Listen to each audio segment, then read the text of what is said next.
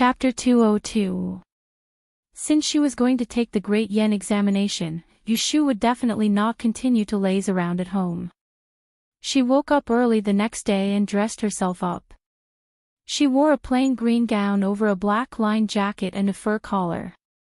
She smiled warmly and energetically left the house with Yu Xiaoxiu, leaving Jing Chen to look after the house in Qimbao. She hired a mule cart and sent Yu Xiaoxiu to Baichuan Academy. Yushu found the largest courier station in the north of the city and paid 10 taels of silver to send a letter to Peijing and Zhao Hui to a messenger from Jiangnan. After sending the letter home, Yushu took the recommendation letter she got from the Crown Prince of Prince Yang and looked for a grade E master who lived nearby. She visited him to inquire about the matters related to the De Yuan examination. She only said that there would be an examination and she wasn't sure what to prepare for.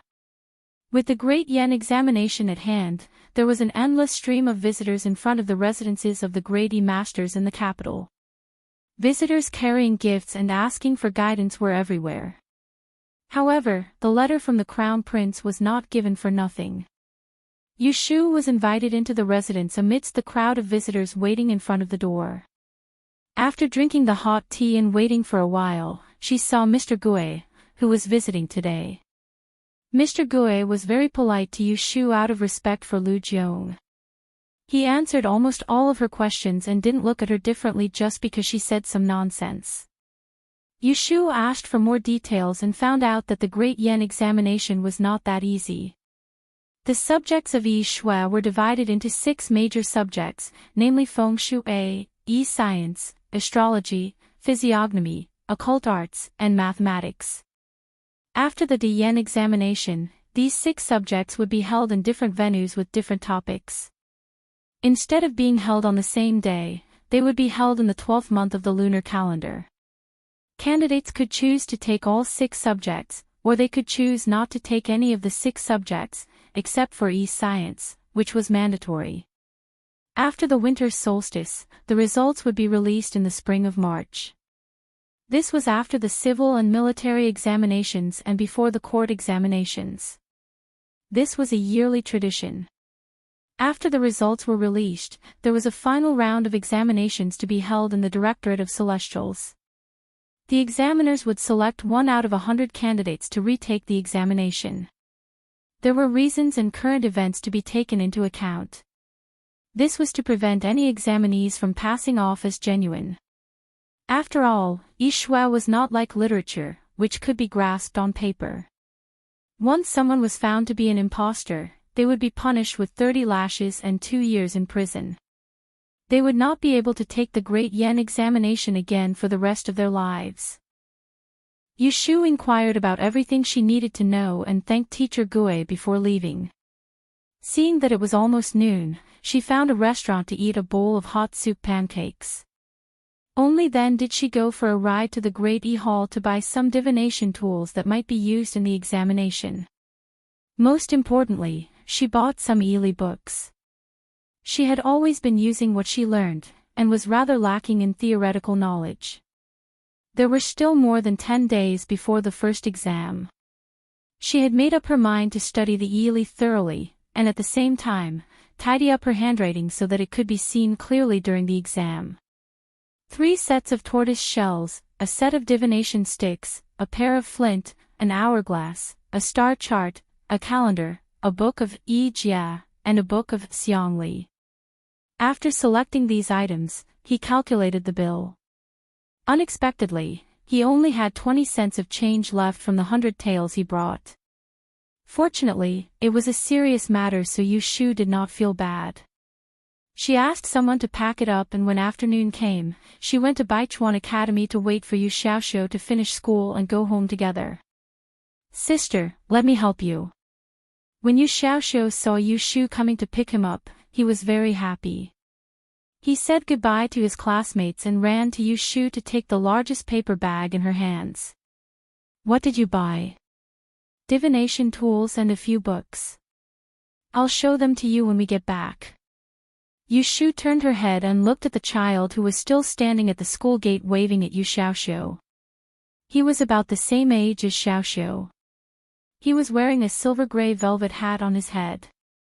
He had a round face and round eyes and looked very obedient. She asked him, "Who is that?" "A new friend." "Oh." Yu Xiaoxiu thought for a while and told Yu Shu the truth. "He's the one who almost shot me with an arrow last time. His name is Hu Tian. He's 1 year younger than me. I scared him and he kept apologizing to me, so I played with him." Yu Shu patted his shoulder and praised, "Not bad. A man should not be calculative. It's better to make friends than to make enemies." The two of them talked and laughed as they returned home. It got dark early in the winter. Yu Shu took out the new lantern she bought not long ago and lit it. She asked Jing Chen to hang it on the door. The small courtyard was lit up and it was much easier to go in and out. Yu Shu went to cook while Yu Xiaoxiu set up a wooden box in the courtyard. He knocked on it and prepared to make a nest for Kim Bao. The weather was getting colder and colder. The little thing often slept in his bed and was almost squashed by him several times. After dinner, Yu Shu took a stack of paper and went to Jing Chen's room. "What's the matter?" Jing Chen was standing by the bed and was about to change his clothes. My handwriting is always crooked. Can you give me some advice?" Yu Shu thought that the fastest way to fix her handwriting was to ask Jing Chen for help. However, his right hand was injured and it was inconvenient for him to write. She could only ask him verbally. "Come in." Jing Chen nodded to her. Yu Shu jumped in with a smile. Jing Chen nimbly tied the knot on the belt that he had just untied. He walked to the desk and pulled out a chair for Yu Shu to sit down. He stood behind her. Yu Shu moved the inkstone in front of her and quickly carved out some ink. She pushed it forward, laid out the paper, and handed a pen to her. "Write a few words first," Jing Chen said. "Oh." Yu Shu picked up the pen. She had just written 2 words on the paper when Jing Chen pressed her shoulder from behind. "The way you hold the pen is wrong. Sit up straight." Jing Chen put his injured right hand behind his back and leaned forward slightly. His left hand went around Yu Shu's left shoulder and held her right hand. His slender fingers pinched the pen and lifted it up. "Don't pinch it too hard. Like this." Yu Shu's head leaned against Jing Chen's chest. She could hear his serious teaching voice coming from above her head. The hand that held the pen was covered with an unusual temperature. A light breath came from behind with a sense of tranquility. It made her dazed for a moment. Jing Chen held Yu Shu's slender hand and focused on the paper. His left hand moved her right hand. Horizontal should be flat. Vertical should be straight. Slide to the left. Press to the right. Once the pen is down, don't hesitate. Hearing this, Yu Shu was moved. She turned her head and her eyes fell on Jing Chen's particularly handsome face under the candlelight. When Jing Chen saw that she suddenly stopped staring at him, he let go of her hand. He stood up and asked, "What's wrong? Is it hard to write?" Yu Shu shook her head. She looked at him again and slowly turned her head. She looked at the word "mu" on the paper. She moved her wrist and added a "mouth" on it. It became a "days." "Jing Chen, don't you think this word looks like a person?" Jing Chen looked down. He couldn't see how the word "days" looked like a person. He asked her, "I can't see it. Who does it look like?" Yu Shu held her chin with one hand and turned to look at him. She blinked and said innocently, "It looks like you." Jing Chen looked at her and then looked at the words on the paper. After a moment, he realized that she was teasing him. He smiled helplessly. He didn't get angry. He shook his head. "This is not me. This is me." After saying that, he held her hand again. He added a "e" next to the word "days." It became a "bao." Yu Shu looked at the word he added and asked in confusion. What does this mean? Jing Chen raised his hand and gently patted her fluffy head. He seriously explained, don't I still have you by my side? Yu Shu suddenly understood. She was really amused by his unusual humor. She slapped the table and laughed. Ha ha ha. As she laughed, her heart became happy. She nodded at him. That's right. You still have me by your side. This dummy, there were times when he was smart. Jing Chen saw that she was happy enough. He coaxed her. Okay, stop playing. Hurry up and write. Write a few more words and I will correct them for you. N. Yu Shu happily folded the word bow and put it aside. She took out another piece of paper. Oh. Oh. Oh. It was the most difficult to get up in the morning in winter. The rooster crowed 3 times before Yu Shu opened her eyes in a daze. She saw a pile of yellow fur. She straightened her neck and realized that it was Kim Bao sleeping on the side of her pillow. She stretched out a finger and poked his forehead. Kim Bao raised half of his eyelids and looked at her. He then lowered his eyelids again. He gently made a sound as if he was telling her not to disturb him. I see you sleeping all day. Are you going to hibernate? Yu Shu whispered. She sat up from the bed with the quilt in her arms. She first thought about what she was going to do today. There was movement in the courtyard.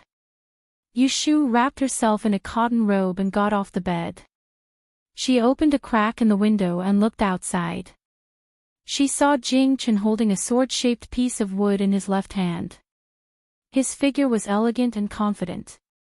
Of course, one could ignore the gauze wrapped around his right hand. Yu Shu was caught red-handed and shouted at the top of her lungs, "What are you doing?" Jing Chen stopped his sword and looked for Yu Shu, who had half of her face exposed from the window. He put the wooden sword on his back. He didn't want to make her unhappy. What are you hiding? I saw it. Yu Shu sneered at him. She didn't lose her temper. She just told him, be careful not to hurt your right hand. Jing Chen's eyes lit up. He knew that she allowed him to practice swordsmanship. He nodded and put the wooden sword in front of him again. He was going to practice the sword of the dragon. Yu Shu leaned against the window and admired it for a while.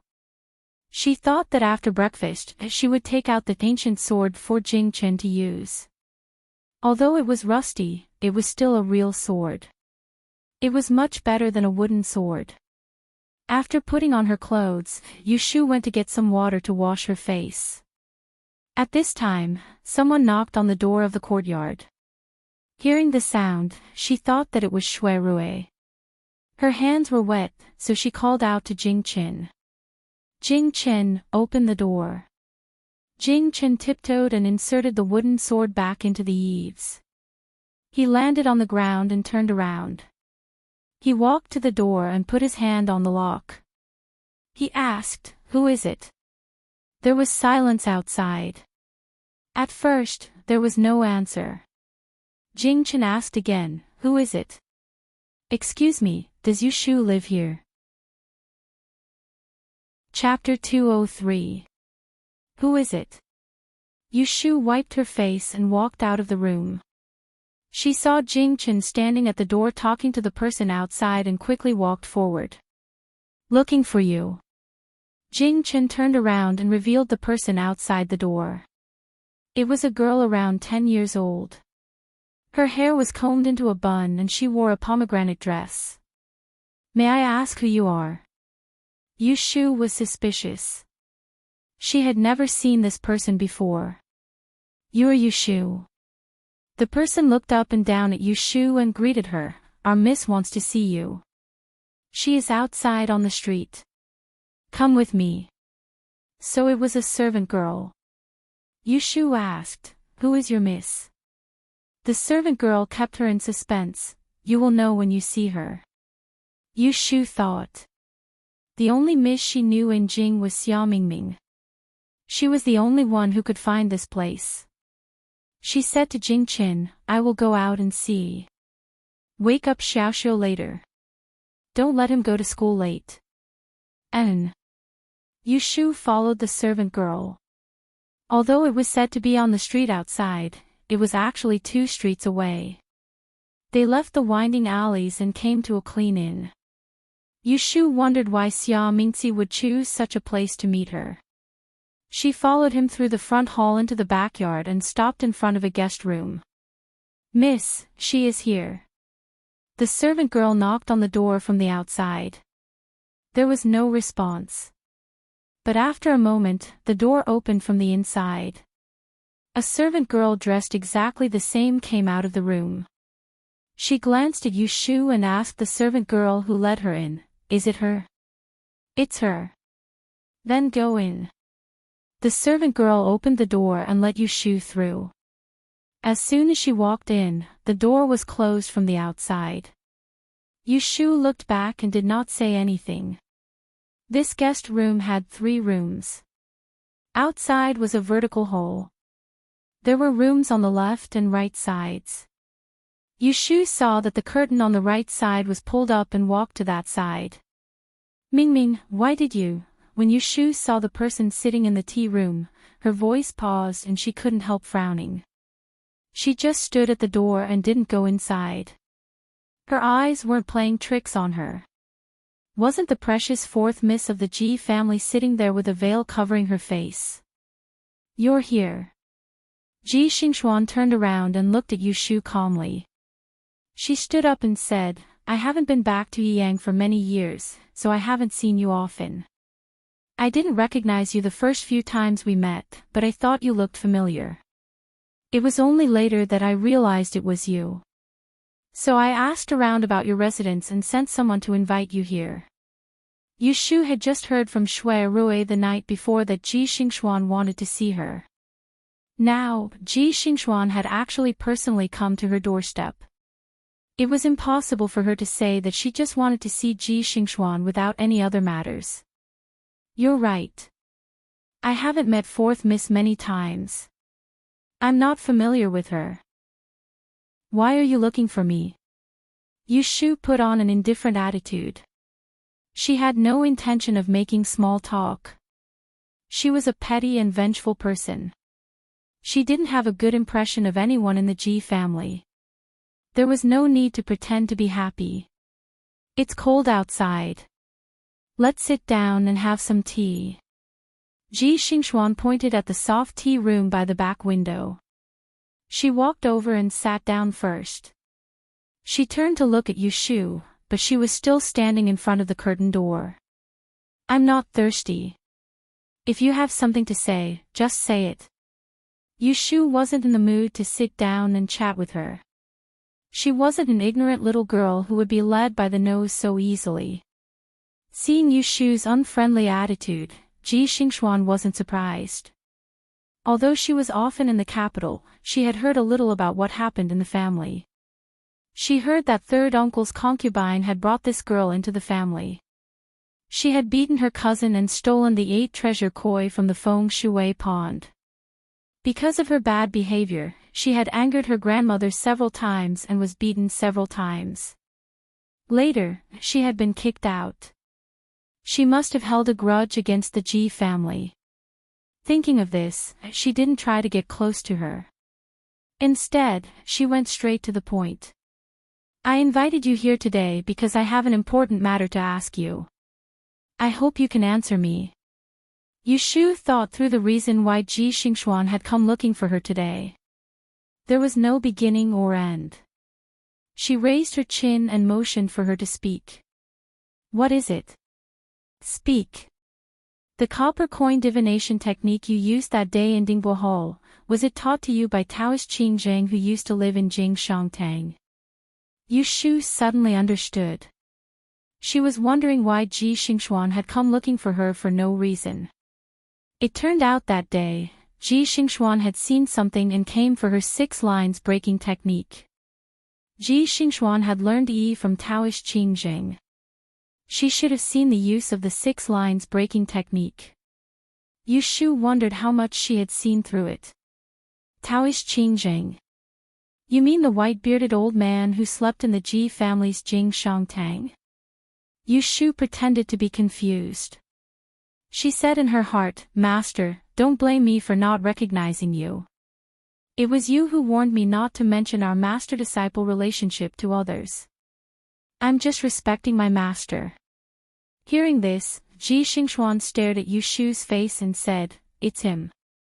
That's not it. My divination technique with copper coins was not taught by that old man, Yu Shu lied without blinking an eye. Why are you asking this? Are you interested in my divination technique? She didn't wait for Ji Xingxuan to answer. She said nonsense, then I'm afraid you'll have to go to Yiyang. Didn't I steal something and was chased out by old lady Ji? Then I begged for food on the street for a few days and met a beggar. I learned this divination technique from him. These words sounded like they were true. Ji Xingxuan didn't know whether she believed it or not. She thought for a moment and continued, I'm very interested in this technique, but I can't return to Yiyang in a short time. I wonder if I can ask you for advice. Yu Shu was amused. She didn't know much about this Ji family's daughter. Now it seemed that she was thick-skinned. It was taboo to ask about other people's private learning, let alone ask for advice. Which fool would tell an outsider that they were begging for food? Ji Xingxuan seemed to read Yu Shu's mind. She added slowly, Of course, I won't ask for advice for free. I'll exchange other easy learning techniques with you. It turned out that it wasn't that she was thick-skinned but that she came prepared. Yu Shu smiled and said, What are you going to exchange with me? Ji Xingxuan said, There are 3 volumes of the Spirit Chess scripture left behind by the great scholar Dongfang Shuo of the Han Dynasty. One is the 10 key points formula written by Guanzhang, and the other is the Dragon Horse River diagram from the Imperial Historian's Library. You can choose from the 3. Hearing her offer, Yu Shu was secretly speechless. She had been in Automosmanthus Lane for so long. She had heard of these things. Not to mention the others, the Flinchi scriptures was a kind of divination technique using chess pieces. It was said that it was passed down from Huang Shigong to Western Han General Zhang Liang. Finally, it was used by Dongfang Shuo. It had been passed down for thousands of years. With the help of the words and annotations in the scriptures, one could determine good or bad luck. In her opinion, it was really a stupid method of divination. As for the Dragon Horse River diagram, anyone who studied Yi would know that the 8 diagrams were performed by observing the river diagram. Most of the river diagrams circulating in the market were imitations. Only the real river diagram could be called Dragon Horse River diagram. It was said that the real Dragon Horse River diagram could increase one's root of wisdom and help one's spirituality. No one knew whether it was true or not. Ji Xingxuan saw Yu Shu's expression and knew that she was tempted. She said, How about it? Are you willing to exchange with me? I just want to ask you the technique you used in Dingbo Hall that day. Yu Shu touched her chin and walked over to sit opposite her. She thought for a while and then said, These are all good things. I'm just wondering how you know that my divination technique is worth exchanging for these. I learned it from a beggar. Aren't you afraid that I'll teach you randomly and cheat you of your things? Hearing Yu Shu's alarmist words, Ji Xingxuan smiled. Her beautiful eyes flashed. No one knew whether it was confidence or warning. She said, If you can deceive me with fake things, you can try. After Yu Shu tested her, she narrowed her eyes. It seemed that Ji Xingxuan was determined that she had learned the Lu Yao Dao from Qing Zheng and was determined to get it. Thinking about it, it made sense. The Lu Yao Dao breaking technique was more effective for those with higher aptitude and talent. It was said that Ji Xingxuan had excellent aptitude and talent. If she really learned this skill, she would be able to tell the universe with one throw. In time, she would be able to do whatever she wanted in the Taisher library. She would not be like Ji Xingxuan, who could only tell good and bad for herself and was not punctual. Yu Shu secretly curled her lips. She suddenly suspected that the reason why Taoist Qingjing taught her such an amazing thing, other than to make up for her misshapen 8 characters, was because she could not make the best use of it. To be honest, it was really a waste of a treasure for her to learn the Luyao Dao breaking technique. It would be better to exchange it for something she could use. She would not lose anything. It is too little to choose only one item. Why don't you exchange all 3 items with me? I will consider whether or not to teach you. Yu Shu saw that there was a teapot on the table. She picked it up and poured a cup of water to warm her hands. Then, she turned her head and smiled at Ji Xingxuan. Hearing Yu Shu's request, Ji Xingxuan frowned and said, "Don't be too greedy. Any one of these 3 items is worth 1,000 taels of gold." Yu Shu covered the teacup and rolled her eyes. "It is up to you whether you want to exchange or not. It is not me who wants your blood. It is you who wants my items." 1. Okay, I will exchange with you. Ji Xingxuan looked hesitant, but in her heart, she let out a sigh of relief. It was fine to pay a higher price, but she was afraid that the other party would not buy it. She lowered her head and took out an exquisite sandalwood box from under the tea table. She placed one hand on the box and said to Yu Shu, "I have brought the items. I can give them to you now, but you must first tell me the principles of the copper coin divination technique." Yu Shu looked at the box and raised her hand to drink the tea. There was still some soup left in the cup. She put down the cup and wiped the corner of her mouth. Then, she stood up and waved her hand. She smiled and said, "I was just teasing you. Don't take it seriously.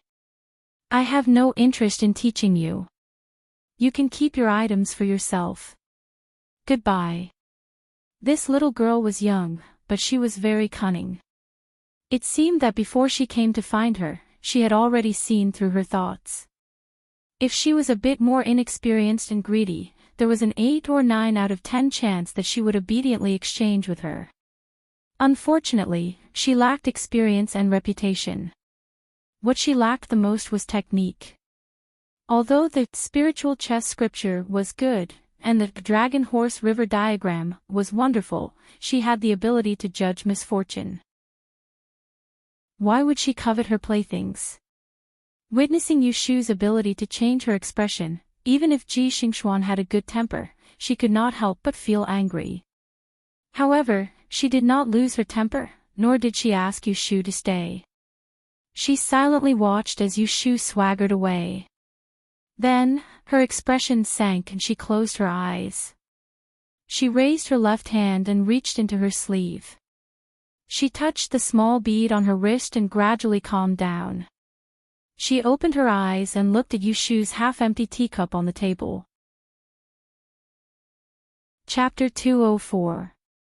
My disciple, the purpose of your trip down the mountain is to find the Fate Breaker.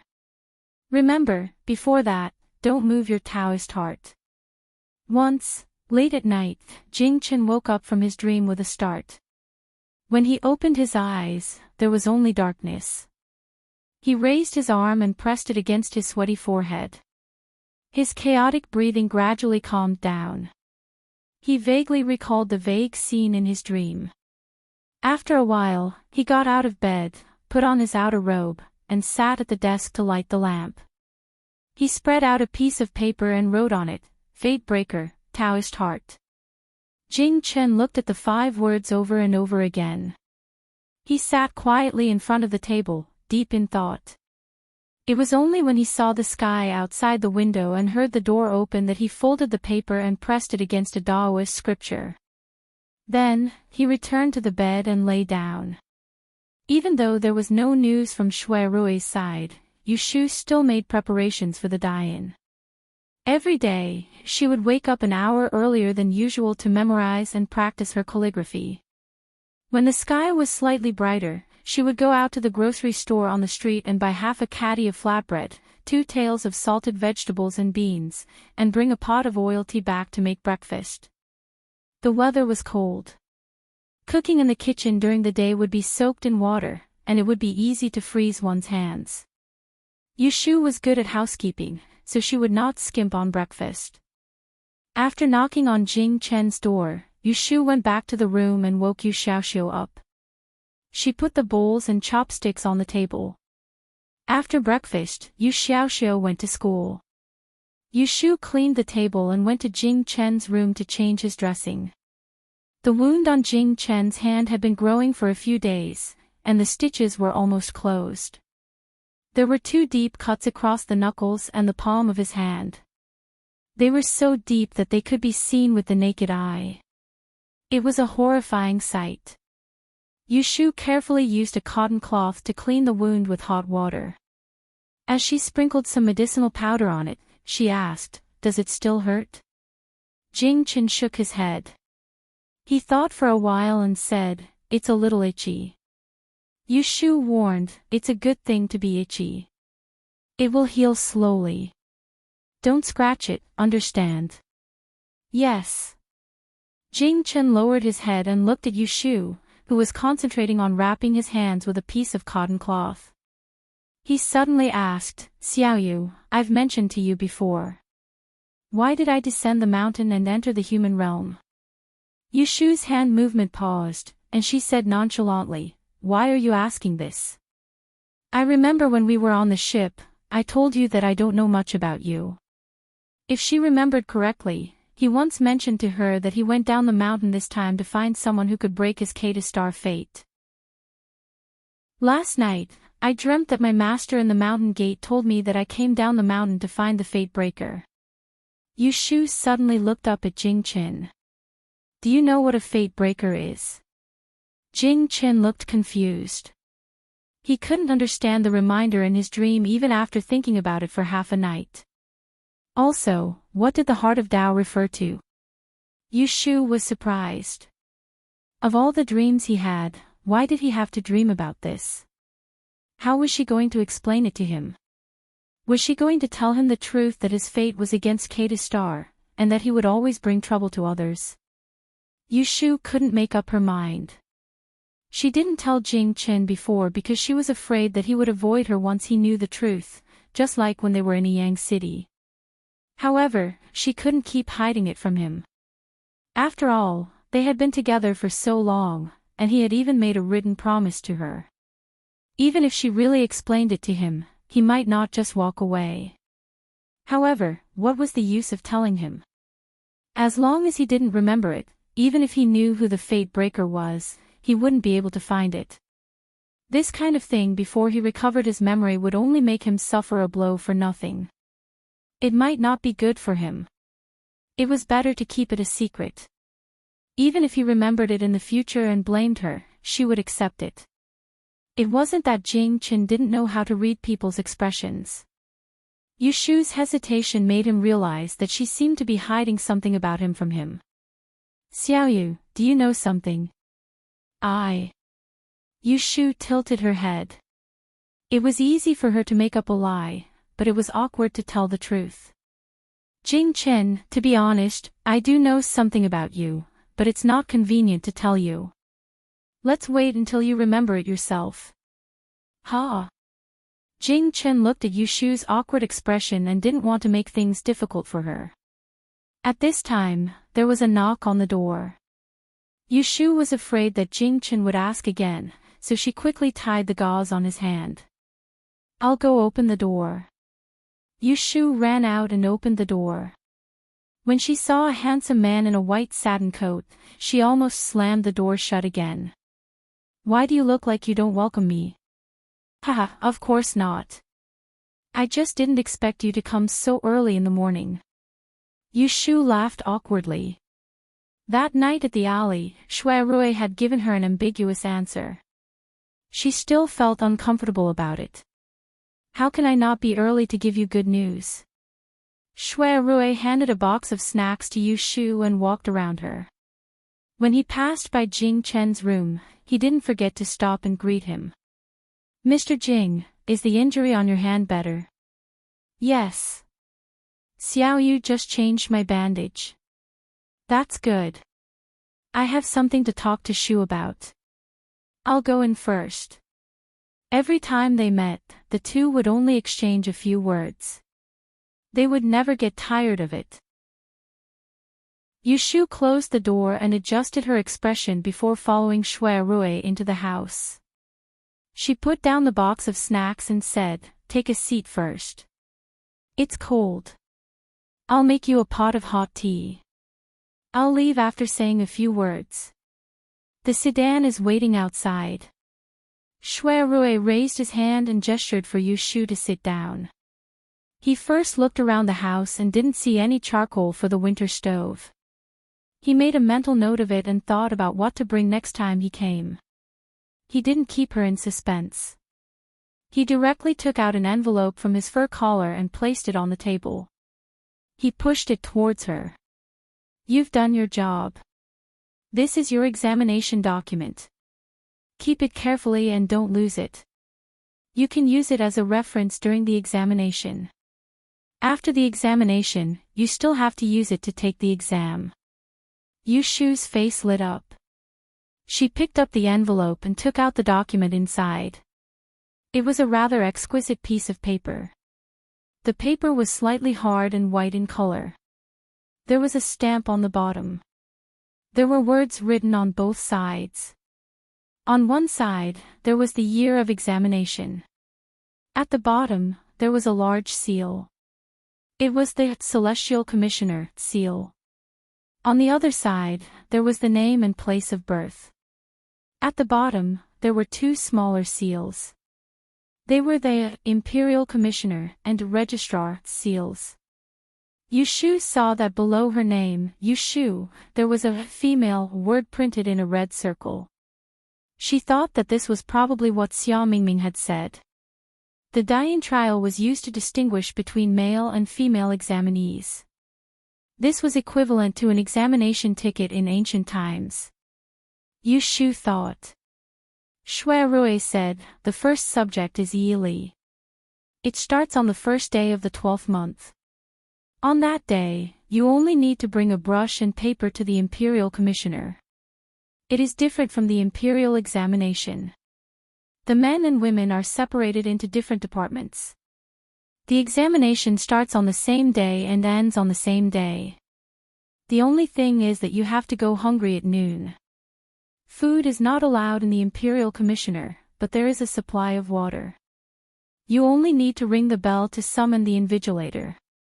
Yushu had already inquired about the Dian trial from a Dei master. But after listening to Shui Rui's detailed explanation, she carefully noted it down. After the first subject, the second subject will be feng shui, astrology, physiognomy, occult arts, and finally arithmetic. The first 4 subjects are not necessarily written. Sometimes, they will test on current affairs. I will send someone to the Imperial Commissioner to inquire about it. If there are any changes, I will inform you. You only need to wait patiently." Yushu nodded. Knowing that it was best to have someone to help her, she did not decline. "Then I will have to trouble you to keep an eye on them for me." "Why are you being so courteous?" "Today, I have another matter that I need your help with." Shui Rui took out a piece of paper from his sleeve and handed it to Yushu. "There are 2 sets of horoscopes on this. Can you help me read them in the next 2 days? See if these 2 people have any difficulties in the near future. Is that possible?" Yushu took it. She did not inquire about whose horoscopes were written on it. She only smiled and said, "What's wrong with your request? If you are not in a hurry to leave, I will read it for you now. It will save you the trouble of traveling again." Shui Rui glanced outside and shook his head. "I have to make a trip to the government in the morning to see how the trial of the Tai Heng Merchant Group's case is going, so I can't stay for long. I'll come look for you again the day after tomorrow." Hearing this, Yushu's expression became serious. "Good. I wanted to ask why I did not hear anything. You can go take a look and tell me later." As long as Qiu Biao and Bai Qing were not punished, she would not be able to sleep well.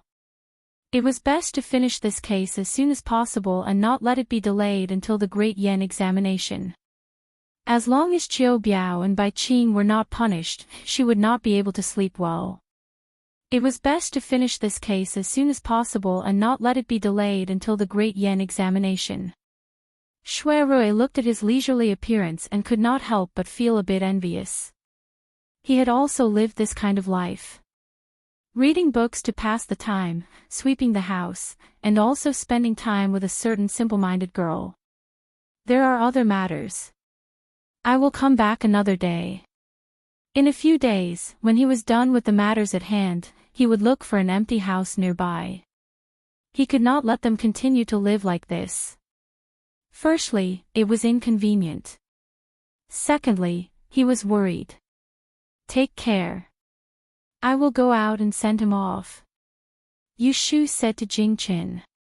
After sending Shui Rui out, she did not forget to close the door. Jing Jian looked at the closed door. His face showed a bit of loneliness. Who else was as idle as him? Yu Shu sent Shui Rui to the entrance of the alley. Then, she remembered that she had forgotten to say something. She was thinking if she should mention to Shui Rui about Ji Xingxuan's visit the day before yesterday. Shui Rui saw that she had something to say. What's wrong? Oh, it's nothing. You should go first. Don't miss the time. Forget it. Ji Xingxuan did not do anything to her. Instead, she teased her once. There was no point in learning her words. Shui Rui laughed. It's not a big deal. Say it. Yu Shu also laughed and waved at him. Why is there such a good thing? It's nothing. Let's go. When Shui Rui saw that she was not willing to say it, he thought that it was not something important. So, he shook his head and walked away. After walking a dozen steps, he looked back and saw that she was still standing at the entrance of the alley. She did not turn around and walk away. He was in a good mood and his steps became lighter. Chapter 205. Shui Rui said he was going to inquire about the trial of the Taihing Chamber of Commerce case. That night, a bailiff from the Yamen came to inform her to prepare for the trial the next day. Yu Shu readily agreed. Both Yu Xiaoxiu and Jing Qin were very concerned about the case. The former was afraid that Bai Qing and Qiu Biao would be released again, while the latter wanted to accompany Yu Shu to the court for the trial. I'll go. I heard from young Master Shui that Bai Qing and Qiu Biao pushed the case of hijacking the ship onto the people who were rescued midway. Isn't that talking about you? The less trouble, the better. It's best if you don't show up before the case is over. Yu Shu dismissed the idea of accompanying Jing Qin. Then, she recalled to Yu Xiaoxiu how they were forced to jump into the river to save themselves on the ship. She hated Qiu Biao and Qiu Biao so much that her teeth itched. She just wanted them to be executed the next day. After dinner, they went back to their rooms to rest. Yu Shu was too excited to sleep because she was going to the court the next day. After lying down for a while, she simply got up to do some calculations. In the past few days, she had been preparing for the exam. She had put aside the algorithm for finding the yellow frost stone as soon as she made some progress. Tonight, she picked it up and continued to study it. She calculated a very strange phenomenon. Strange. How can I calculate it like this? The stone should be right beside me. It was clearly lost. Yu Shu touched her chin. After thinking about it, she could only say that she had calculated the wrong steps again. This method wouldn't work, so she had to find another way. Sighing to herself in pity, Yu Shu casually put aside the results she had calculated for most of the time. She pulled out a piece of paper and listed out all the numbers related to the yellow frost stone. She then used the algebra incantations of the 8 gates of life and death to find a suitable formula to reverse deduce it. Yu Shu slept in the middle of the night and woke up before the rooster crowed the next day. She was simply too excited to sleep, so she packed up and waited for the yamen to call her. Not long after, an official came to the door. The court for the trial was located in the yamen in the south of the city. It wasn't far and took less than an hour to get there. As soon as she entered the door, she heard a shout. "Your Excellency, the witness of Yang, Yushu, has been brought." Yushu was still wondering if Shui Rui would come today. The moment she arrived at the entrance of the main hall, she looked inside. She saw a capital official wearing a black veil on his head sitting behind the official's desk, and there was a wooden table that was purposely placed at the side. The person sitting behind the table was Shui Rui, who was dressed in a vermilion official's robe. It wasn't the first time Yushu had seen him dressed in official robes, but every time she saw him in this robe, it was as if he was a different person. He was meticulous and proper, and he looked quite dignified. Seeing him present, Yushu unconsciously felt a little more at ease. Presumably, there wouldn't be any accidents with this case, and it would be settled. When Shui Rui saw Yushu being brought in, he nodded slightly to her without anyone noticing. He turned to the official behind the table and said, "Your Excellency Su, it's this person." When the merchant ship of the Taiheng Chamber of Commerce was robbed in July, he was lucky enough to escape. He also witnessed Bai Qiu and the others working with the water bandits to rob and murder. Only then did Yushu's line of sight fall on the few people kneeling on the ground in prison uniforms with disheveled hair. These few people were also turning their heads to look at her. It wasn't difficult to recognize the bearded Qiu Biao, and the other long-faced man who was staring at her unwaveringly must be Bai Qing. They had obviously been tortured in prison. All of their faces had scars, and the shackles on their hands and feet were bloody. However, after being locked up for a few days, their faces were sallow and their bodies emaciated from hunger. This was how it should be. Without the support of the Taiheng Chamber of Commerce, how could felons like them have an easy time in prison? After so many days, seeing this old enemy again, Yushu felt nothing but joy. She wasn't afraid of Bai Qing and Qiu Biao's evil eyes, and sneered, "Boss Bai, you didn't expect this, did you? That night when I jumped into the river to escape from the ship, I ate the wind and dew in the forest, ate sparrow meat for half a month, and still managed to survive." Bai Qing thought that he still had a trace of desire to live, so he didn't retort under Yushu's provocation. He bit his lips and endured it. "Pa! Are you Yi Yang's Yushu?" Hearing the sound of the wooden block, Yushu stepped forward and bowed, like a commoner, reporting to Sir, "It is me. Do you recognize these few people kneeling?" "I'd recognize them even if they turned into ashes." Yushu used a classic line and pointed at Bai Qing and Qiu Biao. She raised her head and put on an indignant expression. "It's these two people who secretly poached the merchant's goods and colluded with the bandits to murder the lives of all the passengers on the ship. I was lucky to escape and hid in the capital. Not long ago, I ran into them again. They were afraid that I would expose their evil deeds, so not only did they sneak into my house in the middle of the night to harm me, they even hired assassins to kill me." Yushu's face flushed red. She cupped her hands towards Shui Rui and said gratefully, "It is all thanks to Shui Daren's keen eyes that captured these villains on the spot. Otherwise, I would have died sooner or later and they would have gotten away scot-free." Shui Rui looked at Yushu's performance and almost couldn't hold back his laughter. He suppressed the corner of his mouth and nodded. He said to Su Daren, "The Taiheng Chamber of Commerce has thoroughly investigated Bai Qing. Su Daren has looked over the accounts just now.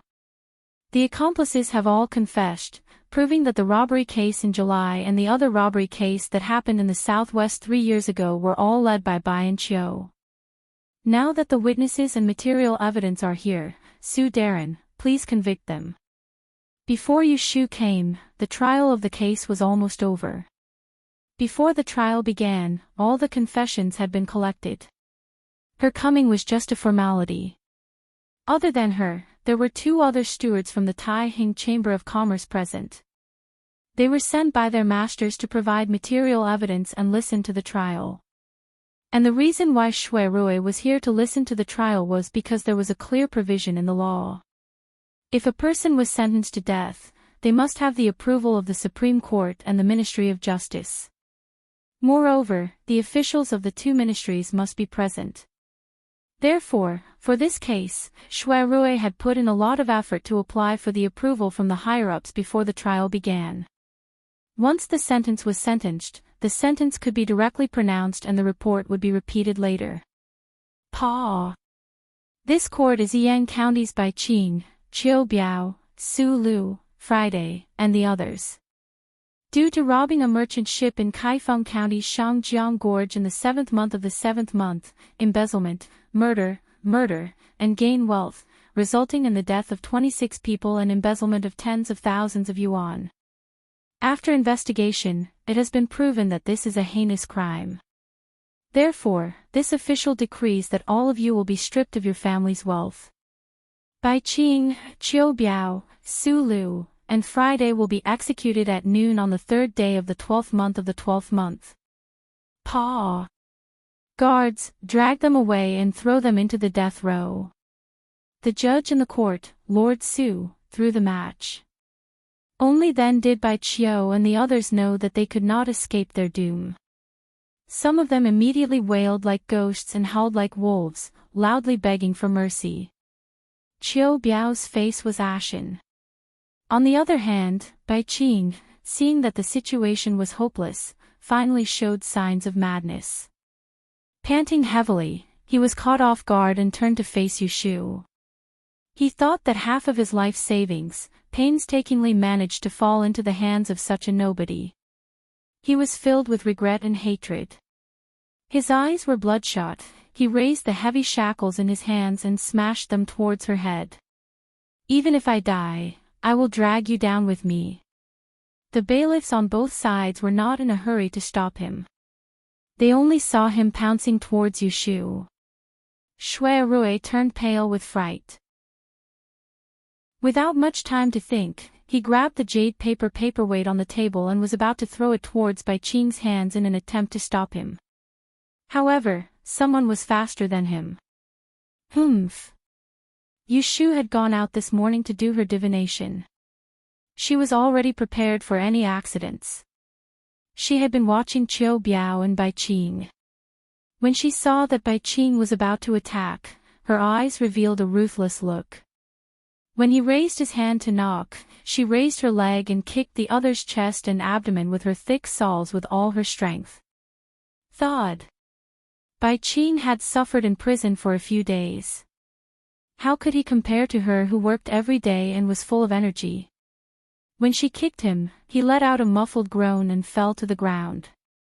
His head hit the ground hard and a mouthful of blood gushed out of his mouth. His eyes rolled back and he fainted. When everyone present saw this scene, including Shui Rui, they were all dumbfounded. Who would have thought that a witness would kick a criminal to the point of vomiting blood in a public court? After a moment, Shui Rui was the first to regain his senses. He sternly said, "Hurry and drag the criminal away." Yushu lightly stamped her numb legs and lowered her head.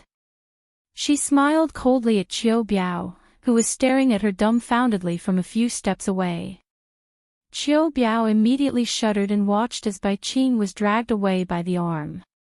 His legs went soft as he was dragged away by the yamen runners, and he did not struggle at all. Shui Rui just happened to see Yushu's expression. His eyes flashed. He knew that she was already prepared. That kick just now was probably because she had been accumulating strength for a long time. Therefore, when she saw danger, she did not dodge and counterattack. He was both angry and happy at her guts. He did not show any expression on his face. He gently put the paperweight in his hand back on the table. He smoothed his sleeves and said to Su Darren, "Su Darren is wise. I will return to the Supreme Court to record the case. Please send someone to Kaifeng Prefecture to inform me." Shui Darren, rest assured. This official will handle it properly. Shui Rui took a copy of the statement from the advisor and left with the 2 yamen runners. When he passed by Yu Shu, he paused and said in a low voice, "I will settle the score with you after this." Yu Shu was immersed in the pleasure of venting her anger with that kick, and when this sentence entered her ears, her brows twitched. She turned her head around in bewilderment and looked at Shui Rui, who was leaving with large strides, and she was puzzled. "What's the deal?" Among the few spectators outside the yamen, a manservant saw that the case had been settled. He turned around and trotted away. He stopped at the corner of the street and climbed onto a horse carriage. He whispered to the window, "Second master, the case has been closed. The person has been sentenced to death." The person in the horse carriage seemed to let out a long sigh. Let's go. No matter what, the hijacking of the ship was over. Bai Qing and Qiu Biao deserved their punishment. Yu Shu happily returned home. As soon as she opened the door, she told the good news to Jing Chen. "On the 3rd day of the 12th month, it's a good day. I don't have to take an exam that day, so I can go and watch." Yu Shu pulled Jing Chen's sleeve and entered his room. Coincidentally, there was a ready-made brush and ink on the table. She picked up the brush and wrote, "On the 3rd day of the 12th month," on the paper and drew a circle. Jing Chen looked at the circle, thought for a moment, and asked, "Can I go?" Yu Shu tilted her head. "You also want to watch a murder? Aren't you afraid of seeing blood and heads fall?" Jing Chen asked, "Aren't you afraid?" Yu Shu stopped smiling and said in a deep voice, "Of course I'm afraid. But no matter how scary it is, it can't be scarier than the bloody scene we saw when we escaped. However, I want to see how they die with my own eyes." It was to let her remember the painful lesson of the shipwreck and not to trust others easily. She turned her head and asked Jing Chen, "Do you also want to see how these 2 evil people get their retribution?" Jing Chen shook his head and said honestly, "I just want to accompany you." If she was afraid, at least there was someone beside her. Yu Shu blinked her eyes and smiled knowingly. "Okay, then let's go together. When the time comes, we can find a high place to watch the execution. I heard that there are many people watching the execution." Chapter 206. There were 6 subjects in the Dian examination: Yili, Feng Shui, astrology, physiognomy, strange arts, and arithmetic. Among the 6 subjects, only Yili was a compulsory subject. The other 5 subjects could be skipped because everyone had their own specialties. The Celestial Commissioner did not insist on learning all the subjects. After planning, Yu Shu decided that other than the Yili, she would also take the astrology, qigong, and arithmetic exams. She only knew the surface of physiognomy, and she had learned a lot about feng shui. She would also fail in the exams, so there was no need to waste her essence exam. In order to fight for a chance to enter the Taisher library, she would definitely spare no effort. Thinking about it, even if she did badly in the Yili exam, as long as she was outstanding in the other 3 subjects, she would not be buried. Under Jing Chen's guidance, Yu Shu's writing had a clear improvement. Although it was still far from being good, at least it wasn't unrecognizable. 3 days after the hijacking ship case, Shui Rui showed up again. He sent a servant to Yu Shu's house to call for people. Yu Xiaoxiu happened to be resting in the academy today, so Yu Shu asked him and Jing Chen to stay at home. She took the 2 pairs of horoscopes that Shui Rui asked her to calculate last time and went out. Shui Rui's horse carriage was parked at the corner of the street. Yu Shu pulled open the curtains, and Shui Rui was sitting diagonally inside, reading a book. His hair was combed into a loose bun, and a few strands of hair hung down from his forehead, reflecting the light from the small window. His expression was relaxed, and he truly looked distinguished and elegant. Today, he did not wear his official uniform. He was wearing a dark green satin robe with flowing clouds, and a silver and white brocade belt around his waist was very eye-catching. His 2 long legs were crossed on the bunk, and the soles of his white boots were spotless. There were even 3 golden buttons on the edge of the shoes. He was as exquisite as he could be. Yushu rarely looked at him so carefully. Secondly, he never put on airs in front of her, so she ignored the fact that he was one of the top playboys in Anling City. The rice and salt he ate were more expensive than others since he was a child. The curtain opened and light came in. Shui Rui came back from the book and looked up. He saw Yushu's face by the door. He rolled up the book, put down his legs, and sat up straight. He smiled and said to her, "Get in the carriage first." Hearing this, Yushu got into the carriage and sat beside him. She took out the 2 pairs of horoscopes and handed them to him. She explained, "Among these 2 people, one is quiet and has no fortune or misfortune. The other one is born at 2:45 in the morning.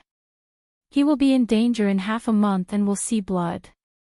If he is your friend or acquaintance, you'd better remind him to be prepared." Yushu did not ask who these 2 people were and stopped talking. Shui Rui nodded and did not explain further. He put the horoscopes with Yushu's annotations into his sleeve and changed the topic. "How are you preparing these days? Are you confident that you can pass the exam? As long as one can get into the top 100 of the exam, he will pass the exam and get the Book of Mastery given by the Celestial Commissioner. If 2 subjects can get into the top 100, he will be a Master of Mastery. Of course, arithmetic is an exception." Yushu was not modest and only said the truth. "I will definitely pass the exam in arithmetic. As for the other subjects, I am confident that I can also pass astrology and the strange arts. But the results will depend on what the exam is about. It's a pity that I can't look at the past papers, so I have no idea."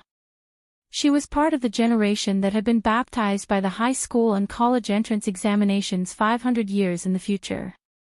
She had a lot of experience with exams and knew what she lacked the most in the Great Yen examination. What she was most afraid of was being at a disadvantage in the exam. When Shui Rui heard this, Scroll lightly tapped her palm and said happily, "You and I are thinking the same thing.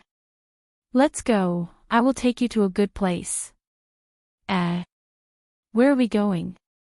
"Taisher Library." "What?" "Taisher Library has the past Great Yen examinations exam papers. I will find someone to sneak you in to read them so that you will have an idea." Yushu did not expect that Shui Rui would really take her to the entrance of Taisher Library. When they got out of the carriage, Feng Xiaomiao, the youngest son of the Jingguo general's residence, was waiting outside the 2 small doors. When he saw Shui Rui, he hurriedly greeted them. "You are late by half an hour. I thought you were not coming." He then turned his head and glanced at Yushu, who was dressed in a robe and a ribbon. He politely withdrew his gaze, nodded, and said politely, "Hello, Miss Lianfang." Fortunately, Yushu still remembered this person's name. "Hello, Mr. Feng." Shui Rui called Feng Xiaomiao to the side, and he instructed in a low voice. "Bring her to the treasury, and be careful not to lose her. It's inconvenient for me to enter, so I'll come pick her up in the afternoon." People were not allowed to enter the Imperial Historian Study Garden easily, and even Shui Rui had only entered it a few times to investigate a case. Moreover, after Xia Jiangying was murdered, the control over it became even stricter, and it was easier said than done to bring someone in. It was only because Feng Xiaomiao's relationship with Shui Rui was strong enough that he was willing to go against the rules. Feng Xiaomiao smiled and said, "Brother Rui, rest assured. How can I mess up what you have asked me to do? Let's have a drink together in the evening. I have booked a private room at the Huifeng restaurant and called Second Brother Qi. It is not convenient today. I have something to do tonight. How about tomorrow? I will treat you." Shui Rui patted him on the shoulder. Feng Xiaomiao looked disappointed. "Well, it is a deal. You are not allowed to run away tomorrow." "Okay." The 2 walked back to Yushu. Feng Xiaomiao stretched out his hand to lead the way and said to Yu Shu, "Miss, come with me. If you see anyone later, just answer to me. You don't have to pay attention to them." Yu Shu turned her head to look at Shui Rui. Shui Rui nodded and said to her, "If there is anything you are not clear about, just ask Xiaomiao. He is someone who has taken the Dian examination. Go, I will pick you up in the afternoon." Of course, Yu Shu would not miss the opportunity to see the collection of books in Taisha Library. She thanked him and nodded to him. Then, she followed Feng Xiaomiao into Taisha Library. Feng Xiaomiao must have informed the guard and entered the door with Yu Shu unimpeded. This was the second time for Yu Shu to enter Taisha Library. The first time was when Xia Jiangying was killed. She followed Xia Mingming there when she was handling a case at the Supreme Judiciary. After passing through a long winding corridor, the lower corridor was a different world. Flowers and trees withered in winter, but both sides of the road were covered with pine needles and holly. It was lush and green, not cold. After passing through a winding corridor, there were courtyards and small buildings in the distance. They were all the same, with glazed tiles, white walls, rockery corridors, stone screens and painted walls. They were either in front of the courtyard or by the side of the road. It was as if they had just passed by and turned back. Being in it, it was like entering a maze. One's head and tail could not be seen. An expert could see the knack here. Yu Shu had some knowledge of feng shui. She could roughly see that there was a formation hidden in the layout of Taisha Library. It was a strange combination of illusion and reality. Along the way, they met a few people. Regardless of gender, they were all young and outstanding. Seeing that Feng Xiaomiao was bringing Yu Shu, they could not help but ask curiously. Feng Xiaomiao answered them all like this, "Oh, it is Master Zhou who asked me to bring this young master to see him. I don't know what it is for." This must be a lie, but the others did not doubt it. Seeing that he was in a hurry, they did not ask any more questions and let them go. Feng Xiaomiao did not know whether it was due to the difference between men and women or other reasons, but he did not take the initiative to talk to Yu Shu. He only looked back from time to time to make sure that she was still behind him and did not get lost. Yu Shu carefully studied the feng shui of Taisha Library along the way. Similarly, she did not have time to chat. After walking for at least the time to drink a cup of tea, Feng Xiaomiao finally led her to the place. In front of her was a pavilion, standing by the lake. It was 2 stories high and was octagonal in shape with a balcony on one side. On the door, there was a plain horizontal board with the 2 words, "Carrying Tao," written on it. The 2 corners of the board were hung with ribbons, and on the red ribbons were 4 pairs of 8 trigrams. Yin and yang intersected, black and white alternated. There was no one guarding the door. Looking from outside, there was only an old man holding a feather duster sweeping the dust on the window. At this point, Yu Shu could not help but ask, "Is this the pavilion?" Feng Xiaomiao saw that there was no one around and stopped in front of the door to explain to her in a low voice, "There are 4 pavilions in Taisha Library, and this Carrying Tao Tower is only one of them. It is specially used to store the lectures of the past 100 years, the yearly chapters of the past dynasties. Other than that, the second floor also stores the questions of the 6 examinations of the Great Yen examination every year for people to look up." Yu Shu nodded, feeling surprised. She only knew that there was one pavilion in Taisha Library that had a rich collection, but she did not know that there were as many as 4. From the sound of it, this Carrying Tao Tower seemed to be the most unremarkable one. Feng Xiaomiao saw that there were people coming this way from not far away. He waved his hand at Yu Shu and said, "Okay, follow me in.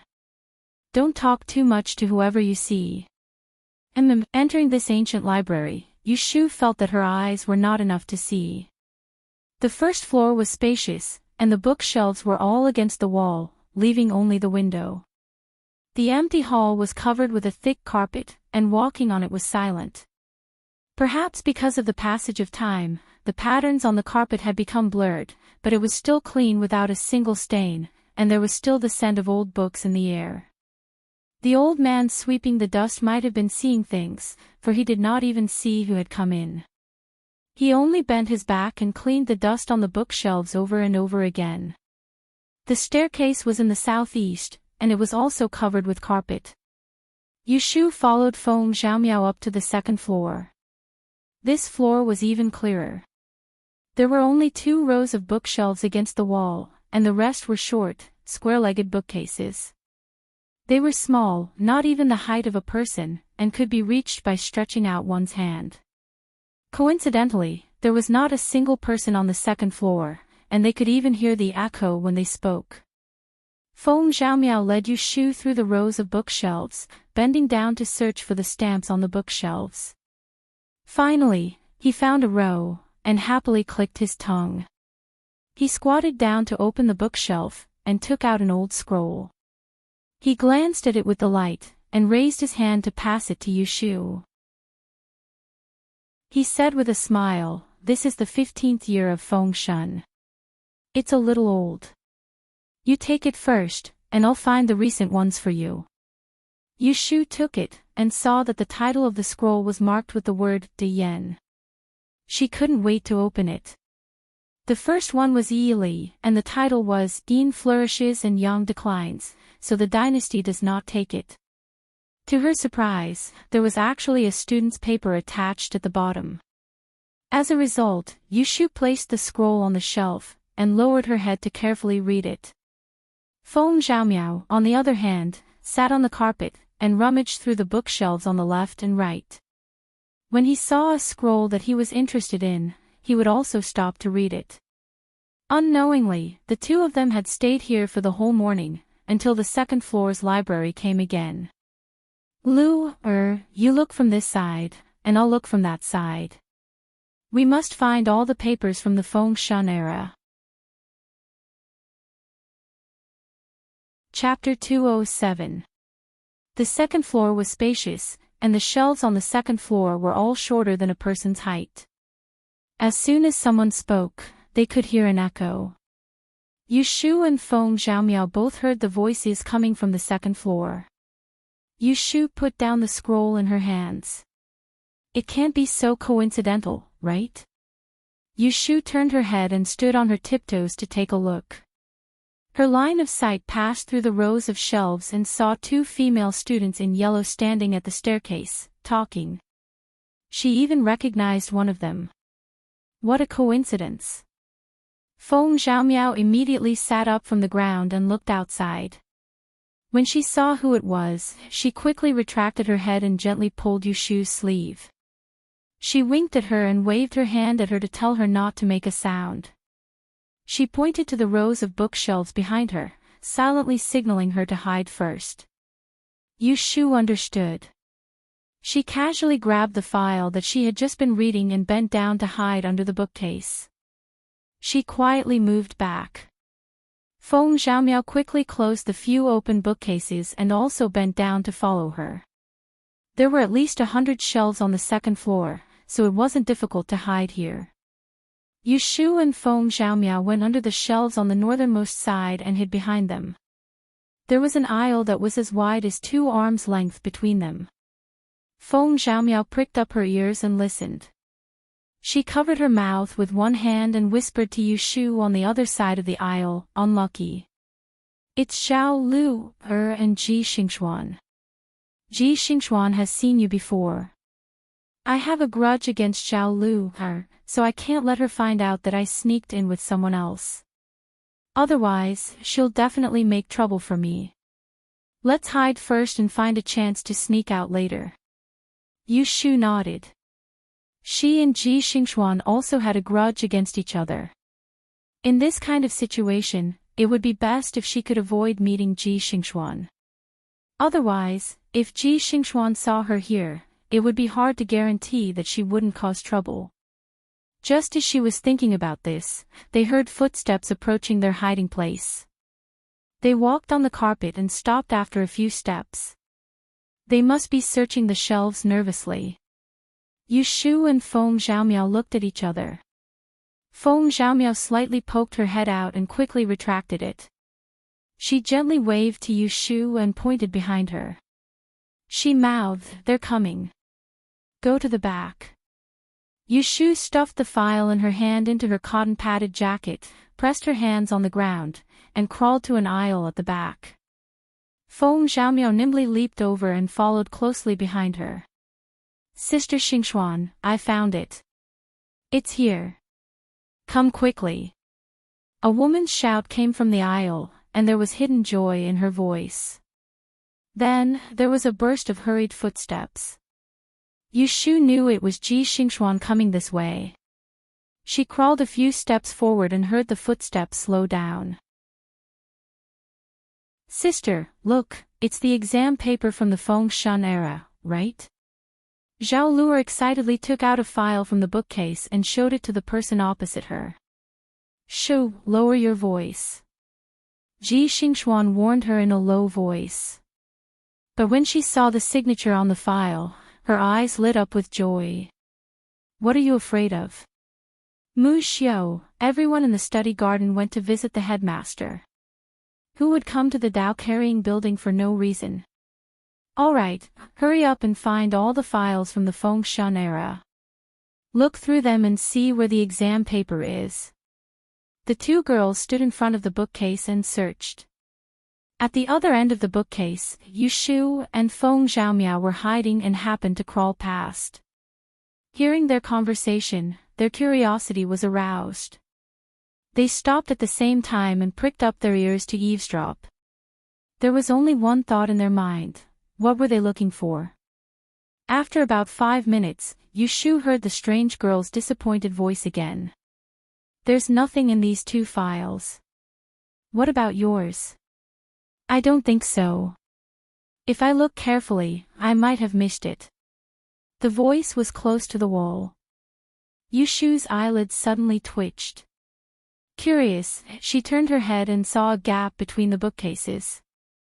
She couldn't help but move closer and peep through the gap. First, she saw a coral red skirt. She looked up and saw a white hand holding a red paper scroll. Behind the scroll, only half of a veiled nose could be seen.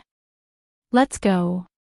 Feng Xiaomiao's soft voice drifted into her ears. Yu Shu was about to retract her gaze when she saw something out of the corner of her eye. She saw a snow-white wrist flipping through a book on the other side of the cupboard. The sleeve slid down, revealing a red string. A touch of lustrous yellow jumped out. Yu Shu's eyes suddenly widened. She stared unblinkingly at the small yellow bead falling from the red string. Gradually, it overlapped with a round little thing in her memory. Yellow frost, is it the yellow frost stone? Feng Xiaomiao saw that Yu Shu was stunned and didn't leave. Fearing that she would be discovered later, she pulled Yu Shu's sleeve again. Yu Shu suddenly came to her senses. She lowered her head and frowned.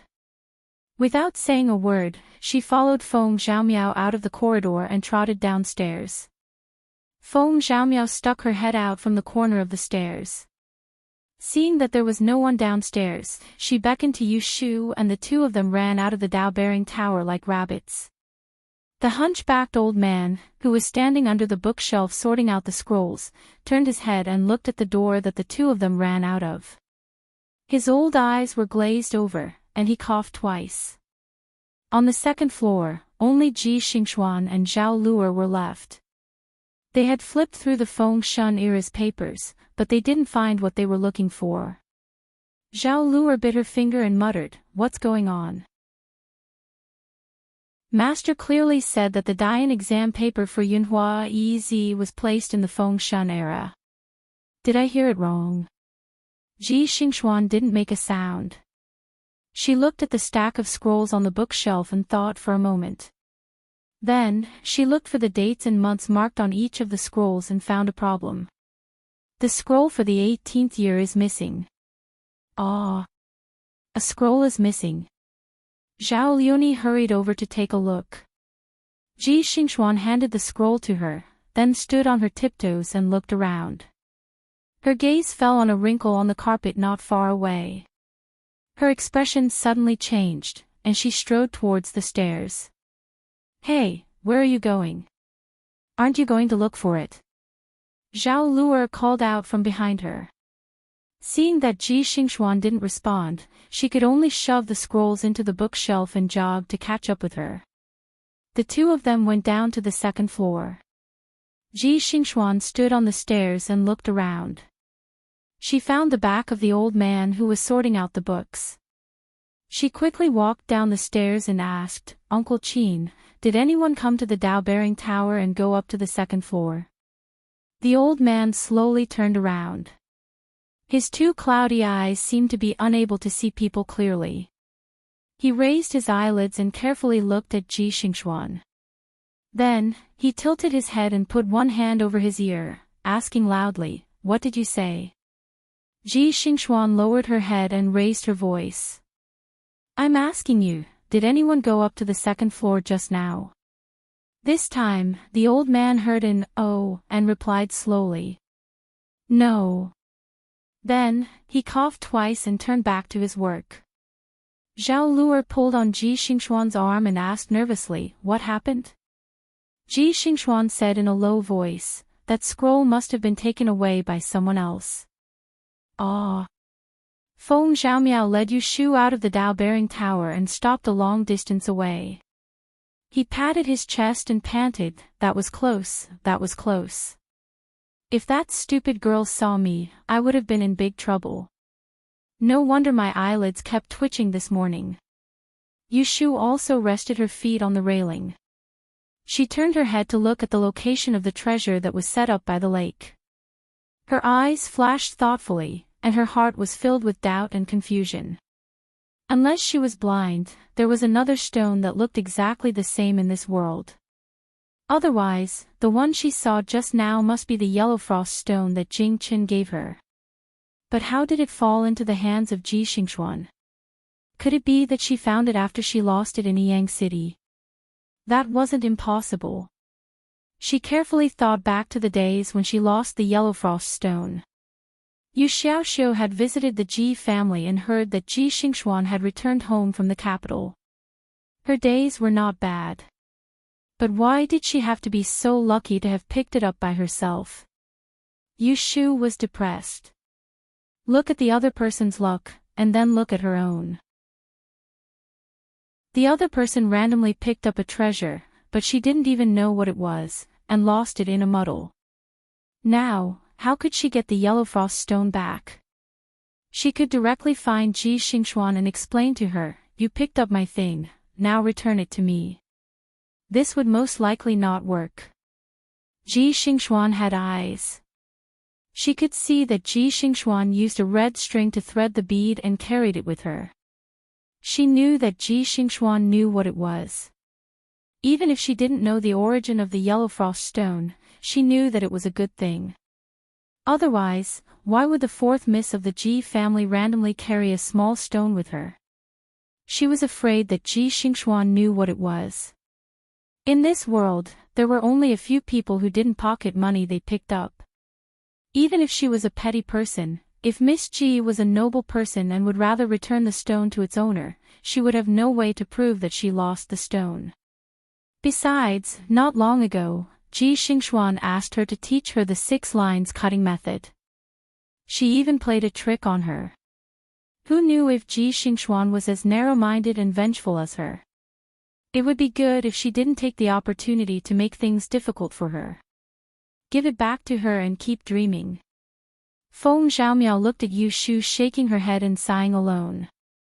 She thought that she was regretting that she couldn't read more papers, so she comforted her, It's okay. Come back tomorrow. I will take you in again. Hearing this, Yu Shu had an idea and asked, This is not safe. What if I encounter a situation like today again? Isn't it scary enough? Can't you take a few files out for me to read? Feng Zhaomiao shook her head without thinking, How can I do that? You don't know that the books in LoveLore Library are absolutely not allowed to be taken out. They can't even leave the building. Once you are caught, you can forget about staying in school. Otherwise, why would I take the trouble to sneak you in? I can just find those files for you to read. I see. Yushu nodded with understanding. She thought that the rules of this Taisher library were quite strict. No wonder there was no one to look after such a big place. There was only an old man to clean it. They were not afraid of people stealing books. It turned out that there was such a severe punishment. As long as you were caught stealing a book, you would be expelled from school. It was really terrible. Let's go. Maybe Brother Rui is already waiting for you outside. Okay. Not far from the gate, Feng Xiaomiao sent Yushu out. Shui Rui hadn't arrived yet. Feng Xiaomiao happened to meet an acquaintance and was dragged to drink.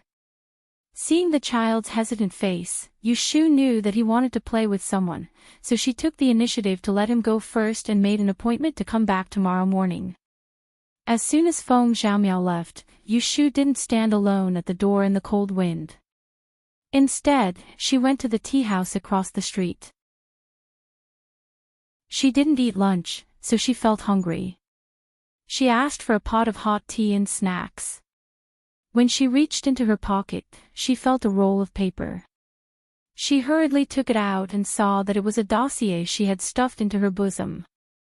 Because she was wearing thick winter clothes, she had forgotten about it. Chapter 208. Yushu had been sitting in the tea house for about 15 minutes when Shui Rui's carriage appeared on the street. She put down the silver and ran downstairs to his carriage. Shui Rui was still alone in the carriage. How was it? Did you get anything? Shui Rui asked. I was able to see the past examination questions. My confidence has increased. I told Feng Gongzi to come back tomorrow. Yushu nodded. She did not tell him about the file in her bosom. She thought that she would come back tomorrow and sneak it back. Shui Rui said, I have business to attend to tomorrow and cannot accompany you. I will send a sedan chair to the south of the city to pick you up. There's no need to go through so much trouble. I'll do it myself. I know the way and I know the people.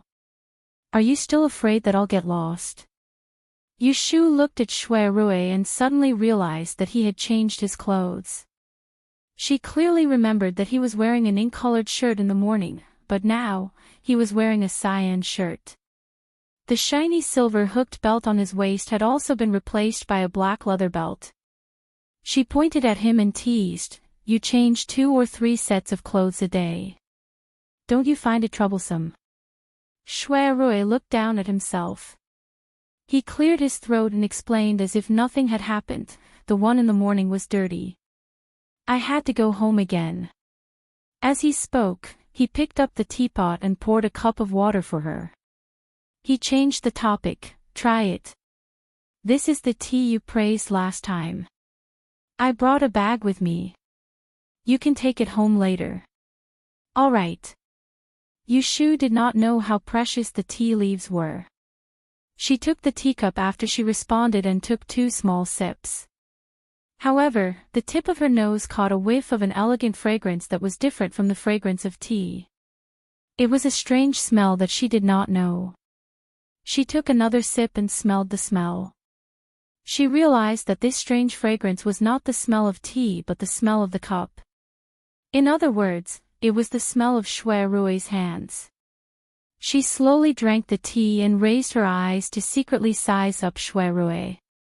It wasn't difficult to notice that not only had his clothes changed, even his hair seemed to have been combed again.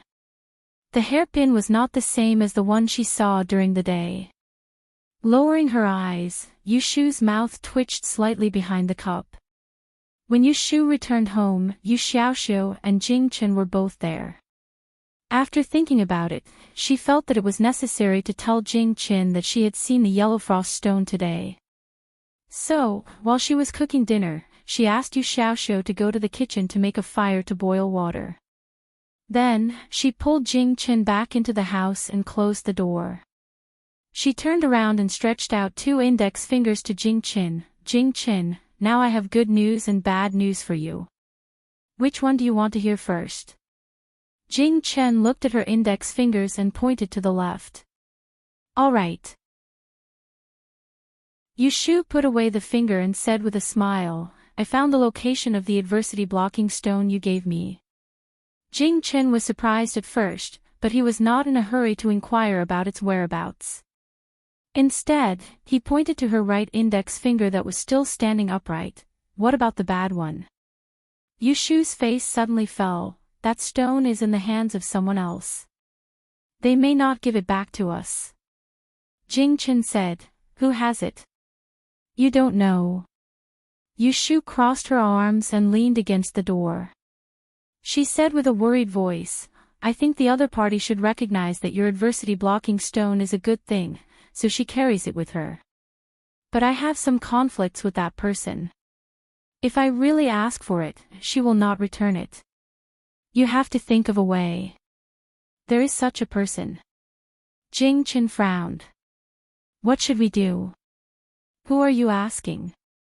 Yushu couldn't help but laugh. Looking at his serious expression, she couldn't help but tease him. She pulled his wide sleeves and said with a frown, Didn't you tell me last time that if I have any troubles, I will tell you?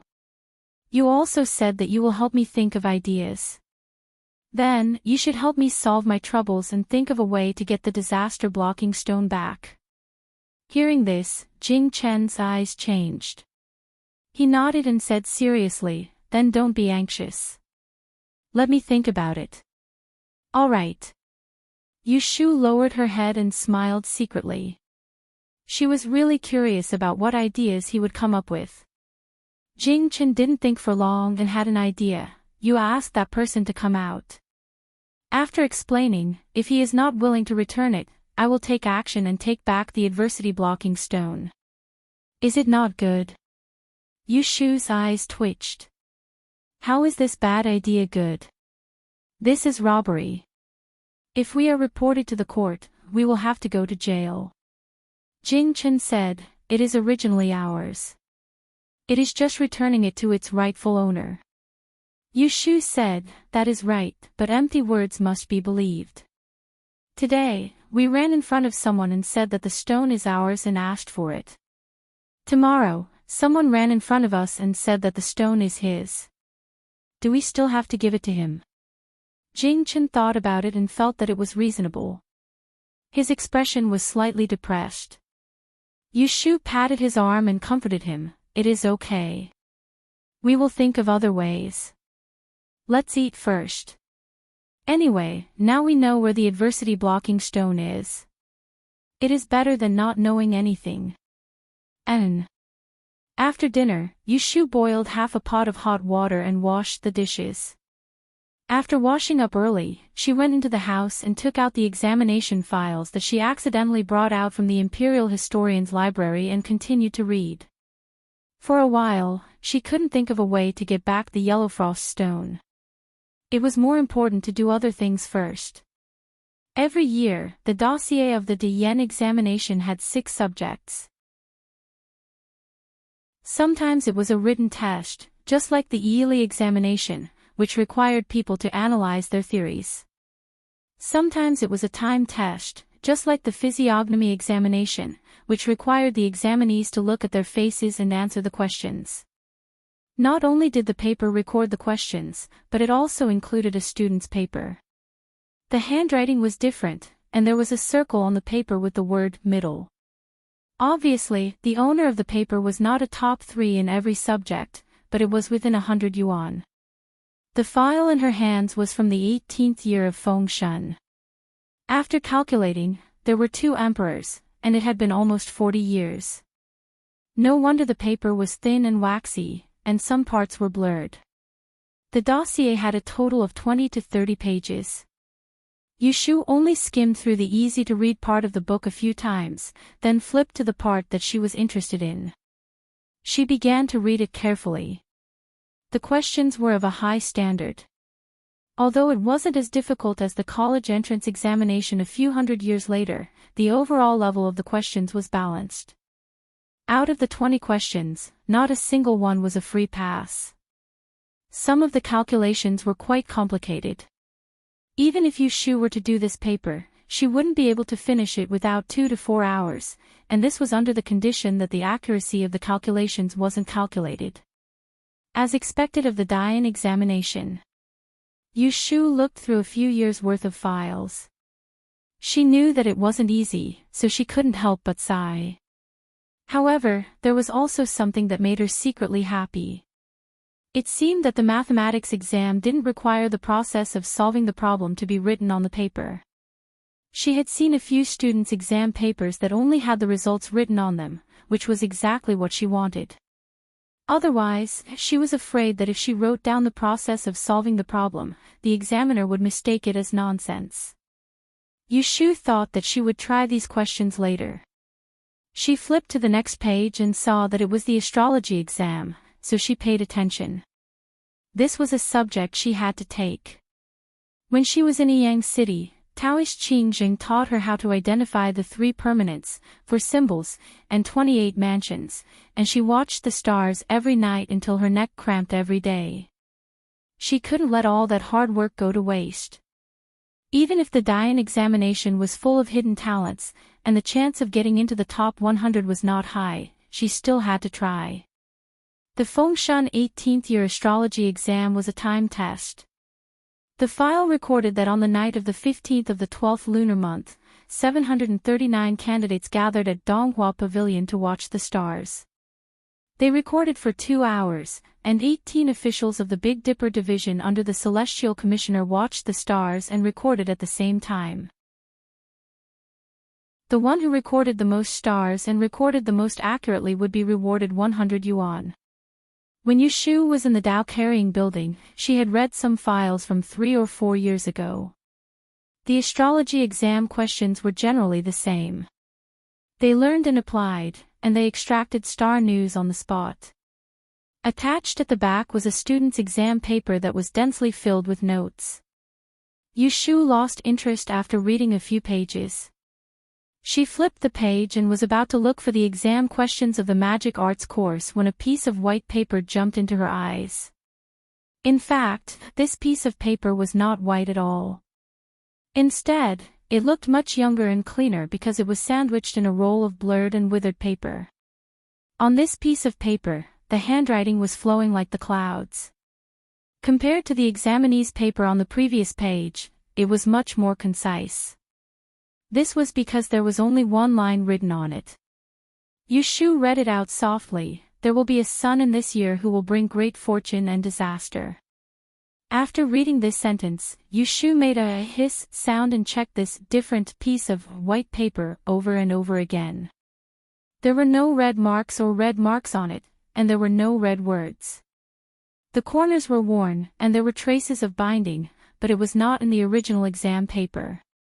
On the edge, there was a line of small words, which read, Bao Tai 12th year 12th month Changzhou Yun Mu Feng. Yu Shu looked at the small words suspiciously.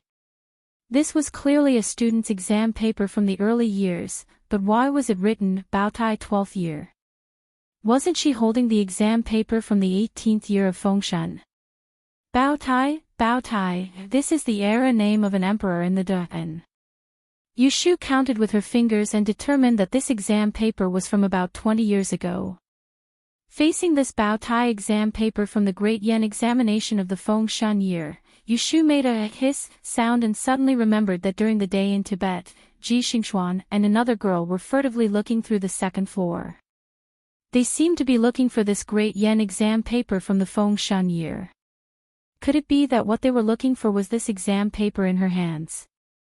Or, to be more precise, what they were looking for was this exam paper from the Bao Tai year?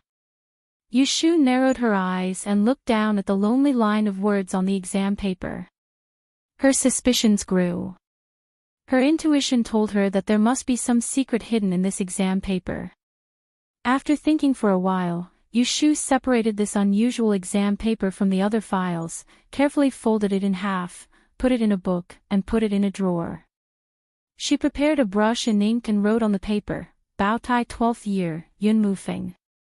Tomorrow, when she went to Tibet again, she would look through the files from the 12th year of Bao Tai. She wanted to see which subject this mysterious exam paper in her hands answered. And this Yun Mufeng, what kind of god was he? Chapter 209. The next day, Yu Shu went to Taisher Library again. She purposely woke up early to walk to the northern part of the city. Feng Xiaomiao was one step ahead of her, waiting for her outside the library with a bundle in his hand. When he saw her, he waved. Miss Lianfang. Yu Shu had heard him address her like this several times, but she didn't correct him. Walking forward, she saw him hand over the bundle in his hand and asked in confusion, "This is?" "I found a student robe for you. It's brand new and hasn't been worn before. Put it on over your clothes. If you run into someone in the library again, it'll be easy to fool them." Feng Xiaomiao gestured with his hands.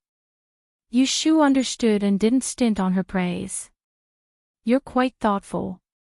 Feng Xiaomiao chuckled proudly. As a result, he went to take a walk. Yu Shu found a nearby tree to hide under. She shook out the white silk robe from the bundle and put it on over the padded jacket. She thought to herself that Feng Xiaomiao looked careless, but he was actually quite meticulous. Not only did he prepare clothes, but he also prepared a set of belts and hair bands. Disguised as a male student of the library, Yu Shu followed Feng Xiaomiao into Taisher Library. Along the way, she felt a lot more confident. It saved her the time to stop and explain to others. The two quickly arrived in front of the Dao-carrying tower that stood on the shore of the lake. Taisher Library had been closed for 2 days. Today, there were a few students in the Dao-carrying tower, but they were all on the first floor. The second floor was still quiet and empty. Yu Shu found this very strange. The Dian examination was imminent, and many of the students of Taisher Library would be taking the examination for the second time. Why was there no one here to look at the questions?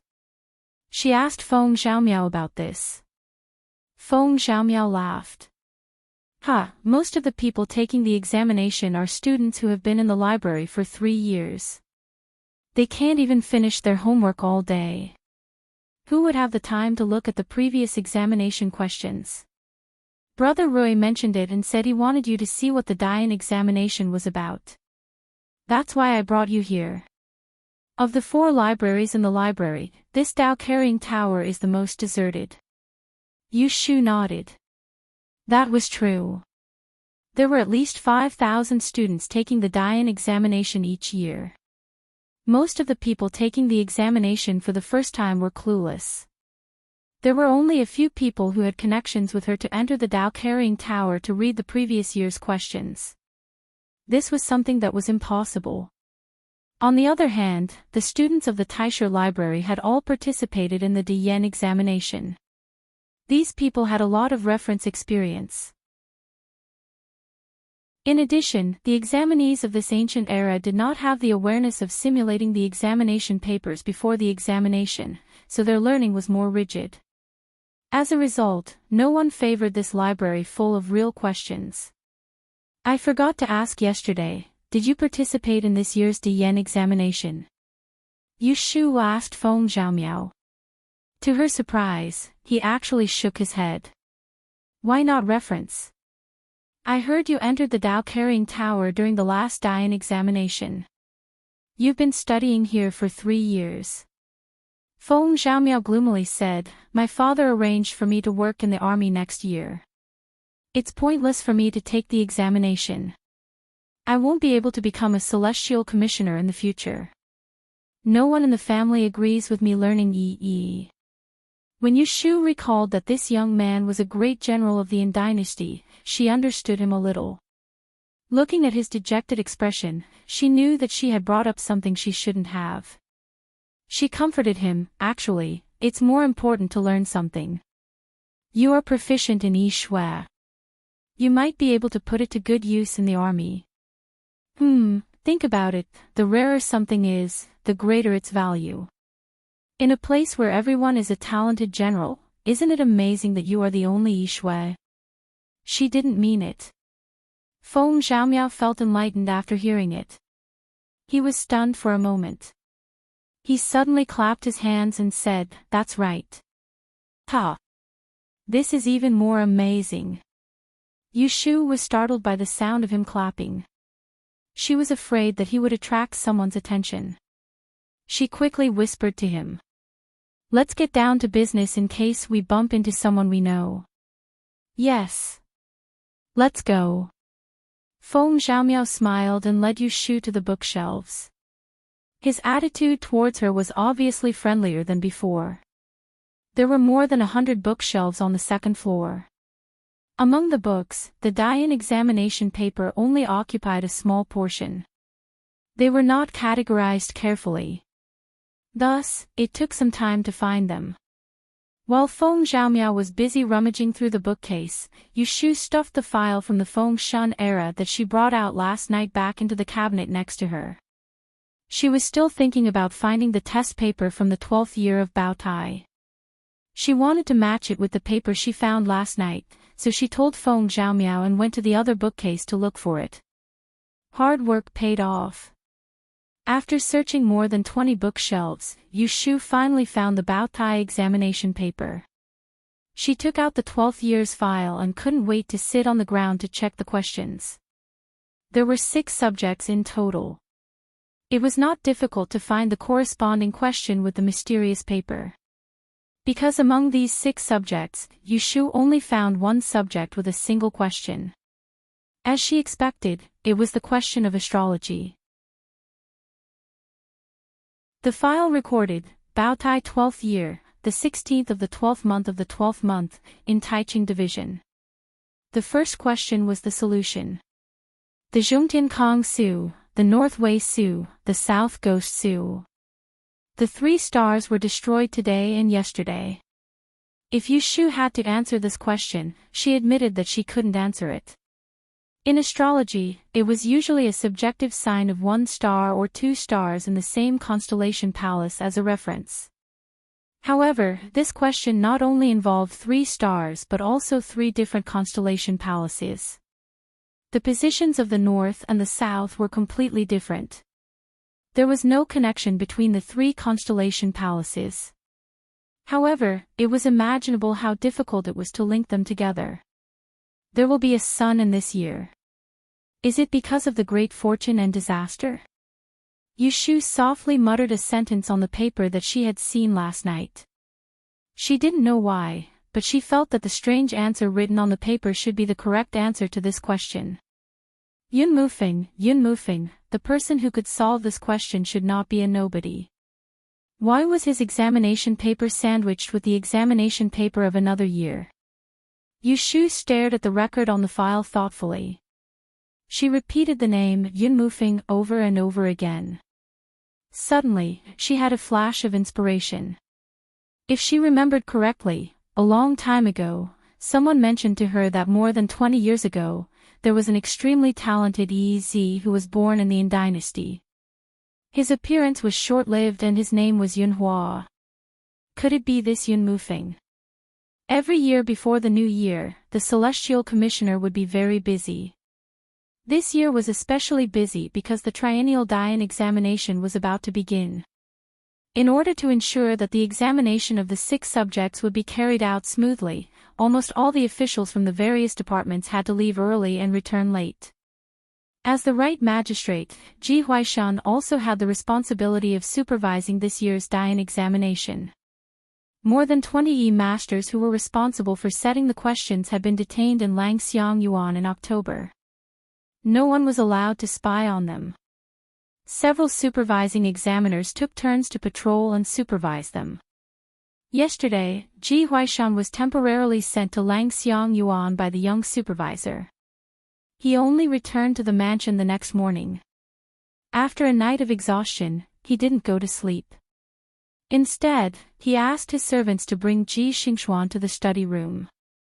He closed the door and left some attendants to guard outside. The grandfather and grandson had a secret discussion. How was it? Did you find the examination paper of Yunhuazi? Ji Huaishan looked a little anxious. Ji Xingxuan shook her head. Ji Huaishan frowned. What's going on?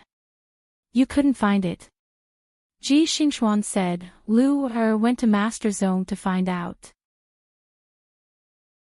Among the 3 subjects that Yunhuazi took, the astrology examination paper was sandwiched in the Feng Shun period. Master Zong is old and his memory is blurred. He only said that the late Sir Qin mentioned this to him, but he doesn't know which volume it is.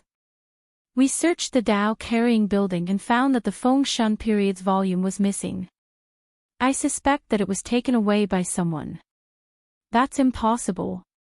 Ji Huaishan denied it without thinking. He lowered his voice and said, Xian, grandfather has gone to great lengths to bring up this question. You don't know how strict the security in Longxiang court is. Even a fly that flies out is recorded. Other than me and your uncle Zhao, no one else knows that this year's astrology section has a unique question. It's the same question from 20 years ago. Who would purposely take that paper in order to save their lives?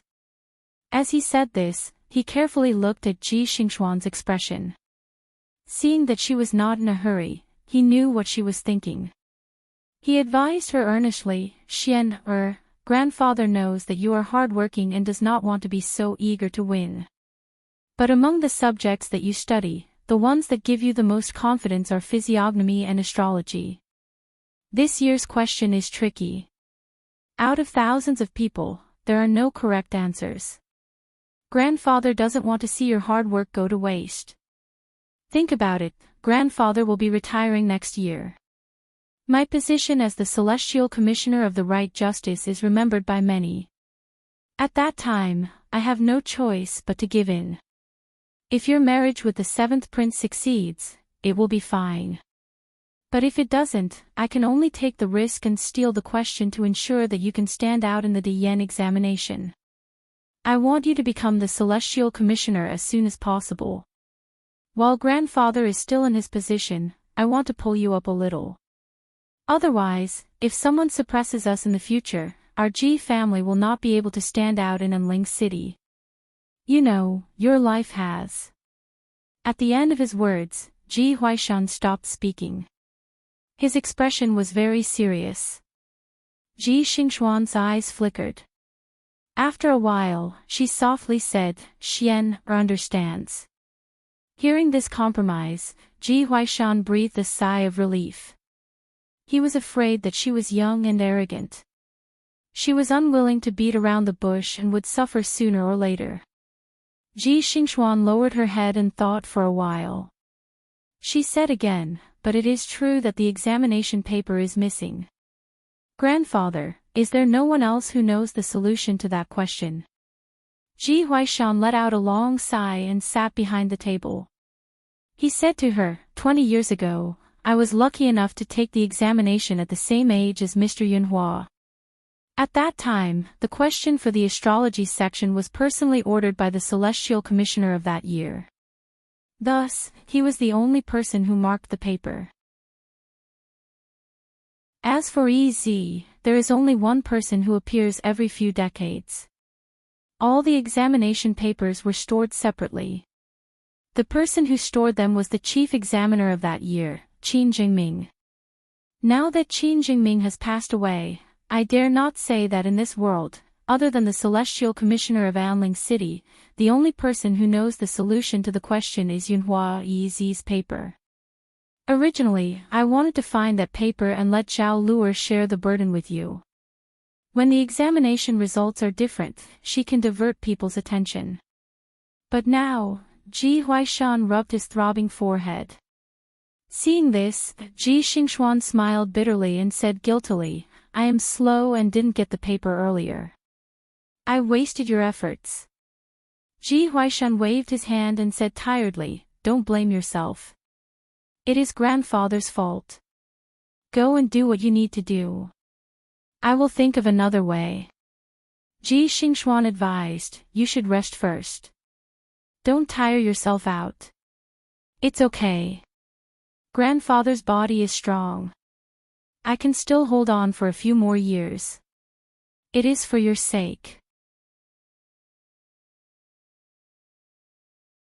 Chapter 210. Yu Shu and Feng Xiaomiao stayed at the Dao-bearing tower for the entire morning before leaving at noon.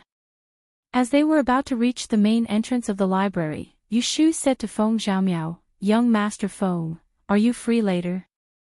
Let's go to the tea house, I have something to ask you." "Sure." Feng Xiaomiao readily agreed. On the second floor of the tea house, Yu Shu chose a quiet table and sat down with Feng Xiaomiao. She ordered a pot of biluacun and 3 kinds of fruits before sending the waiter away. She asked Feng Xiaomiao, "I'm curious, who sets the questions for the Dian examination every year?" "I know." Feng Xiaomiao said, "Only the Master of Dai is qualified to participate in the Dian examination. Before the examination, the Celestial Commissioner and the Junior Supervisor will personally select about 20 of them. They may be from the capital or outside the capital, but they will all be brought to Enling before the 10th month. They are forbidden to leave or visit, and there will be people patrolling until the end of the 6 subjects." Yu Shu asked again, "If that's the case, won't the families of the Master of Dai who sets the questions benefit from this?" Feng Xiaomiao shook his head. "The families of the Master of Dai who sets the questions are strictly forbidden from having their families take the examination. Once they are found out, it is the same as cheating." Yu Shu's eyes flashed. This meant that Ji Xingxuan would be participating in this year's Dian. The Ji family's old master Ji, who held an important position in the Celestial Commissioner, was definitely not one of the test setters. This was interesting. She thought that Ji Liangxuan's sneaky search for the Bao Tai year's examination paper was most likely because the Dian examination's questions were leaked. Even if Ji Huaishan was not the test setter, he must have had some connection with it. This 3-star question had reappeared in the Dian examination paper after more than 20 years. Ji Xingxuan knew the question and came to look for the previous year's examination paper. In her opinion, this was superfluous. There were 2 possibilities. First, to prevent others from learning about this question and looking for it in the Dao-bearing tower, she wanted to find it and take it away. Secondly, perhaps the Ji family knew the question but did not know how to solve it, so they came to look for the test paper from that year. Regardless of which possibility it was, Yu Shu was sure that the paper written by Senior Yun Mufeng in her hands was indeed the correct answer to the question from that year. Between the 2 possibilities, she was more inclined to the latter.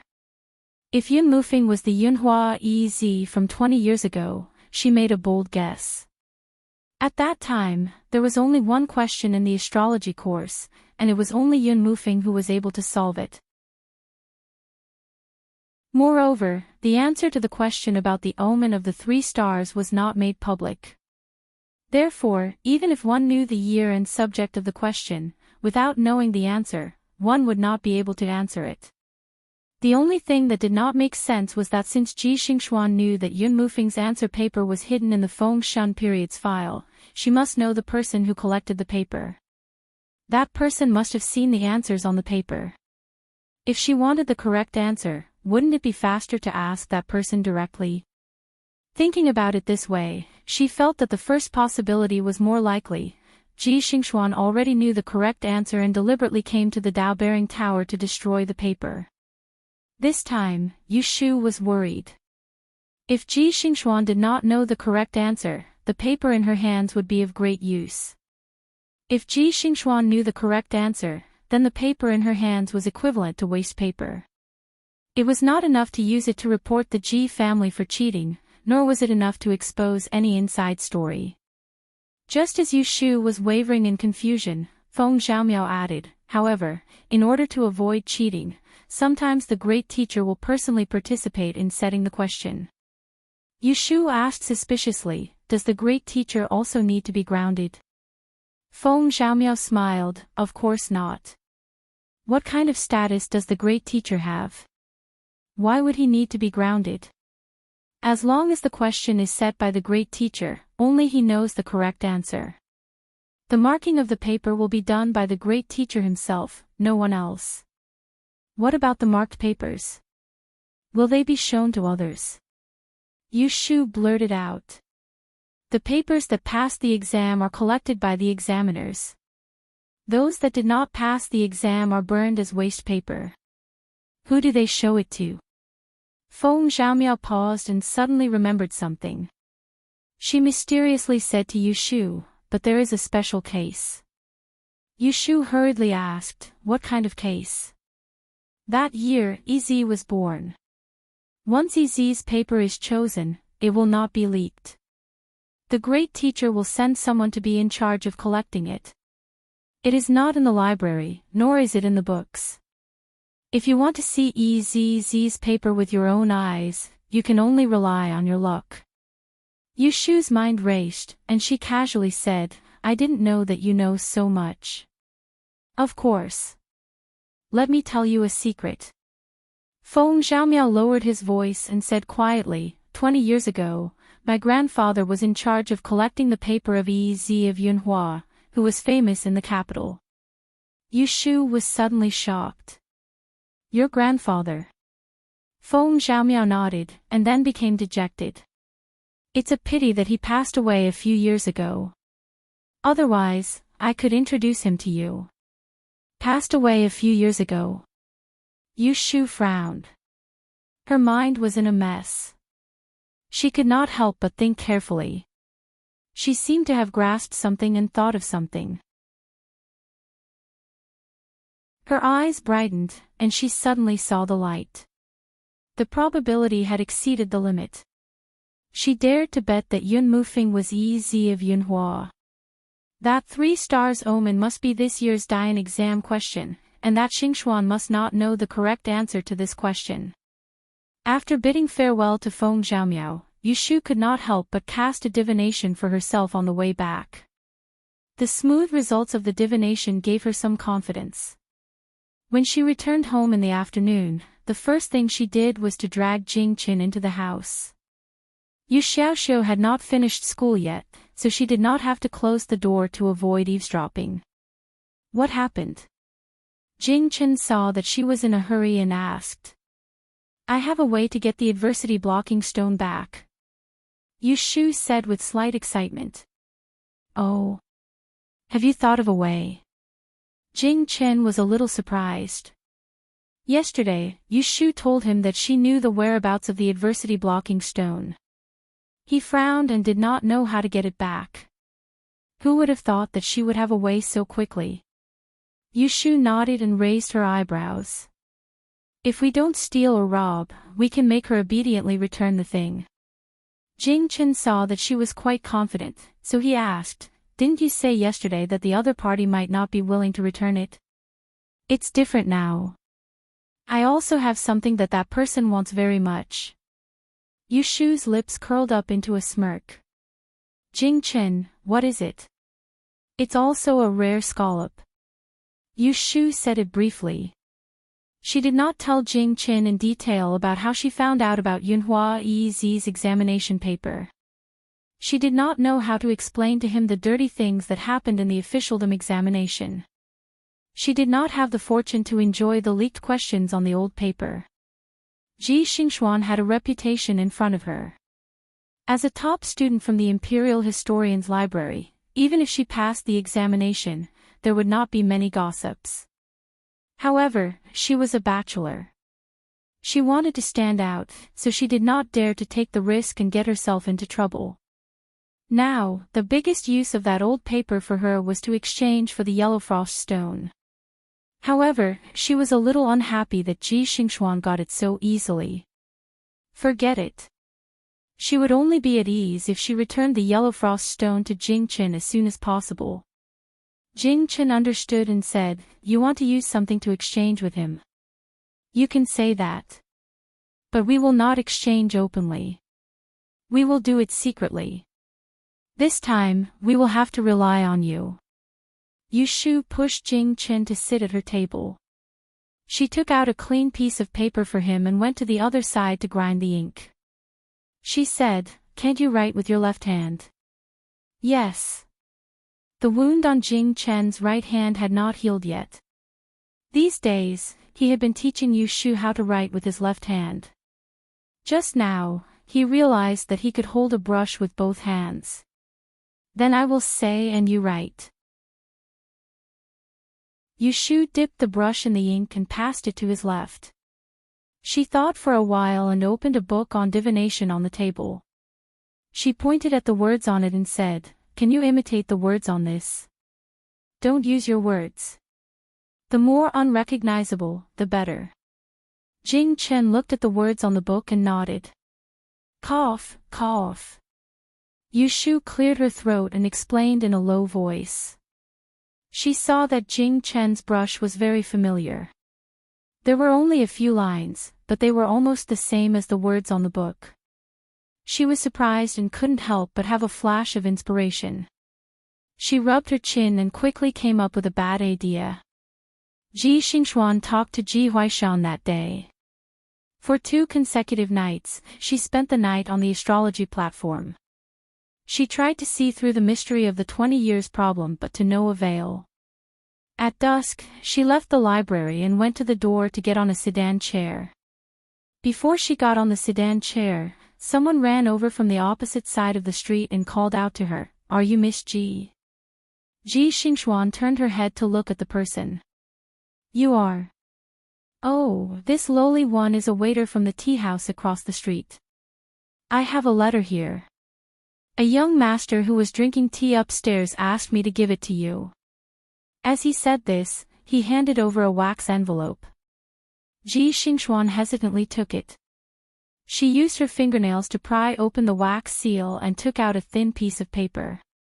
She shook it open and read the contents. Her fingers tightened and her expression suddenly changed. She hurriedly folded the letter twice and put it in her sleeve. She asked the waiter in a low voice, "Who sent you to deliver this letter? Take me to him." Seeing this, the waiter didn't dare to say anything. He lowered his head and led her back to the tea house. However, he looked up and down the stairs but couldn't find the person who delivered the letter. The waiter pointed to a seat on the 2nd floor by the window. "He was here a moment ago." He was sitting there. Ji Xingxuan strode forward. The tea and snacks on the table hadn't been cleaned yet. She reached out to touch the teapot, but it was already cold. She stood by the window and looked down. She could see the direction of the library's entrance. She knew that the other party had been waiting for her here for some time. Ji Xingxuan's heart sank. She gripped the window railing tightly. "What did that person look like? What did he say to you? Tell me. The more detailed, the better." Ji Xingxuan turned around and took out her money pouch. She placed a piece of silver on the table. The waiter looked at the silver and swallowed his saliva. He gestured with his hands and described, "That person was about this tall. He had a mustache above his lips. He had thick eyebrows and big eyes. He looked like he was in his early 20s. Oh, that's right. He had a big mole on one side of his face. It was the size of a soybean." Chapter 211. In the evening, Ji Xingxuan hurried back to the Ji mansion. Seeing a carriage parked in front of the door, she knew that there were guests. She called the housekeeper who was working in the front courtyard and asked, "What guest has come?" "Miss, you've returned. It's Scholar Zhao from the Taisher Library. The great master is entertaining him in the warm room." Ji Xingxuan frowned and gave the housekeeper a few instructions. Then, she quickly walked in the direction of the rear courtyard. When she arrived in front of the warm room, she first had the servant girl waiting outside go in to report before lifting her skirt and entering the room. There were 2 people sitting in the tea room. The older one was Ji Huaishan, and the other was a middle-aged man dressed in cinnabar robes. He was one of the scholars of the Taisher Library, Zhao Zhixue. "Uncle Zhao." Zhao Zhixue said amiably, "Ah, Xingxuan, have you just returned from the library? I heard from your grandfather that you've been studying very late these past few days before returning home.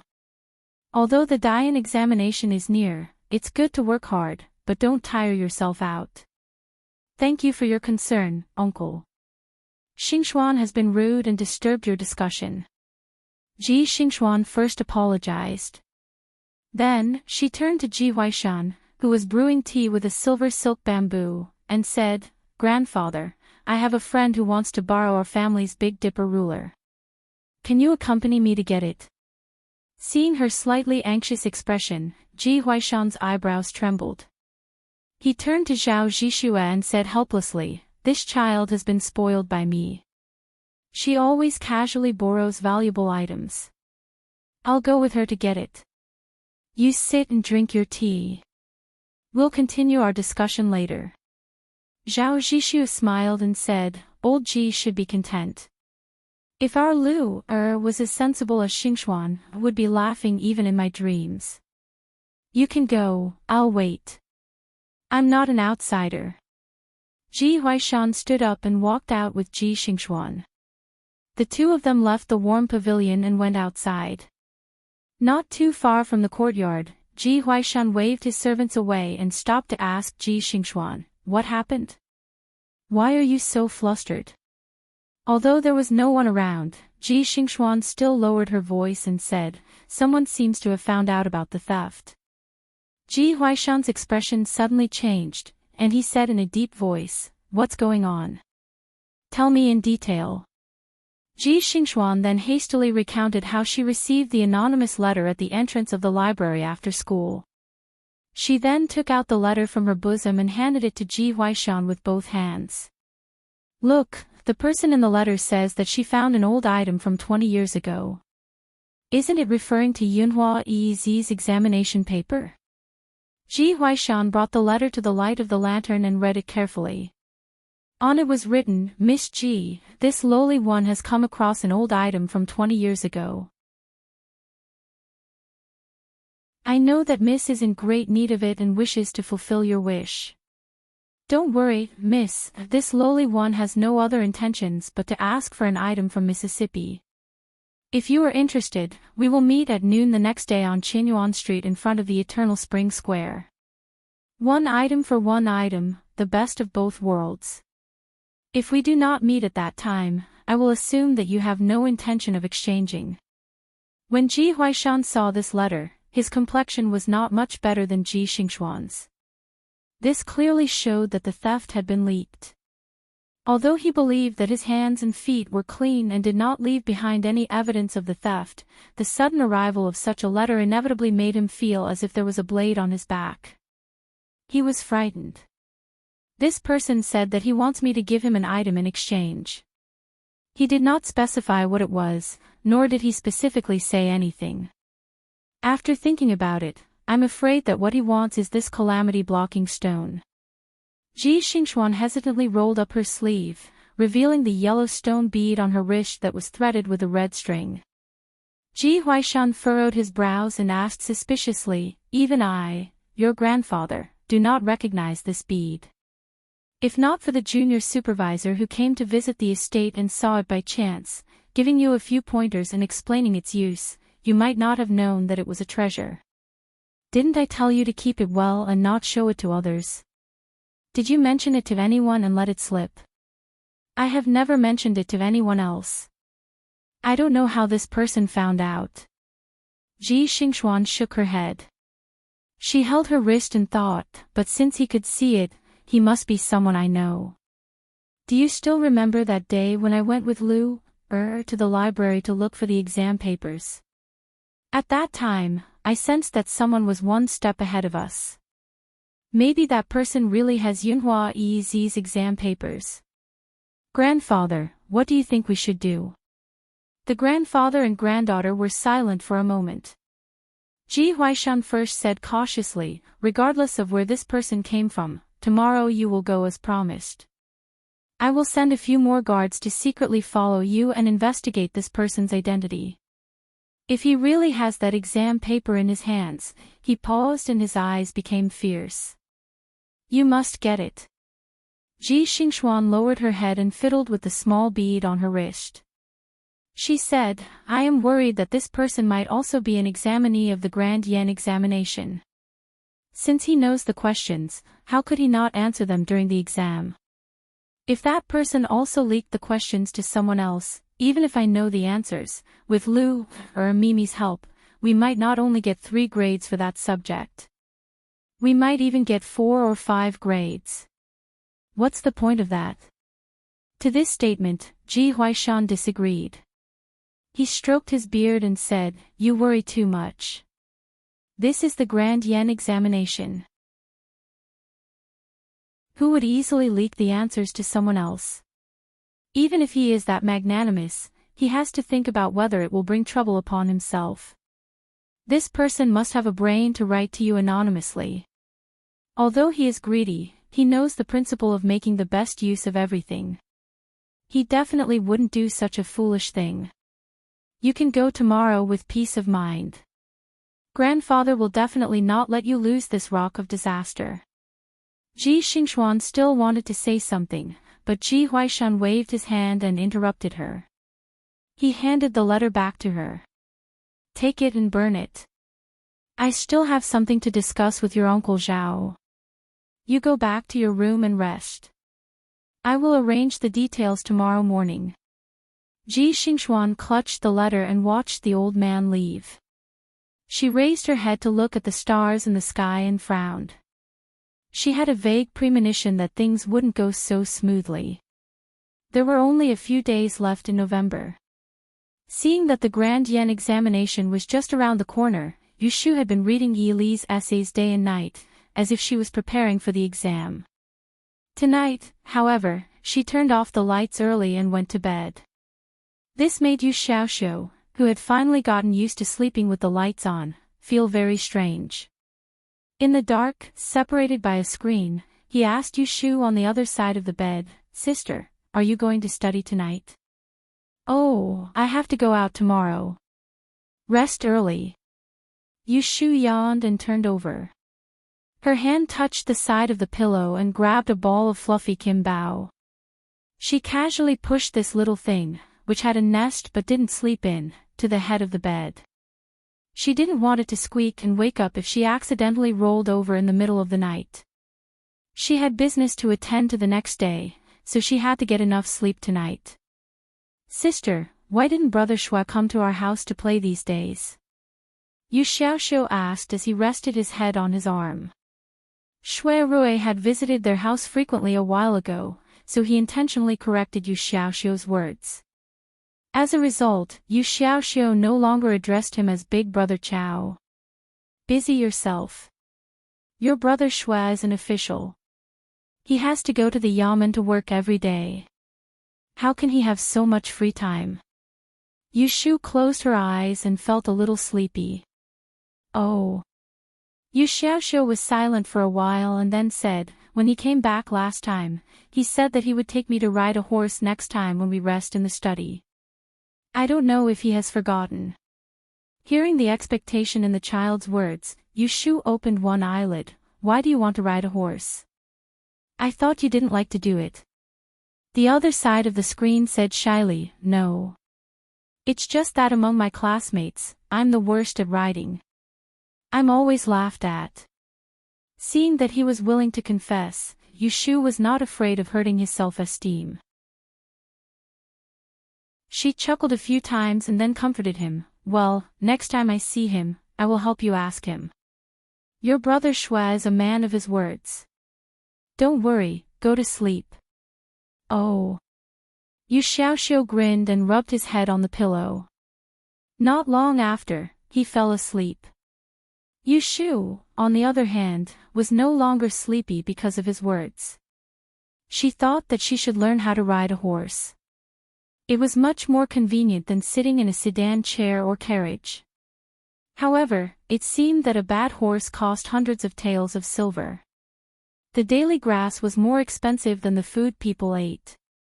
She couldn't afford it now, and there was no extra space in the yard to keep a horse. Otherwise, she could buy one first. Imagining the heroic scene of riding a horse one day, Yu Shu gradually fell asleep. The next morning, as soon as Yu Xiaoxiu went out, Yu Shu first changed the medicine on Jing Chen's hand, and then went into the room to busy herself. Yesterday, she sent a letter to Ji Xingxuan to make a deal at noon on Qinyuan Street. Although she didn't really plan to show her face, she was very unlucky. In case she met Ji Xingxuan and was recognized, she decided to disguise herself. Of course, she didn't have the ability to disguise herself, but Yu Shu still had a way to dress up so that no one could recognize her.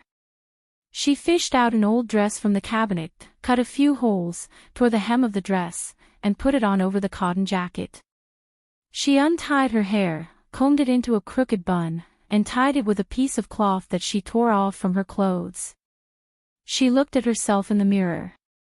Except for her pale face and delicate facial features, she looked like a beggar begging on the street. After turning around with satisfaction, Yu Shu swaggered out. Jing Chen was sitting in the main room waiting for her. Just now, he heard her tossing and turning in the room, and when he saw her sloppy behavior, something suddenly flashed through his mind. He was startled, and his face showed a bit of confusion. How did you get yourself into this? In case someone recognized me, Yu Shu answered vaguely. She went into the kitchen, scraped a layer of soot, and patted it on her face. She washed her hands, and then walked into the main room with her hands on her hips.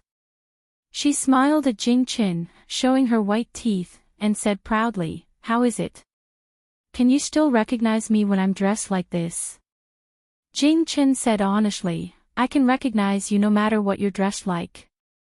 Seeing that he didn't give her face, Yu Shu didn't feel angry. Instead, she was a bit happy. She snorted and went back to the room to get the bamboo hat that she bought yesterday. She walked in front of Jing Chen, put it on his head, and tied a knot under his white chin. Her eyes stayed on his face for a moment, and then she raised her hand to pull down the white gauze on the brim of the hat, covering his handsome face. She took 2 steps back, looked at him carefully, and shook her head with a smile. She wanted to dress him up as a beggar, but she couldn't help it.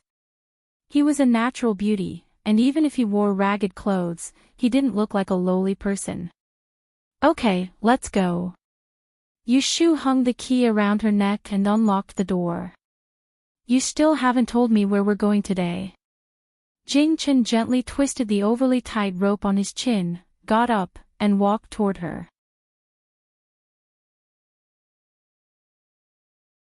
Chapter 212. At noon on the 28th of November, Ji Xingxuan arrived at Changchun Square as promised and stopped by the street. She got off the sedan chair and looked around the street. She didn't find anyone suspicious, so she led her maidservant through the busy street to the market on the opposite side of the street.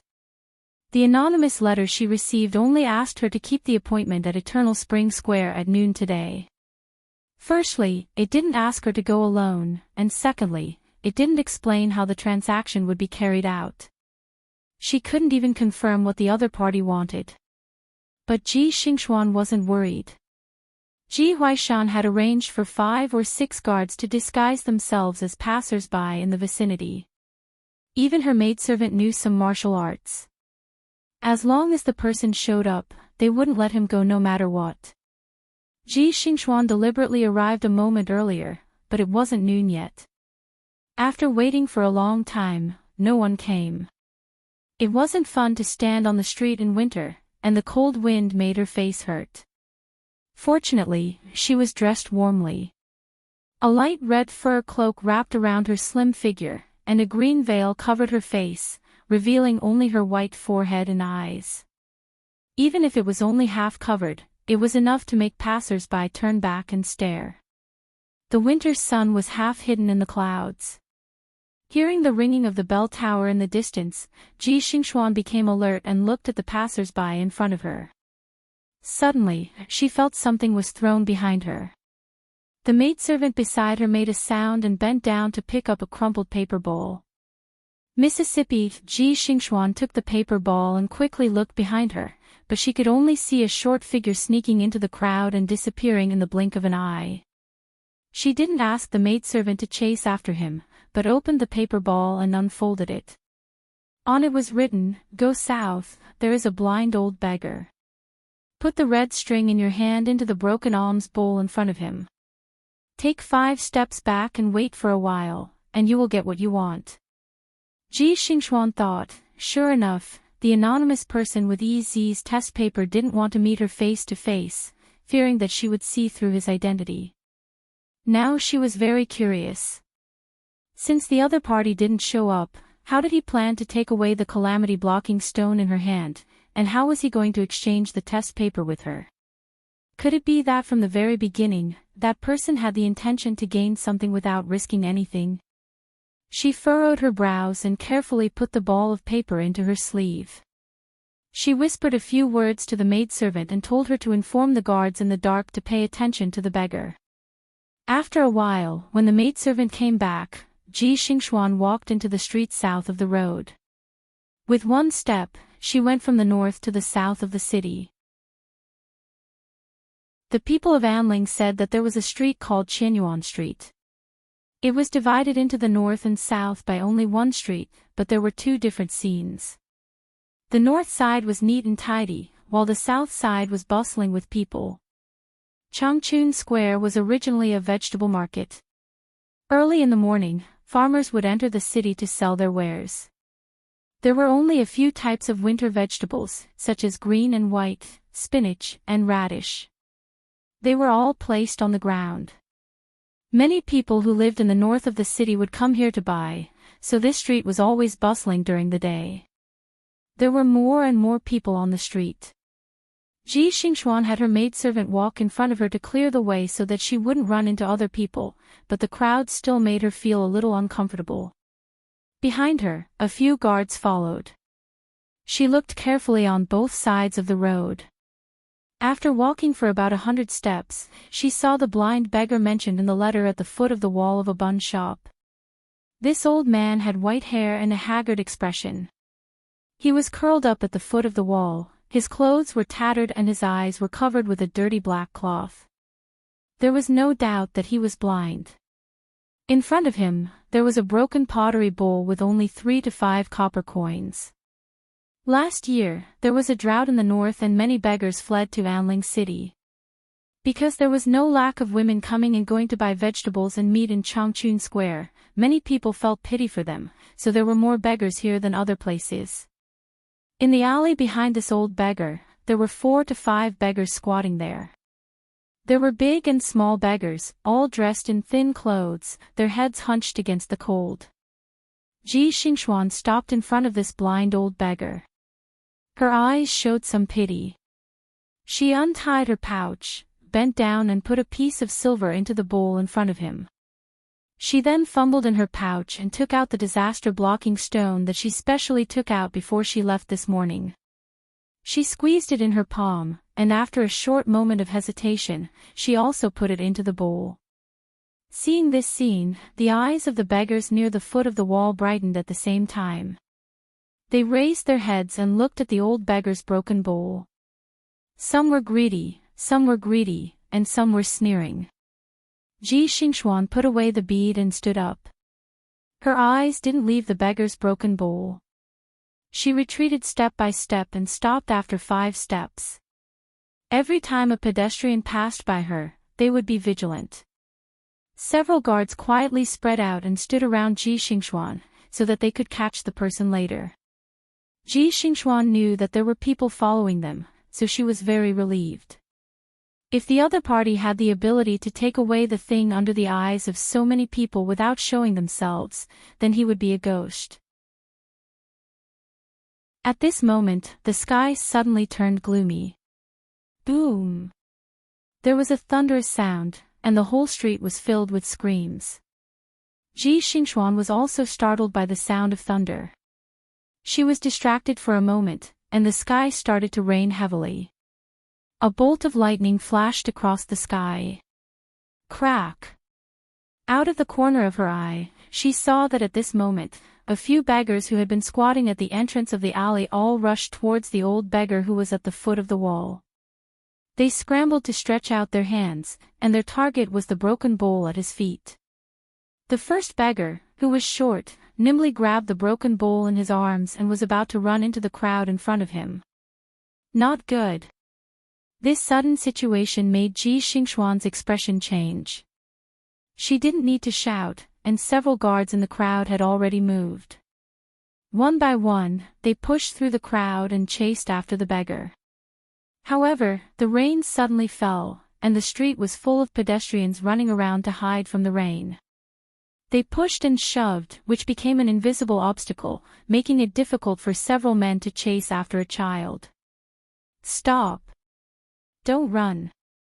The beggar ran with his head down and accidentally bumped into someone. He almost fell to the ground. Fortunately, Fang Zhong reached out and pulled him. The beggar used the force to stand firm, and his hand left a black handprint on the other's white sleeve. He didn't notice that the sleeve flew past the alms bowl in his hand. When he heard the sound of people chasing behind him, he ran away again. Standing on the noisy street in the heavy rain, Ji Xingxuan's eyelids twitched. She was afraid that she would lose the stone, so she pulled her maidservant and ran towards the south. The rain became heavier in the blink of an eye. She didn't run far before she was separated from her maid. The fluff on the collar of her cloak was soaked and stuck pitifully to her slender neck. She shivered and was hit by a passerby who was trying to hide from the rain. She slipped and fell on the road.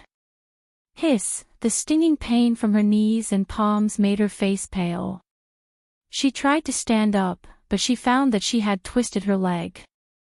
The heavy rain poured down, and the rainwater flowed down her forehead. The veil stuck to her face, and a few strands of her hair fell into a mess. Passers-by pointed at her, so she turned her face away in embarrassment. She lowered her wet eyelashes and was no longer in such a sorry state. However, at this moment, the cold wind suddenly stopped and the heavy rain stopped. She raised the back of her hand to wipe the rainwater from her eyes. She saw a pair of wet black boots and white trousers. When she looked up, she saw a hand holding an umbrella and a blurry face under a bamboo hat. Here you go. Ji Xingxuan was in a daze. She subconsciously reached out to take the umbrella handle. At the same time, the other person let go of the umbrella handle and straightened up. He turned around and walked past her. The black robe lightly brushed past her shoulder. She quickly turned her head to look, but the white figure had already disappeared into the crowd.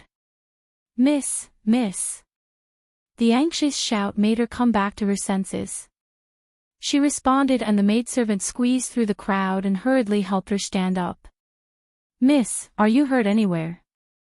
Ji Xingxuan grabbed the maidservant's hand and asked, where is he? Did you catch him? They've all gone to chase after him. They definitely won't let him escape. Don't worry. Go back to the sedan first. The maidservant tried to persuade her. Although Ji Xingxuan was anxious, she was afraid of losing the topaz. However, she also knew that she couldn't help much here, so she nodded and passed the oil paper umbrella to the maidservant. Everything was fine when we left the house. Why did it suddenly start raining? Miss, where did you get the umbrella? Just now. Ji Xingxuan answered as she raised her head. Her voice paused because she saw a small bamboo tube tied with a red string in the middle of the umbrella stand. She took it down suspiciously and fiddled with it in her hands. Soon, she realized that the bamboo tube was as thick as 2 fingers and could be unscrewed. After pulling off the top, the contents inside were revealed. Her expression tightened and she took it out to take a look. It was an old and yellowish paper. She suddenly stopped in her tracks. This is Yunhua Ez's examination paper. Miss. Ji Xingxuan took a deep breath. Her hands trembled slightly as she rolled up the test paper again. She tried it a few times before stuffing it back into the bamboo tube. She should have been happy that the other party had kept their promise, but the image of the white figure holding the umbrella flashed through her mind. She became somewhat resentful and tightened her grip on the small bamboo tube with the red string tied to it. It was still raining. Yushu, who was unkempt and dirty, squatted under the eaves at the entrance of the alley to hide from the rain. She saw Jing Chen's figure appear on the street and smiled. She took out a string of copper coins from her bosom and covered it with her sleeves. She turned her head and grabbed the old beggar's hand and put it on the coins. She leaned over and whispered in his ear, "Master, keep it well. If you're hungry, take some to buy steamed buns. Don't let anyone see you." "Ah. You are. Hee, I'm the one who thanks you." After saying that, she left the blind old beggar, who had a surprised look on his face as he fumbled with the string of copper coins. She waved at Jing Chen and pointed at the alley behind her, gesturing for him to follow her. The two of them entered the empty alley one after another. Yu Shu looked around before stopping. She moved closer to Jing Chen and widened her eyes that were filled with anticipation. She asked excitedly, "How is it? Did you get it?" It was still raining. Jing Chen pulled off the string of his hat with one hand and took off his bamboo hat. He put it on top of her head to block the raindrops that fell on her head from the eaves. Then, he reached his left hand into his bosom and took something out. He handed it to her and opened it. Yu Shu looked at his empty palm and opened her mouth wide. She was dumbfounded. Hee. However, with a light chuckle, he flipped his hand and a bright yellow bead appeared in the center of his palm.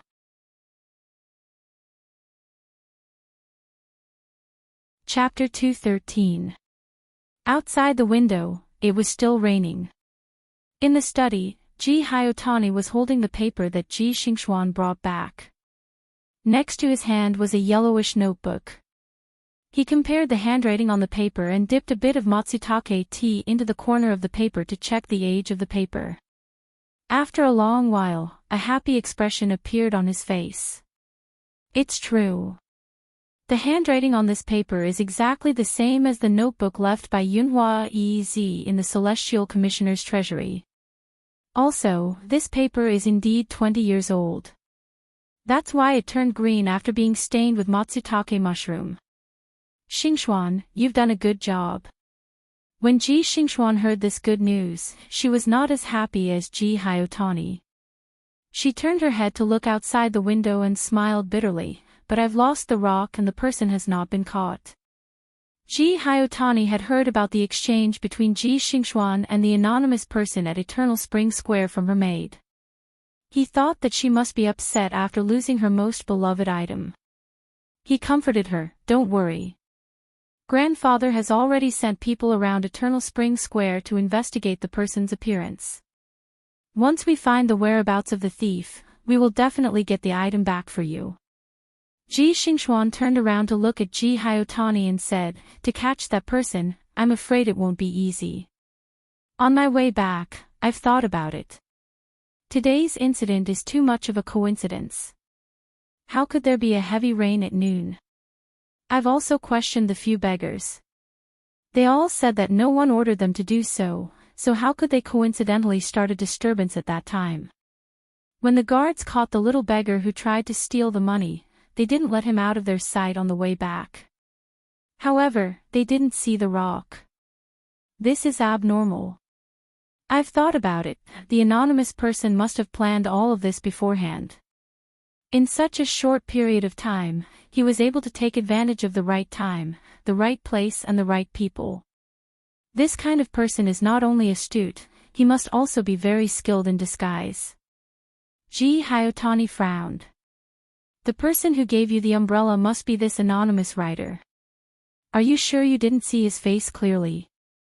Ji Xingxuan's eyes flickered. Sighing softly, she hung her head and said, "It was raining heavily at that time and I fell down. I only saw a silhouette but did not see what kind of clothes the person was wearing. Whether it was a man or a woman, I do not know."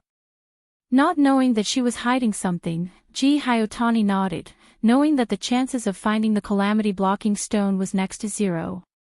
Seeing that she was struggling over this, his expression turned serious, saying, "Whether you can find it or not, don't think too much about it for now. Later, go get your protective jade and put it back on. There are still 3 days until the big yen examination. You should focus on preparing for it. Now that you have Yunhua Ez's paper in your hands, you should think about how to solve the questions. You can't just copy his answers. What do you think of the phrase, "A son will be born in this year"? Great fortune will bring disaster. What do you think? Let me hear it. Hearing this, Ji Xingxuan suppressed the irritation in her heart and held her empty wrist. I think that, combined with the sign of the 3 stars, this sentence is a metaphor. After this sign appears, there will be a person who will be born with great wealth during the next spring festival. But his life will bring disaster to the heavens. She had an indescribable premonition that sooner or later, she would meet the person who gave her the umbrella in the rain again. Braving the heavy rain and returning home, Yushu was shivering from the cold. She scooped up half a basin of warm water from the stove and brought it back to her bedroom. She quickly washed her hands and face, took off her wet clothes and threw them to the side. Naked, she crawled into bed. Jing Chen was also quite wet. But now that his martial arts had recovered, he was not afraid of the cold. After changing out of his wet clothes, he went to the kitchen and added firewood to boil water with one hand. It took a long time for Yushu to warm herself up. She pricked up her ears and listened to the movements outside the house. She wrapped herself in the quilt and shouted, "Jing Chen, be careful not to get your hands wet." Jing Chen, who was preparing to make tea in the kitchen, stopped what he was doing. He raised his right hand to look at the traces of wetness on the gauze. He turned to see that the fire on the stove was still burning. He bent down and put his hand on it. When the moisture on it evaporated, he continued to pour tea. He carried the brewed hot tea into the big house and knocked on Yushu's door. "Xiaoyu." "Oh, wait." Yushu reached for the chest top and panties at the head of the bed. She put them on under the quilt, and then put on a pair of pants. She was reluctant to leave the quilt that she had just warmed up, so she wrapped herself in the quilt. Only her head was exposed, and she stepped out of the bed in her shoes to open the door. Jing Chen walked in with a cup of tea in one hand. Seeing that she was wrapped in the quilt and stomping her feet, he said to her, "Go sit on the bed." Yushu embarrassedly laughed twice, then jogged back to the bed, kicked off her shoes, and put her feet back under the quilt. She watched as Jing Chen put the tea on the desk, poured a cup, and handed it to her. Yushu stretched out her hands from under the thick quilt and carefully took the cup. The slightly hot cup made her sigh in comfort. She lowered her head and blew on it, then she couldn't help but take small sips. Jing Chen patiently stood by the bed, waiting for her to slowly finish drinking the water, then he took the empty cup and put it back on the table. He turned around, pinched the cold bead from his sleeve, and handed it to her. Yushu took it with a smile and carefully looked at it in the light of the window. She held it in her palm and rubbed it for a while. Her palm quickly heated up, but the bead was still cold. "It's true. This is the yellow frost stone you gave me." The joy of regaining something she had lost made her smile from ear to ear, even if this treasure didn't belong to her. Yushu pinched the yellow frost stone and handed it back to Jing Chen.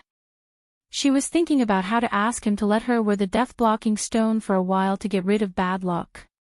When she studied the cycle of his Kata star, she would return it to him. However, before she said anything, Jing Chen said first, "You keep it." "Ah." Yushu was stunned and didn't know what to say. She hesitated for a while, then slowly said, "This is the treasure of your sect. I lost it because I was careless. It was not easy to find it, and you are giving it to me again. Didn't you dream that your master said this death-blocking stone can't be given to others easily?" Jing Chen looked at the yellow stone in Yushu's hand, and there was no reluctance on his face. He moved his gaze to Yushu's face that was slightly red from the hot tea, and said, "You said that you can't give it to someone with bad intentions. However, I am your best friend and close like a brother, so naturally I can give it to you. Why can't I? When Yushu heard the words best friend, she was still able to grin happily. But when she jumped to the words as close as brothers, she couldn't help but raise her eyebrows. She secretly muttered to herself, wondering when this idiot would find out that she was a real woman. She snorted twice and retracted her hand into the blanket, saying, "Then I'll keep it for you for now. When you want it later, I'll return it to you." Jing Chen didn't say much and nodded in agreement. His gaze turned and saw her small neck exposed from the quilt. His gaze landed on a mud spot on her slender collarbone. He paused for a moment, then stretched out his hand, pressed his thumb on it, and gently rubbed it. Yushu didn't pay attention and was scratched by him on her neck. The itch made her shrink her shoulders. When she realized how frivolous his action was, she stretched out her hand from the quilt, grabbed his wrist with one hand, and covered her neck with the other. She raised her head and stared at him. "What are you doing?" She didn't expect that when she moved, the quilt on her body directly fell from her shoulders. She only wore a small shirt that wrapped around her chest, and most of her shoulders were exposed to the air. Her smooth shoulders were different from a man's rough shoulders. Under the small green shirt, the curve of her chest was not very obvious, but it was indeed flatter than a man's. Jing Chen stood at the side of the bed, looking down from above. Everything was clear at a glance. No one expected this scene, and both of them were stunned at the same time. It wasn't until Yushu sneezed from the cold that she let go of his wrist with a stiff expression. She pulled the quilt up to her waist and covered herself tightly. She didn't even look at Jing Chen's expression at the moment. She pressed her forehead with one hand and said in a muffled voice, "Go out and close the door." This sound broke the silence. In Jing Chen's mind, the scene he just saw appeared clearly, and some details of his daily life flashed through his mind. His eyes blinked slightly, and he suddenly realized something.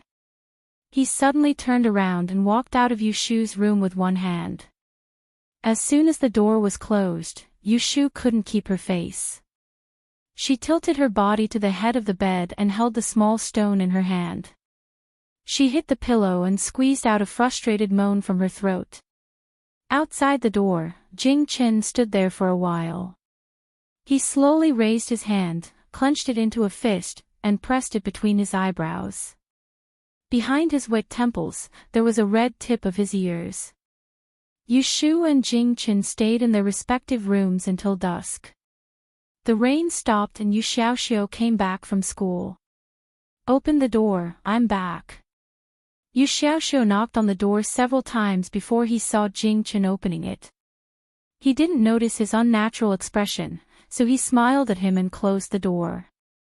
Then he ran into the room with his school bag and said excitedly, brother, let me tell you, today brother Shui." "Hey!" He pushed the door of the bedroom with his hand and wanted to go in, but found that the door was locked from the inside. Yushu had already dressed up and was sitting at the desk to recite a book. She didn't read much in the afternoon. When she heard Yu Xiaoxiu knocking on the door, she didn't move. She didn't want to open the door for him. She turned a page of the book and answered lazily, "Brother Shui, what's wrong?" Yu Xiaoxiu thought that she was changing clothes inside and it was not convenient for him to go in, so he stood at the door with his school bag in his arms and said, "Brother Shui went to the study garden to find me today. He asked me when I don't have to go to school. He said he would take me to ride horses outside the city, but he asked me to come back and ask you. You have to agree." Because Yu Xiaoxiu had mentioned this to Yushu before, she just said, "Oh," and said absent-mindedly, "If you want to go, then go." Hearing her promise, Yu Xiaoxiu scratched his head and continued, "Brother Shui also asked me to tell you that he is busy with the yamen these days, so it's not convenient for him to come to the south of the city to find you. He said that when you go to take the exam in the first day of the new year, he will send a carriage to pick you up in the morning. He wants you to prepare for the exam." Hearing this, Yushu's face became expressionless again. She put the book upside down on the table and held her chin helplessly. Although she was grateful for Shuirui's willingness to help others, she couldn't help feeling bitter. It seems that I have to find a chance to make it clear to him. It's not good to keep doing this.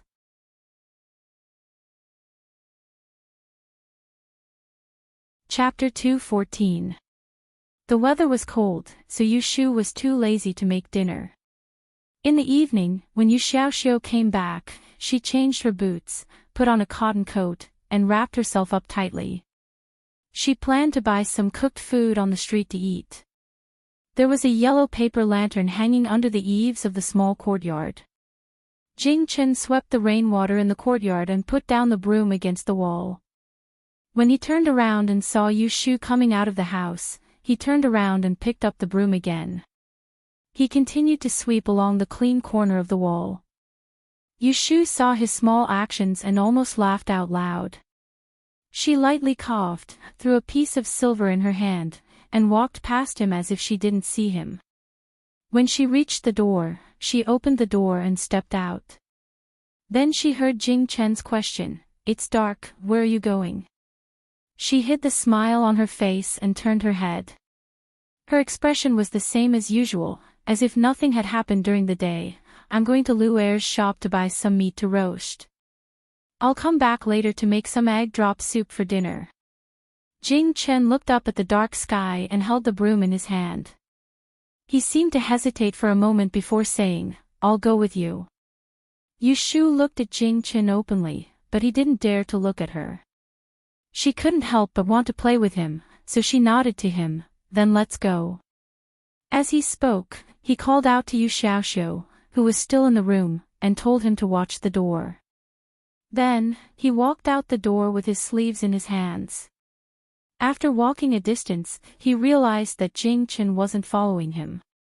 He turned his head and saw that Jing Chen was 7 or 8 steps behind him, so he stopped and waited for him. He urged, "Hurry up, I'm hungry."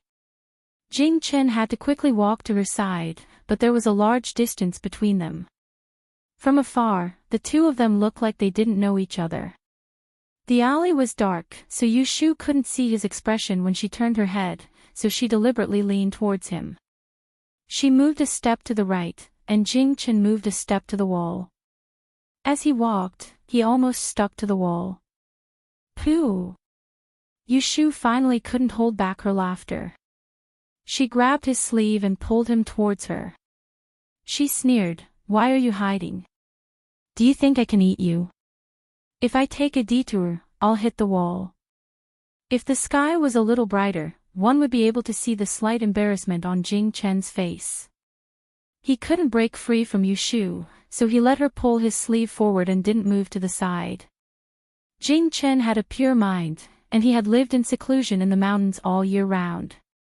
He had little contact with the common people.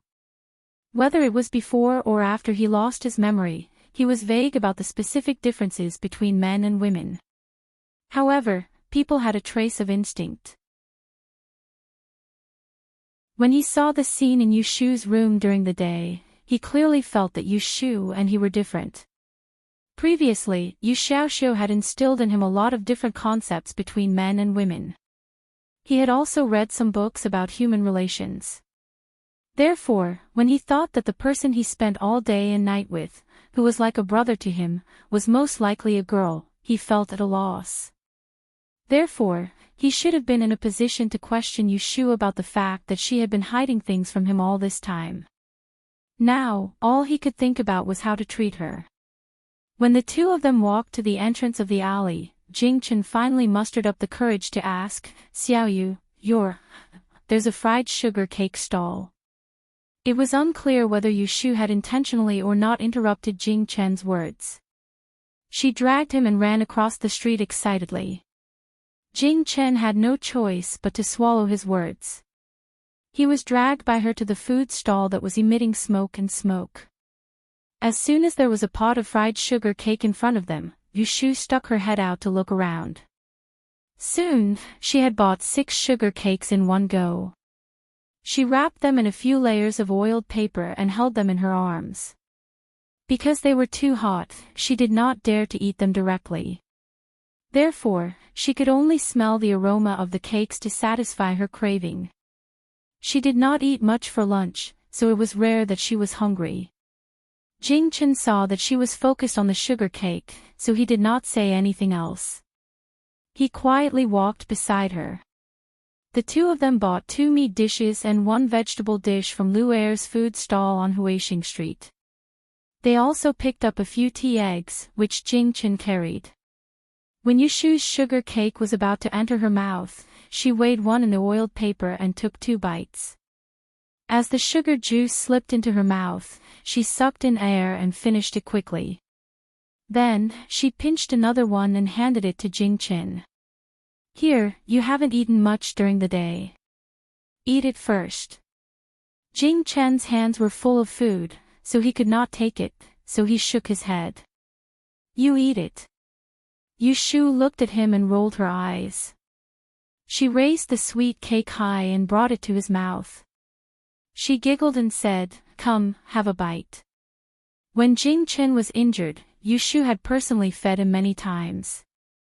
So, he was used to her actions. When he saw her bring the cake to his mouth, he subconsciously opened his mouth. When he tasted the sweetness in his mouth, he suddenly realized that it was inappropriate. So, he bit the cake in his mouth. He did not know whether to swallow or spit it out, so he could only puff up his cheeks. Yushu looked at him. She was laughing in her heart, but she pretended that nothing had happened. She asked him, "How is it? Is it delicious?" Jing-chen had something in his mouth, so he could not speak.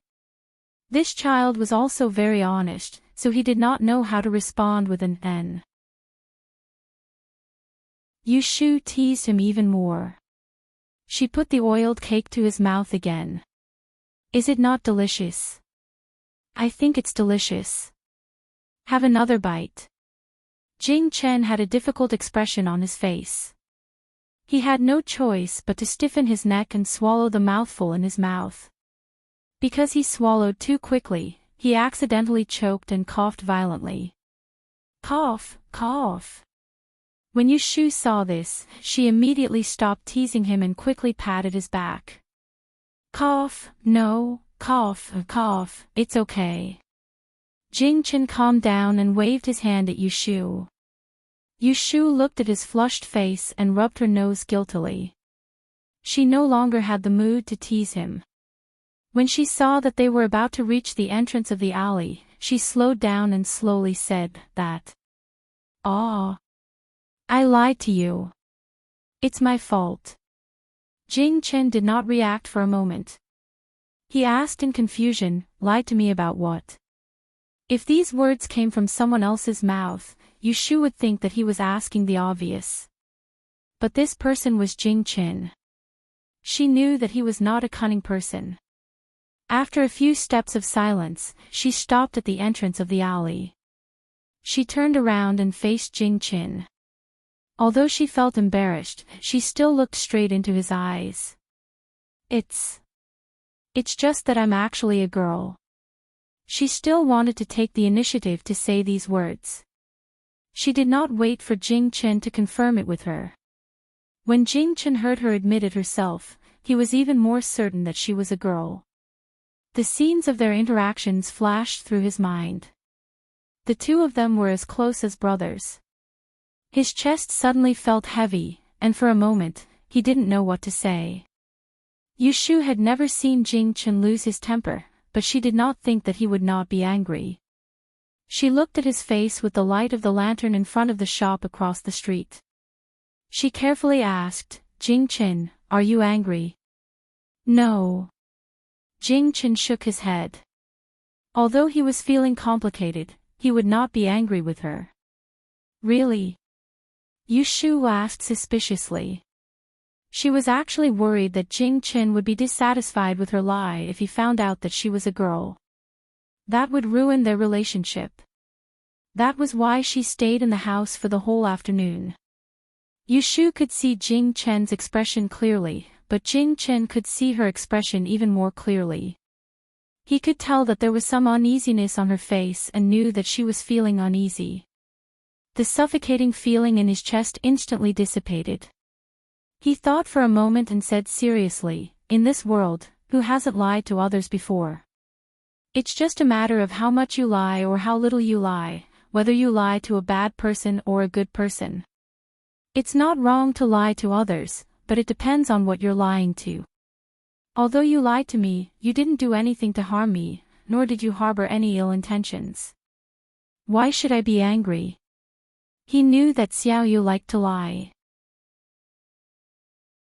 Perhaps she had lied to him about more than one thing. However, he also knew that she did not mean him any harm. "Why does this sound so familiar?" Yu Shu muttered. "You said it before," Jing Chen said. Yu Shu suddenly remembered that she had said these words to him before. Seeing that Jing Chen remembered it so clearly, she grinned and hugged the remaining half a bag of fried sweet cakes. Her chest felt warm and her heart felt as if a large stone had been dropped. She patted his arm and said with a smile, "Jing Chen, I like your magnanimity. If you were an official, you would definitely be a prime minister. It wouldn't be a problem for your stomach to support 7 or 8 boats." Ha ha ha. She originally thought that she would have to waste her breath to explain to him. She did not expect that she would be comforted by him instead. This was really funny. Was it because she had the yellow frost stone that her luck changed so quickly? Although Jing Chen was still a little confused and could not adapt to Yu Shu suddenly becoming a girl, he also smiled when he saw her happy expression. The awkward atmosphere between the two of them dissipated in an instant.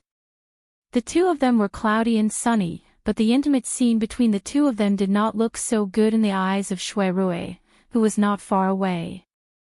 Shui Rui was really busy these past few days. First, the case with Taiheng Merchant Association was settled, and he took the opportunity to discuss a business deal with the owner of the Merchant Association. Then, the Supreme Court took over 2 cases, and he had to personally look over them. Lastly, the decorations of his restaurant were almost done, and he was going to open the next day. He had no time to spare, so he couldn't care about Yu Shu.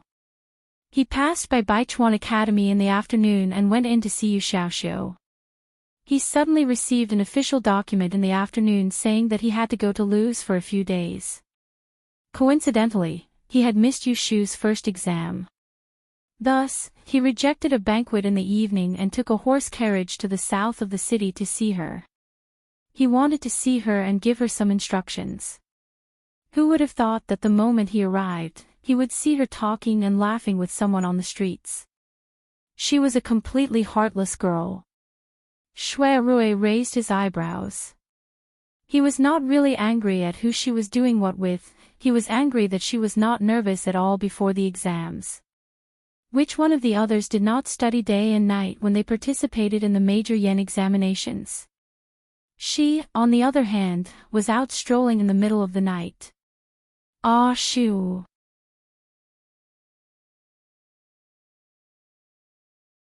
Chapter 215. It's so late.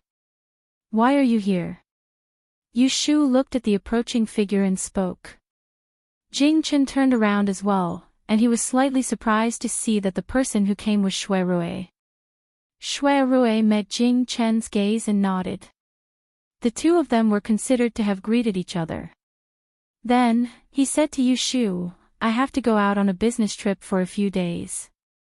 I came to find you to calculate my schedule. Is it convenient for you now?" Yu Shu felt strange that the Shui family didn't even have a guest fortune teller.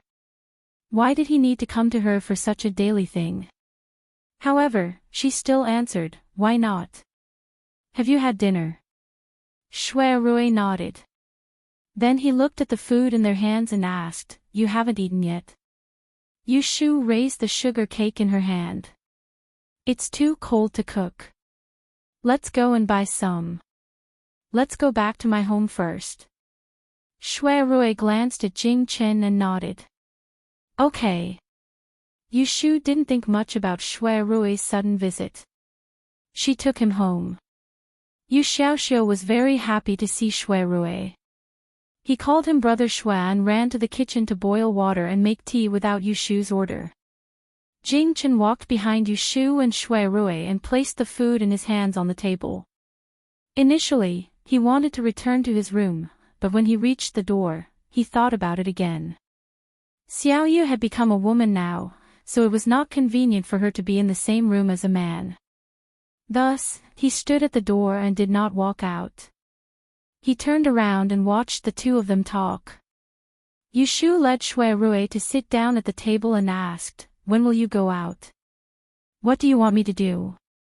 Shui Rui said, "Tomorrow morning, help me calculate the weather for the next few days. You've kept my 8 characters of the 8 trigrams of fortune from last time. Also, check if there's anything to avoid during this trip and if it's going smoothly. Tomorrow morning. I'll do it for you now. Have a seat first." Yu Shu stood up and walked into the room. Shui Rui stopped her. "You haven't eaten yet. You eat first. I'm not in a hurry." Yu Shu waved her hand. "It's okay. I just ate." She turned around and saw Jing Chen still standing at the door. "Jing Chen, eat first. Don't wait for me." After that, she went into the inner room, lit the lamp and spread the paper. She took out the horoscope that Shui Rui left for her last time. It was rare for Shui Rui to ask her for help. She must do a thorough calculation. Moreover, Jing Chen was also here. She didn't know if it would affect him. Now, only Shui Rui and Jing Chen were left in the central room. For a moment, it was quiet. Shui Rui stood up and walked one round in the living room that wasn't very big. He looked at Yu Shu, who was engrossed in her calculations and did not pay attention to what was happening outside the window. He turned around and looked at Jing Chen, who had been standing at the door and quietly watching him since just now. He asked, "Young swordsman Jing, why are you looking at me like that?" Jing Chen thought for a moment and said honestly, "I think you look familiar. I seem to have seen you before." Shui Rui smiled and walked back to the table. He shook his head and said, "Young hero Jing, if I had seen you before, I would never forget you. What a pity." What he meant was that they had never met before. Shui Rui then pointed to the empty seat across the table. "Sit down." Jing Chen walked over and sat down. His line of sight was still on Shui Rui's face. If it was someone else being stared at like this by Jing Chen, they would have long felt uncomfortable. However, Shui Rui acted as though nothing happened and asked, "You have been staying in Anling City for a period of time, right? I heard from Ah Shu that you came to the capital city to handle some matters. May I ask, how is the matter going?" Although Yu Shu didn't explain Jing Chen's background, Shui Rui got a lot of information from the case of the Taihing Chamber of Commerce. So he knew that Jing Chen was fished out of the river on the way. He was seriously injured and was taken care of by Yu Shu. Then, he escaped from the boat with her. Shui Rui saw that Yu Shu was very close to Jing Chen. It was obvious that she was in distress. However, he was worried that Jing Chen, a man in the Jianghu, had a grudge against him and would harm Yu Shu sooner or later. Shui Rui knew as well that Yu Shu was a person that extremely valued friendship. When she encountered an assassin that night, she blocked Jing Chen's attack and rescued him. Because of this friendship, if he were to warn her to stay away from this person, it would surely cause her to be displeased, so he'd never asked her about the matter with Jing Chen. However, Shui Rui didn't want to see them spending so much time together, whether it was out of concern or selfishness.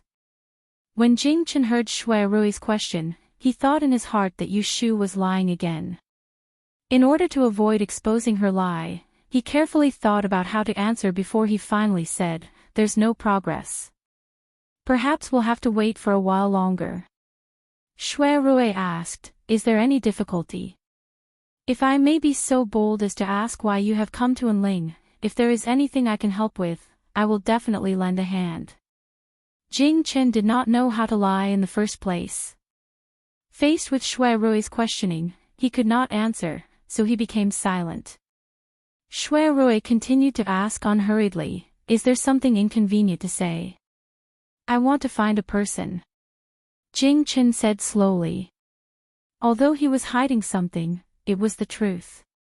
He lost his memory and got a hint in his dream. He went down the mountain to find a fate breaker, but he didn't know who that person was and where he was. Oh. Shui Rui's eyes flashed. He clasped his fingers on the table and looked at Jing Chen. He said seriously, "Is it a relative or a friend?" "If you are looking for someone, why don't you tell me the physical characteristics of that person? I have some connections in the capital and can help you find out." When he finished, Jing Chen shook his head and didn't say anything else. Just as Shui Rui was pondering over the meaning behind his shake of the head, Yu Xiaoxiu pushed open the door and walked in with a teapot in hand. As a result, Shui Rui changed the topic and said, "Since it's not convenient to talk about it, you can tell me when young hero needs help." Jing Chen nodded, "Thank you." Yu Xiaoxiu poured a cup of hot tea for Shui Rui and Jing Chen respectively. Then he sat beside Shui Rui and asked shyly, "Brother Shui, how long will you be away?" He was worried that Shui Rui promised to take him on horseback riding. He was worried that once he went out, he wouldn't be able to come back, and then the promise would not be valid. Yu Shu came to the capital and became financially independent. Yu Xiaoxiu didn't have the pressure of living in the Ji family. He played with people of the same age and soon showed his childishness. He was not playful, but he was not the same as before. He only knew how to study and do housework by himself and didn't care about anything else. Yu Shu hoped that he could be more cheerful and less restrained.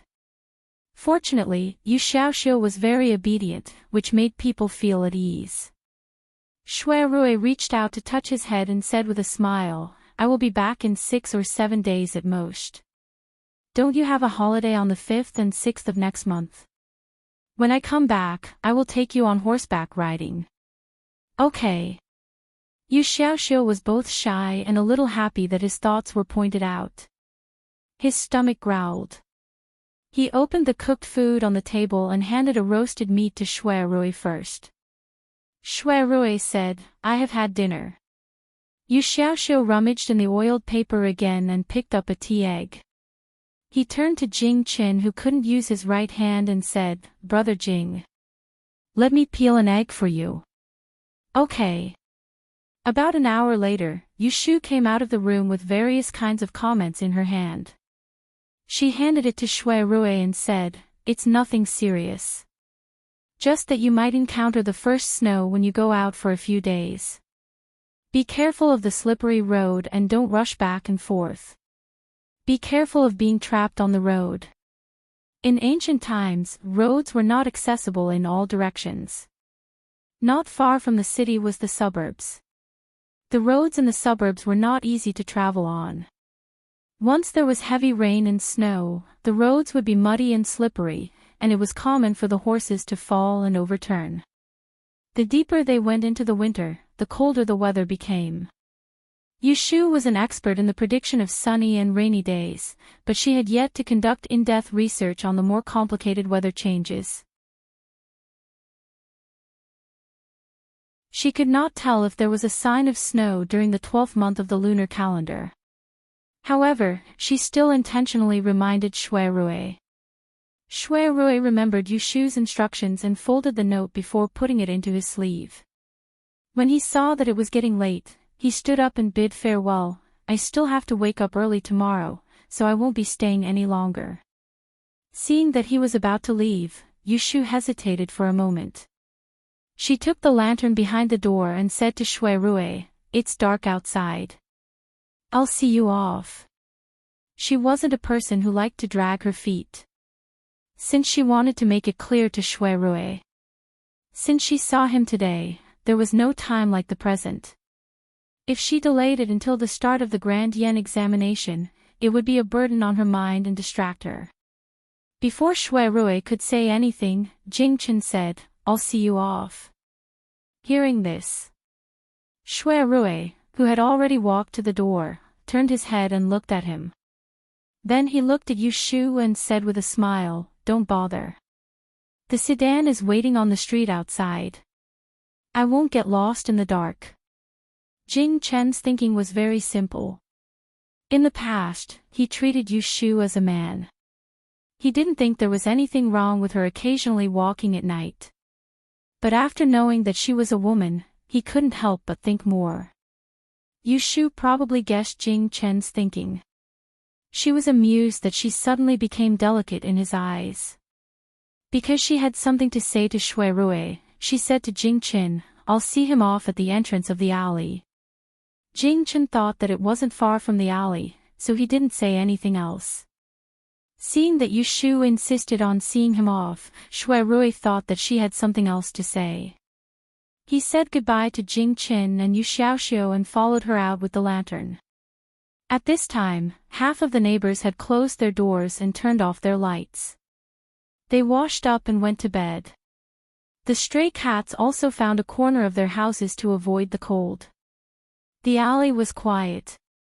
There was only a lantern illuminating the road 5 feet ahead.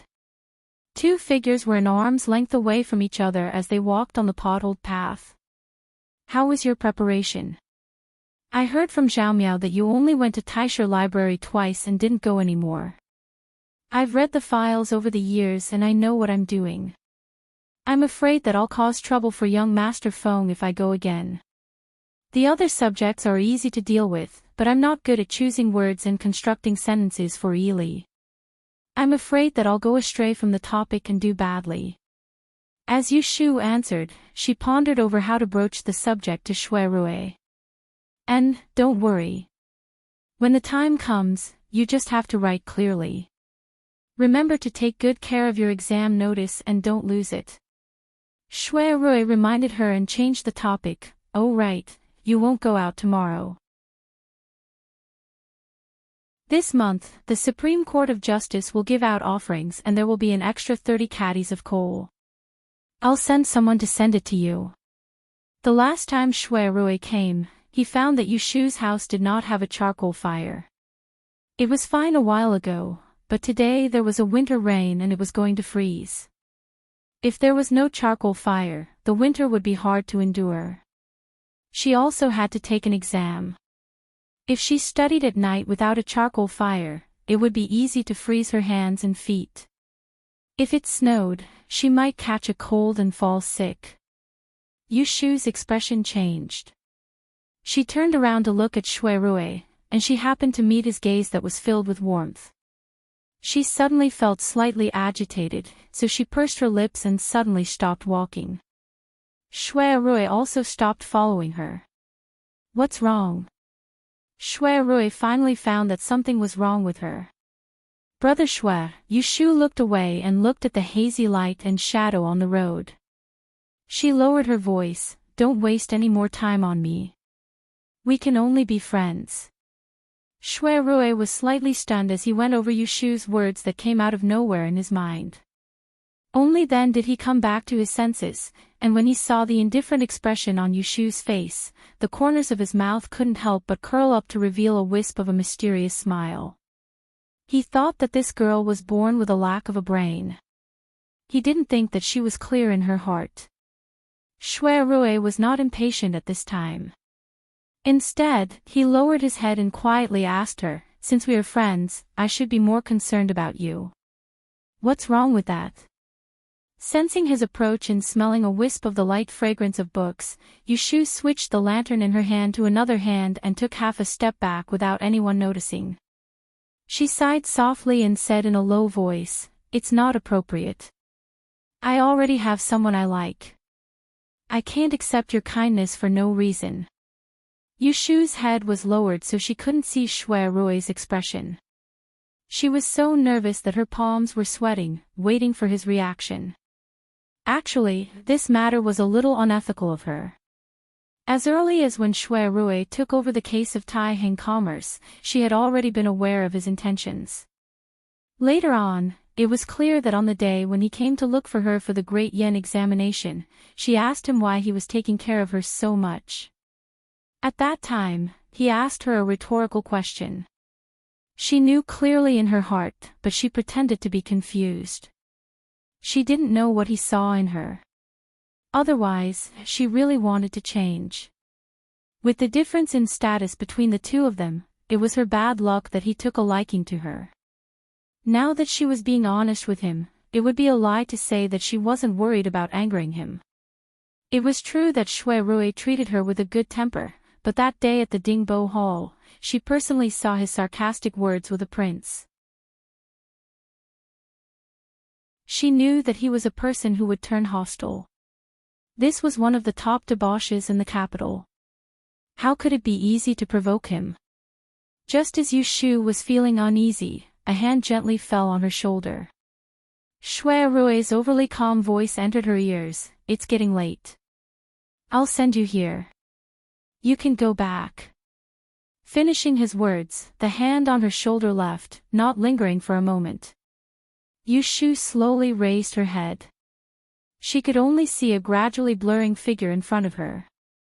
She tightly gripped the flickering lantern in her hand and dryly swallowed a mouthful of saliva.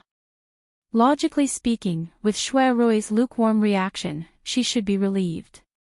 However, for some reason, she felt that this matter wasn't over yet. After Shui Rui left, Yu Shu stood alone in the dark alley for a long time until Jing Qin came out to look for her. Xiaoyu, what are you doing standing there? Yu Shu snapped back to reality. She felt the cold wind blowing on her face. Shrinking her neck, she turned around and jogged towards Jing Qin. She handed the lantern to him and raised her hand in front of her face to breathe. I'm freezing. Go home quickly.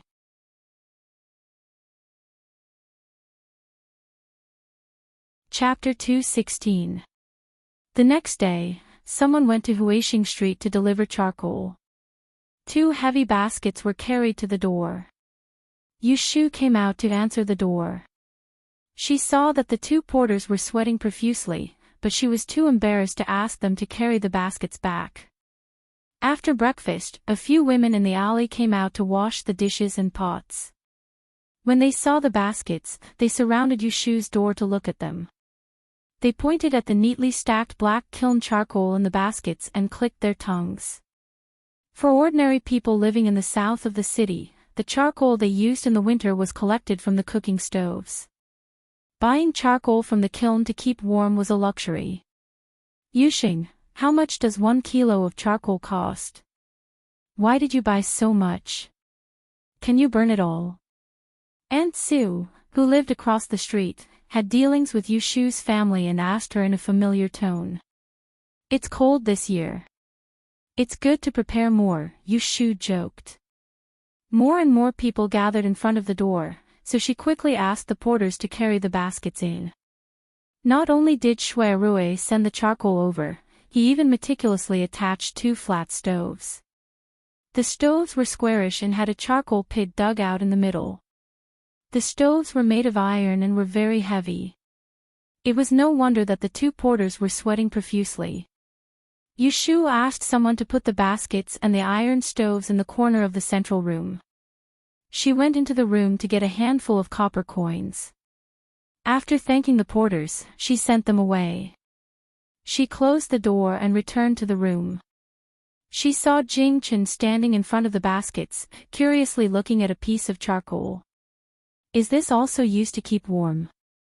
Jing Qin turned to ask Yu Shu. Yes, to keep warm. Yu Shu walked in front of him and stared at the charcoal stove on the ground. She felt awkward. Previously, she had been able to treat Shui Rui's kindness as a friendship between friends. But last night, she had made things clear. She couldn't accept his kindness with peace of mind. But he had come from afar to carry it. If she refused, could she let him carry it back? That would be too pretentious. She was very grateful to Shui Rui. After all, she owed him so much that she could write an account book on it. As the saying goes, the tongue is soft when the tongue is soft when the hand is short when the hand is taken. She really didn't want to make things difficult for him unless it was absolutely necessary. Jing Chen put the charcoal back into the basket and asked Yu Shu, "Did Mr. Shui send these over?" "Yes." Jing Chen said, "He takes good care of you, brother and sister. He is a good man." Hearing Jing Chen's evaluation of Shui Rui, Yu Shu's expression changed, and she tilted her head to look at him. Jing Chen didn't know why she was looking at him like this. "What's wrong?" "What a fool," Yu Shu whispered. She bent down to pick up an iron stove and planned to carry it into the bedroom. Jing Chen saw that it was heavy, so he hurriedly reached out to take it. Yu Shu wanted to avoid it, but she wasn't faster than him. Jing Chen took the iron stove from her arms and asked her, "Where do you put it?" Yu Shu didn't have any temper with him. Seeing that he didn't need his injured hand, she pointed to the remaining iron stove on the ground and said, "Me and Xiaoxiu have one in the room, and you have one in the room." Jing Chen hesitated and said, "I'm not afraid of the cold." "No need. Put one in the living room, it will be warm when we eat." He was not afraid of the cold, but Yu Shu was afraid that he would catch a cold, so she said, "It will be colder in a few days. The mattress on your bed is not thick. It's better to put one in the room and burn it before going to bed. As for eating, you can move it out of my room." So, one of the two stoves was placed in Jing Chen's room. Before Yu Shu transmigrated, her family was very ordinary. When she was young, she lived in the countryside and used a charcoal stove in a relative's house. She tried to burn a few pieces of charcoal that Shui Rui sent over. After fiddling with it for a while, she found that there was no smoke, so she lit both stoves and closed the door. It didn't take long for the room to become warm. The little guy, Kim Bao, came out of nowhere and squatted next to the stove. Yu Shu thought it was dirty, so she took the opportunity to grab it and put it in the hot water basin to wash it. The little Goldie was unwilling to take a bath in the winter, so it almost shouted until its throat broke.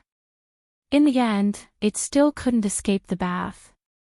Carrying the half-wet Kim Bao to the stove, Yu Shu dried its hair while telling Jing Chen about the safety precautions to pay attention to the ventilation when burning charcoal.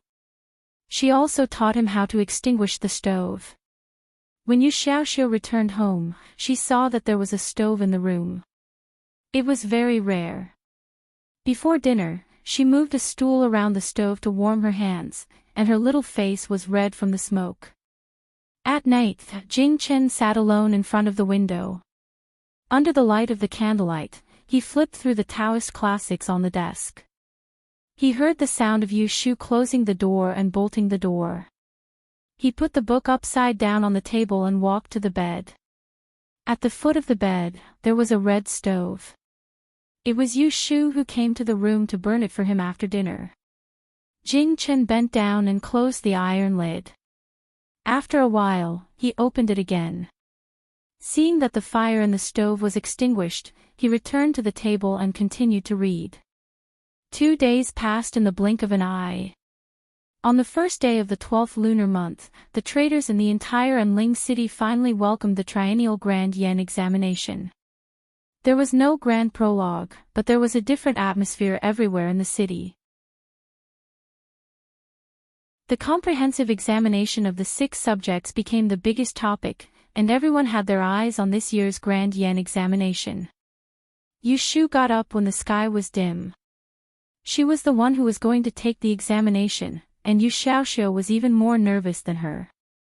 He didn't sleep well the whole night. As soon as he heard the sound of her getting up, he immediately got up, hurriedly put on his clothes, and ran to the kitchen to prepare the stove. Jing Chen got up earlier than the siblings. He had already started a fire in the kitchen and boiled the hot water. Yu Xiaoxiu went into the house to take out a string of copper coins. He carried a big bowl and ran to the street to buy breakfast. The only one who was still in bed was Kim Bao. He was sleeping soundly under Yu Xiaoxiu's pillow. The exam candidates were the oldest, so Yushu was happy to enjoy the special treatment. After washing up, she put on a new set of clothes. Although she didn't need to hide her gender in front of Jingchen anymore, and the Grand Yen examination was a female school, she still dressed like a young man and didn't change back into female clothes. One reason was that she didn't have a dress for the winter, so she didn't have to change.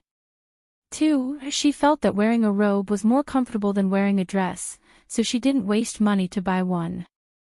Yushu put the brush, ink, and paper she needed for the examination into a small bookcase. She carefully checked it and put away the most important exam paper.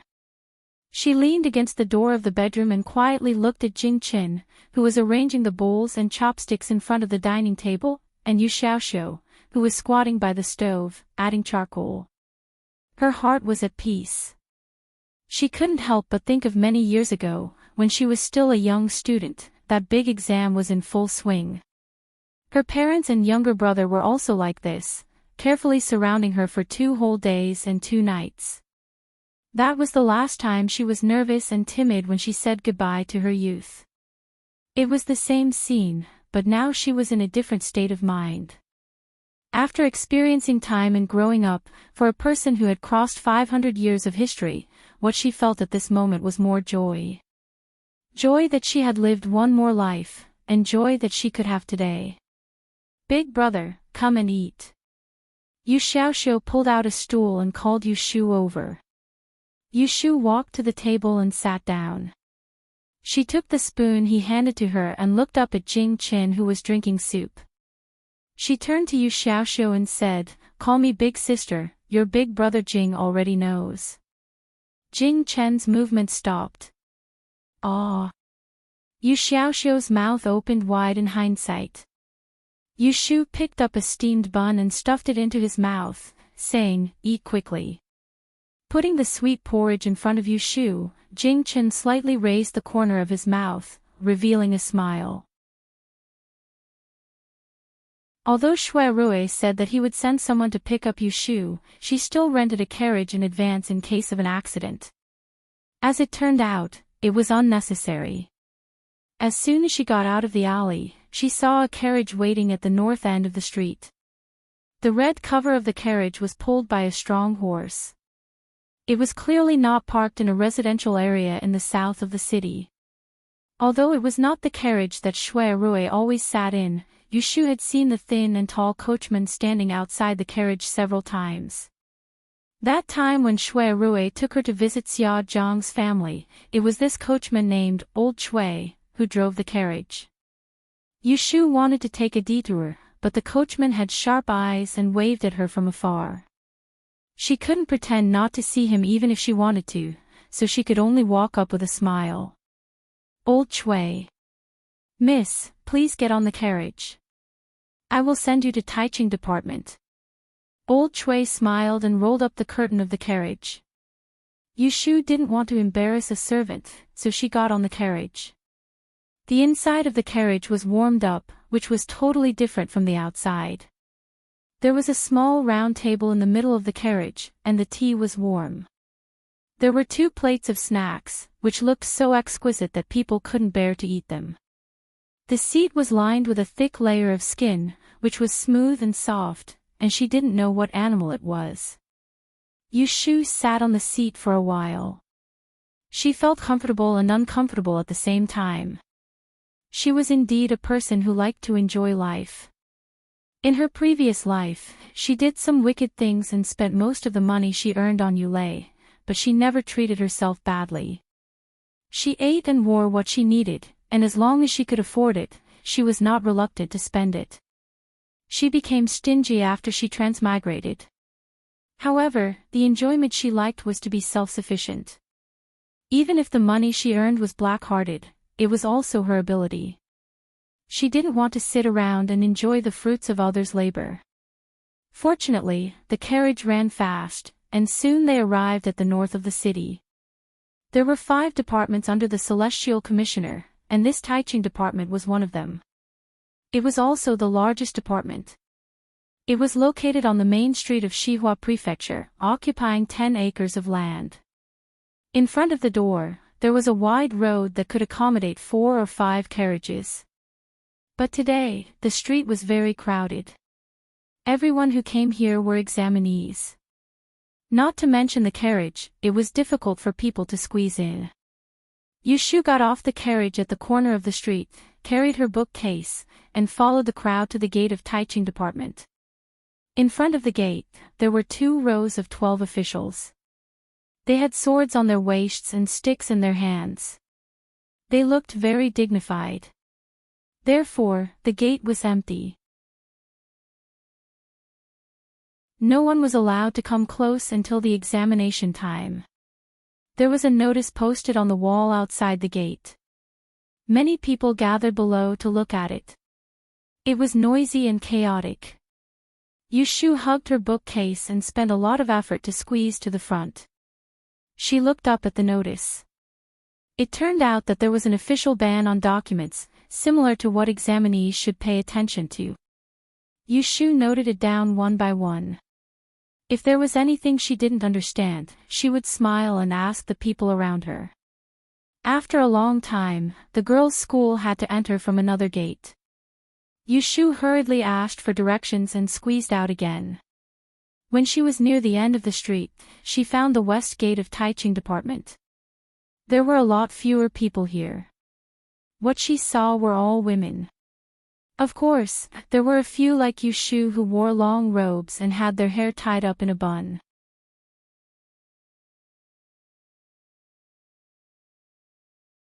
Chapter 217. The first subject of the Dian exam is Yili, which is located in the Taiching department. Men and women are not separated, one is in the east courtyard and the other is in the west courtyard. There is a long queue in front of the 2 doors. Everyone has to be searched before entering to prevent the candidates from smuggling anything. The only difference is that there are several female servants in charge of the search in front of the west courtyard. Yushu queues with the crowd and looks at the candidates in front and behind her. She finds that there are not many old people here. They are all young girls in their teens. They are well dressed and obviously come from a good family. Yushu is wondering if she will meet Ji Xingxuan here, but there are too many people here. She glances around and doesn't see the signature veil of the 4th daughter of the Ji family, so she doesn't pay special attention to it. Anyway, she is here, so she is not afraid of running into her. One by one, Yushu goes to the door. She is patted up and down by the female servant, and her book box is turned over. Finally, she gets a number plate. After registering at the writing officer, she is led into the gate of the Taiching department and is assigned to a line. Once there are more than 30 candidates, they are led along the high wall to the examination hall of the inner courtyard under the guidance of several officials. Don't whisper or look around. Follow the people in front. Under the orders of the officials, the candidates keep quiet and the atmosphere is very dull. No matter if they know the people in front of them or not, they just look down at the road in front of them. Everyone is afraid of making a mistake and losing the great opportunity of the 3 years, so they don't dare to act rashly. Before entering the hospital, Yushu imagined what the examination hall would look like. She thought it would be a prison like the place she saw in the TV series. However, when she is really led to the place, she finds that it is not a closed place, or rather, it is even worse than the prison examination hall. Rather than calling it an examination hall, it would be more accurate to call it an extremely spacious rooftop. There were entrances on the east and west sides, and 16 flights of stairs leading up to it. On the rooftop, there were hundreds of short tables and chairs set up in a crisscross pattern. Many examinees were already seated on their seats. Dozens of felt blankets were laid out on the walkway. There was a fence every 10 steps. Red, green, and white banners were fluttering in the wind. Yushu was stunned speechless. It was such a cold day, and they still had to take an outdoor test. No matter how unwilling she was, she still obediently followed behind the examiner. Relying on the number plate in her hand, she was arranged to sit in the examination hall. The moment her butt touched the chair, a gust of cold wind blew over, causing her to shiver. She quickly hid her hands in her sleeves, in case her hands froze and she couldn't write properly. She took the opportunity to sneak a glance at her surroundings. It was rumored that the number of female transvestites in the grand examination was, at most, less than 10% of the number of male transvestites. In this examination hall, she estimated that there were no less than 500 or 600 seats. Each seat was separated by a distance of half a zhang, and there were 2 servants patrolling along each aisle. Just by moving their heads, they would be able to see all the seats around them. Apart from that, there was a warm shed on the south and north sides respectively, with a few examiners seated inside. The sound of drums could be heard from the front. After 12 times, Yushu saw a servant at the front carrying a stack of papers and handing them out. She unhurriedly opened her book box and placed paper, ink, and other materials on the table. She wasn't in a hurry to grind the ink. When she received the papers, she first scanned through them. There were a total of 6 questions, and all of them were based on the theory of Yili. In Yushu's eyes, 4 of the questions were solutions. As long as one seriously read through the various parts of the Yili, one would be able to answer all of them.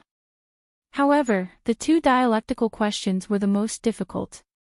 One must know that she was a true science student, and the most troublesome thing for her was to ponder over words. Thus, when most of the examinees around her had begun to write with great speed, she was holding on to the papers and worrying. Over the years, the Yili examination papers would usually have 1 dialectical question. It was rare for there to be 2 this year. She could only say that she was unlucky. Fortunately, Yushu had a good attitude. She took the time to grind the ink and pondered for a while before picking up the brush to answer the papers. She wasn't in a hurry. Even if there were questions that she couldn't answer, she had to write neatly. The examination went on until noon. Yushu had written everything that she could and pulled apart everything that she could. The wind blew on her nose, and her stomach was growling with hunger. Her hands were so cold that they had long lost their senses. She finally put down the brush and glanced at the front. Seeing that many of the examinees were empty, she sniffled and slowly raised her hand. Thus, an examiner came forward and marked the end of her paper with a red brush. He tied her up with a rope and gestured for a servant to take her away from the examination hall. As soon as she got off the rooftop, Yushu rubbed her palms fiercely. As she blew into her palms, she lightly stomped her feet. She wished that there was a pot of fire for her to jump into right now. It was really freezing. No wonder this examination had to be held for 3 days after the end of the examination. If it continued like this, 7,000 out of 8,000 examinees would fall ill. What was the point of continuing with the examination? After exiting the teaching department from the west gate, Yushu's steps finally relaxed. The next subject was feng shui. She didn't intend to go there. She was waiting for the next subject, astrology. In between, she could relax for a few days. Oh, right, she almost forgot that she still had to see Bai Qing and Qiu Biao being beheaded on the 3rd day of the new year. Many people were waiting for the examinees in front of the gate. Some were family members, and some were maids and manservants. When they saw the examinees coming out, they hurriedly went forward to welcome them, helping to carry the bookcase and hand the hand stove. Originally, Yu Xiaoxiu and Jing Chen wanted to come and pick up Yushu. But she refused them because it was troublesome. In fact, she didn't want them to wait outside in this cold weather. But now, she saw people greeting her when she came out. She was alone, so she couldn't help but feel a little envious. The coachman, Lao Chue, was waiting for her on the street. When he saw her figure from afar, he waved at her as if he was afraid that she couldn't see him. Yushu was happy. She quickened her steps and trotted to the side of the carriage. She thanked him. "Hey, Lao Chue, I'm sorry to make you wait outside in this cold weather." Lao Chui smiled and pulled the curtain of the carriage. I'm fine. Miss, you must be cold. Get in the carriage and sit down. Yushu nodded and hurriedly climbed into the carriage to avoid the wind. She immediately shivered because of the warm air inside the carriage. She breathed a sigh of relief and couldn't help but praise Master Shui. Miss, you have been hungry for the whole morning. Do you want to find a place to eat first before going back? Lao Chui asked. Yushu took a piece of cake from the plate on the table and stuffed it into her mouth. She swallowed it and waved her hand at Lao Chui. No, please send me home. When Yushu returned home, the first thing she did was pour a basin of hot water to wash her frozen hands and face. Jingchen saw that her nose was red from the cold, so he moved the stove in his room to her room and stoked the fire. Yushu set up the pot and threw a piece of ginger into it to boil. She sniffed and said to Jingchen, who had come to the kitchen to look for her, I can't take it anymore. I have to go back to bed. Jingchen, look at the stove. When the water is boiling, pour it into a bowl for me. After saying that, she ran into the room, took off her shoes and jacket, shook off the quilt, and got on the bed. She covered herself tightly. Kim Bao was sleeping at the end of the bed. It was woken up by her movement. It quickly jumped to the side of the bed to her pillow and chirped at her. Its thin tail gently swept her forehead. It seemed to be acting coquettishly. It was hungry. Go away, I'm still hungry. Yushu pushed it down with one finger and reached under the pillow. She rummaged around and found a pouch. She took out the yellow frost stone hidden inside and rubbed it in her palms.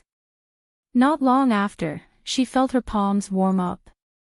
Now that she knew that this small bead was very precious, she didn't dare to take it with her today. She was afraid that she would accidentally lose it when she searched her body. Holding the yellow frost stone in her hand, Yushu lay on the bed and looked at it. This small yellow bead, which was as big as a marble, was smooth. If she looked closely, she could see some natural stone patterns on it. It was different from jade. She still remembered that she saw Ji Xingxuan wearing it on her hand in the library of Taisher Shuyuan. It was hanging with a red string, and it looked very beautiful. Thinking of Ji Xingxuan, Yushu's thoughts jumped to another thing, the exam paper that Yunhua Ez took in the Grand Yen examination. She used that exam paper to exchange for the yellow frost stone. Now, it was in the hands of the Ji family. At the same time, it proved her guess. There was an old question in this year's Grand Yen examination. It was the 3-star question from 20 years ago. At that time, she was focused on how to get the yellow frost stone back and didn't think much about other things. Now that she thought about it, Yunhua Ez's answer to that question was really interesting. A son will be born in this year. Great fortune will bring disaster. This sentence, literally, meant that a person who carried great fortune and disaster was about to be born. Thinking about this answer, she couldn't help but think of Jing Qin. She didn't know anyone who had great fortune, but from what she knew, there was no one who was more worthy of the words, bring disaster, than Jing Qin of Tianchong's K star. What was interesting was that this exam paper happened to be 20 years ago. This was a written question, so the examinees back then didn't actually see this celestial phenomenon. She didn't know when the person who came up with this question saw this celestial phenomenon. If the celestial phenomenon happened to appear that year, then Yunhua Ez's answer would be thought-provoking. This person who carried great fortune and disaster should be around 20 years old. He was about the same age as Jing Qin. If it wasn't for the fact that Jing Qin didn't fit the description of carrying great fortune, she would really suspect that the person who came up with this question was him. The same question appeared again after 20 years. Yushu couldn't be blamed for thinking too much. She always felt that this matter wasn't that simple. Maybe there was a deeper meaning behind it. 20 years ago, Yunmu Feng, who answered this question, became Yunhua Ez. Then, 20 years later, what kind of future would the person who answered the same question have? Yushu's finger lightly stroked her chin. She smiled coldly. Due to all kinds of considerations, she didn't plan to answer this question. Because of this, the astrology exam that she was originally very confident in would be ruined. However, if she couldn't take advantage of it, then Ji Xingxuan wouldn't be able to pass the exam smoothly. Regarding this question of 3 stars, whether or not it was what she thought it was, she had to mess it up.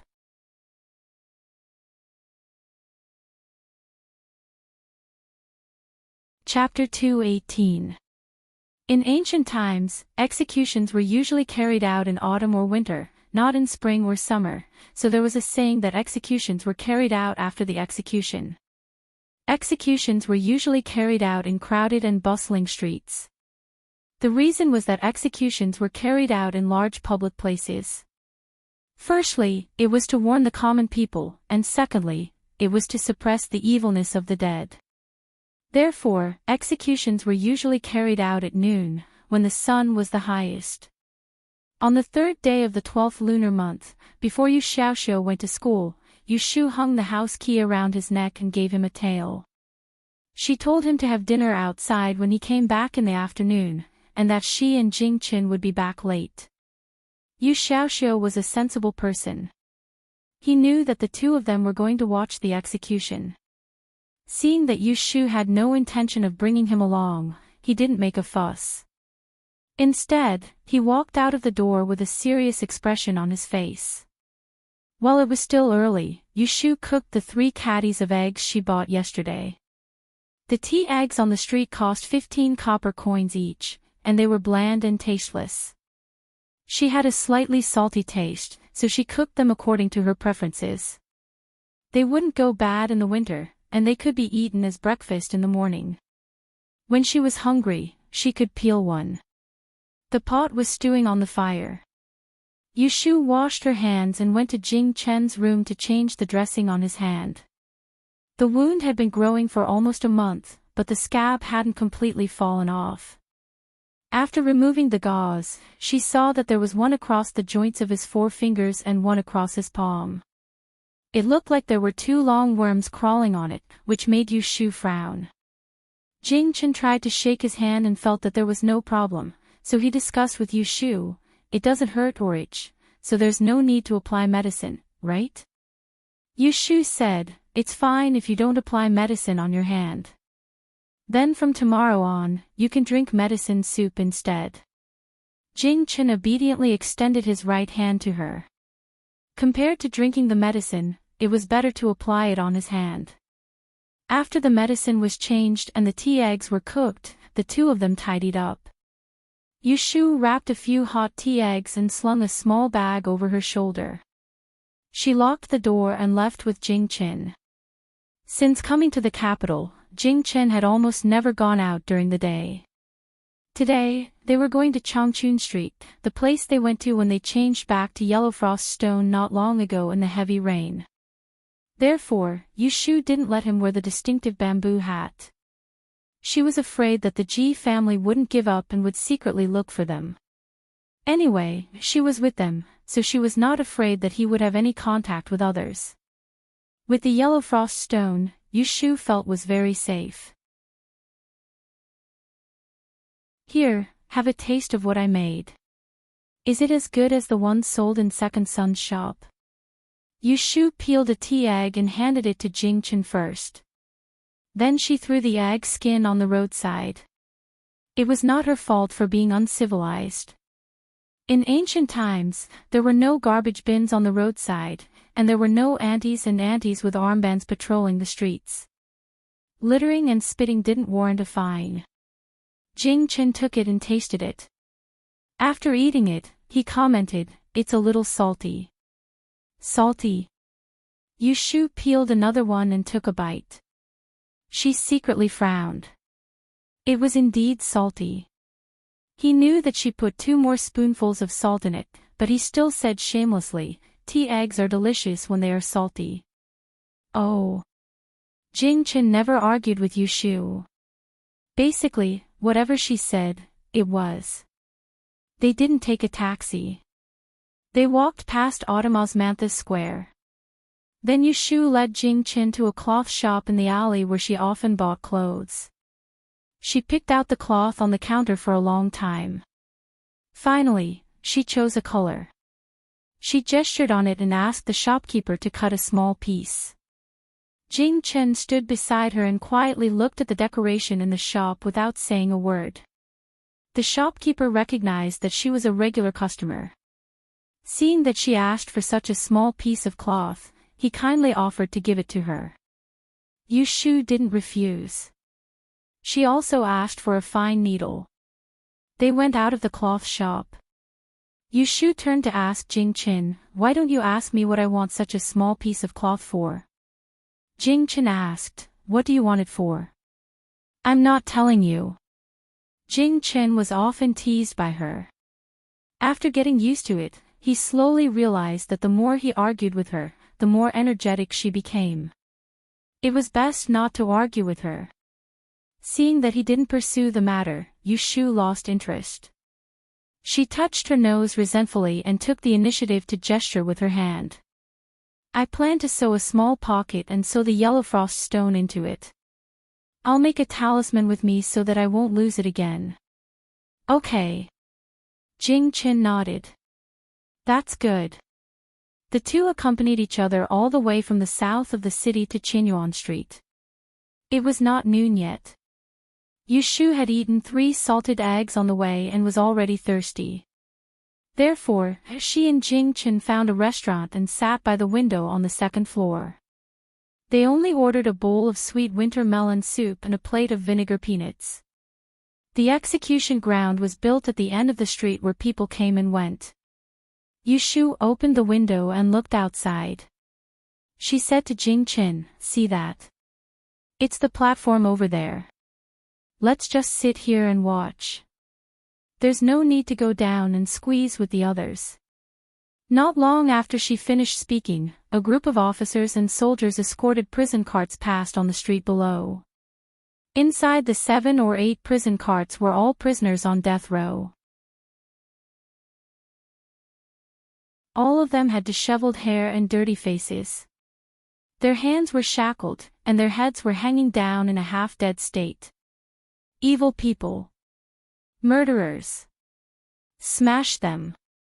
Smash them. No one knew who took the lead, but the people on both sides of the street suddenly became agitated. They threw rotten vegetable leaves and smelly wicker baskets at the prison carts, smashing the prisoners' heads and faces. They were in a sorry state and had nowhere to hide. The officers did not stop them. They only scolded them when someone got too close. After looking for a long time, Yushu finally recognized which carriage Huan Biao and Bai Qing were in. She quickly pointed them out to Jing-Chen and whispered, "Look over there. The bearded one in front is Qiu Biao. The one in the back is Bai Qing with a head full of rotten eggs." This was the first time Jing-Chen saw these two people after 3 months of escaping from the ship.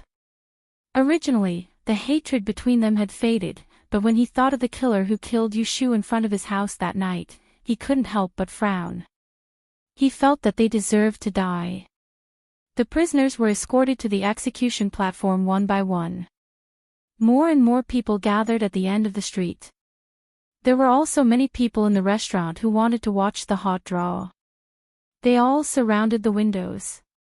When noon arrived, the drum was beaten 3 times, and a few burly executioners carried their swords forward. They removed the death duel cards on the backs of the criminals, and raised the countless blades in their hands high, waiting for the next order. Yushu's eyes were wide open. She was afraid that she couldn't help but close her eyes. Thinking of the bloody scene she was about to see, her palms were sweaty. In fact, she was not very brave. She was especially afraid of death. Not only was she afraid of her own death, but she was also afraid of seeing others die. She had lived for decades and lived 2 lives. She had always been unwilling to die without revenge. However, this was the first time she took revenge on someone to death.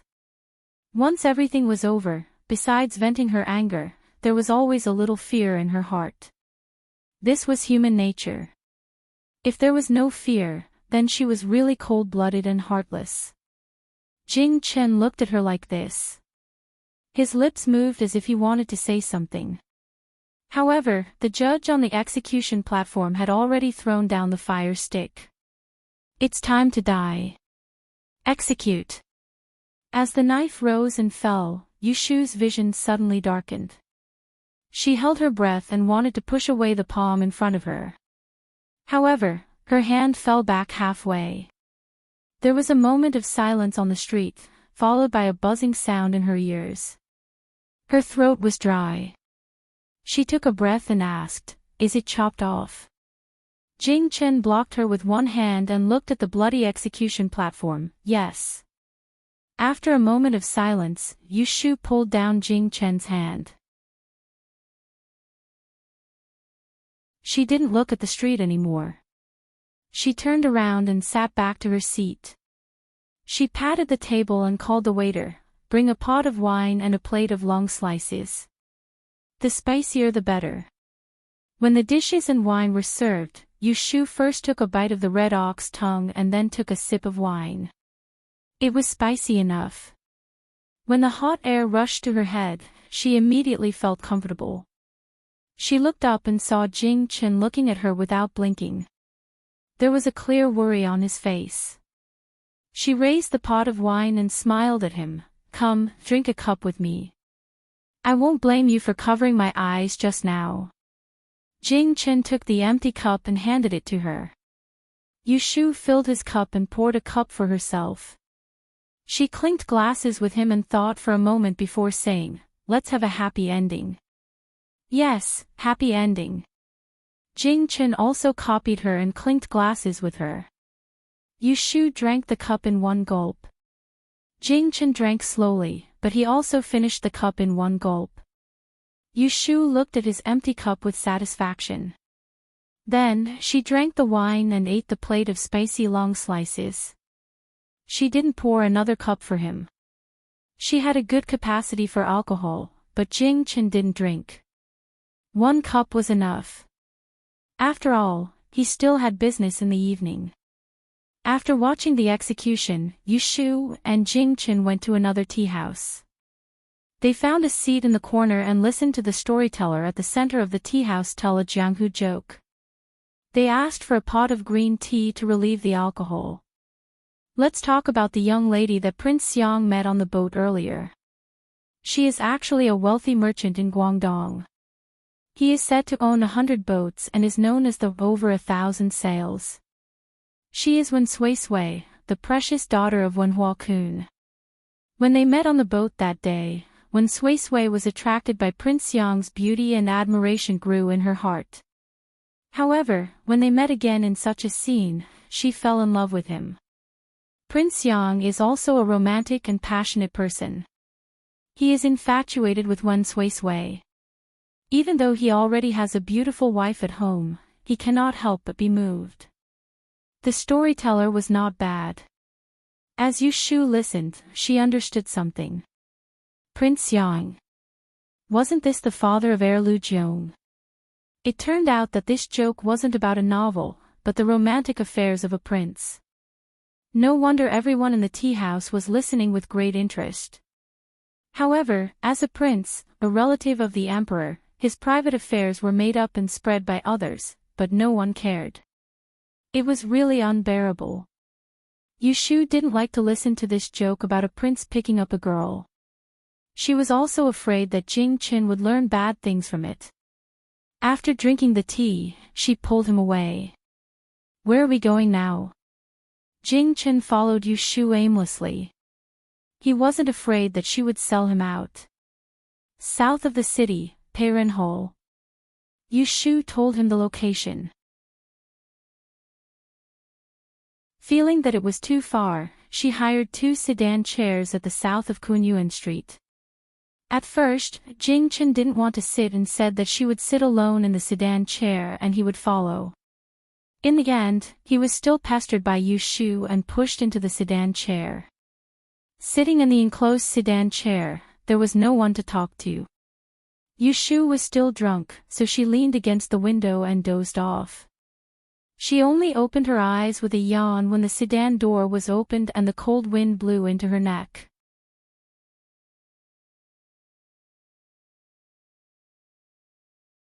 Chapter 219. Training Hall in the south of the city is the gathering place for Dian candidates from the 13 provinces in the north and south. Anyone with a letter of recommendation from a diviner in Anling can stay there after paying a certain amount of money. Training Hall is open all day long, probably because the food and accommodation here are cheaper than ordinary inns and restaurants. Every year in August, it is always crowded. But this does not prevent diviners from coming during the day to ask about it. By the time Yushu and Jingchen arrived at the Human Cultivation Hall, the sky had already darkened. After sending away the sedan bearers, the two of them entered the hall one after the other. In the front courtyard was a 2-story tea room. It was filled with people. Some were chatting, some were chatting.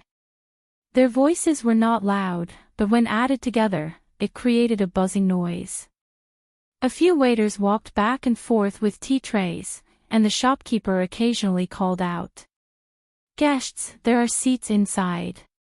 Please come in."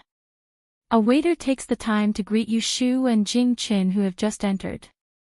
Yushu waved her hand and said, "I am looking for someone." "Where is the guest room?" The waiter smiled and said, "Who are you looking for?" Yushu said, "Xiao Wen." The waiter raised his head and thought for a while. He pointed in a direction and said, "Please go through the hall and turn right. It is the second building on the east. It should be the third room from the left." Yushu was surprised and said, "Brother waiter, you have a good memory. There are hundreds of guests in this training hall. How can you remember all of them?" "Haha, I serve tea and food all day long. I get to know them all." Yushu nodded and went to the backyard with Jingchen to look for someone. As soon as they entered the hall, Jingchen asked her, "Who is Xiao Wen?" Yushu spread out her hands and said, "I don't know." Jingchen felt strange and asked, "Then why are you looking for him?" Yushu said, "I just wanted to visit the guest room in the backyard and made up a name."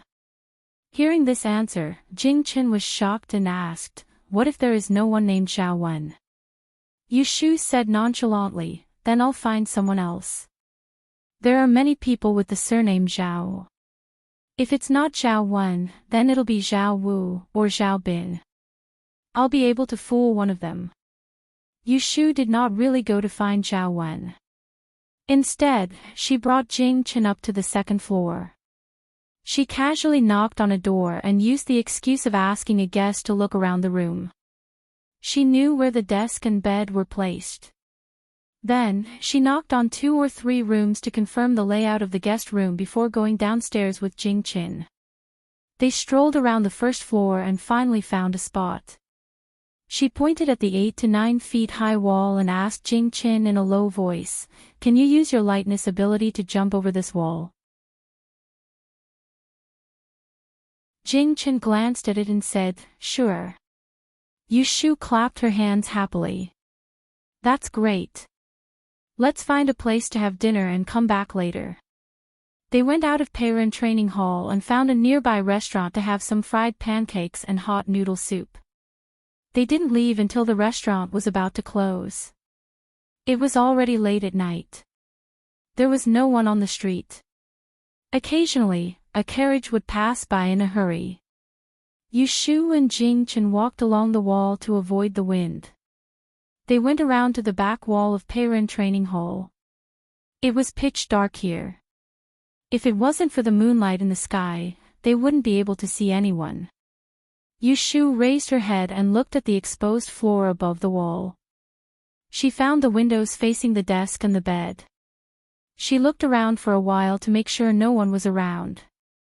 Then, she took out a stack of carefully folded notes from her bag and handed it to Jingchen. She pointed to the top of the wall. She whispered, "You go up the wall, turn over to the other side, and from that window, put these notes through the crack of the window. Put 1 note every 2 windows, and 1 note every 3 windows downstairs. Don't make a mistake. Jing Chen took the stack of notes. He had internal force and night vision, so he felt it was familiar at first glance. He asked her, "Did you ask me to write this the other day?" "Not long ago, Yu Shu came home one day.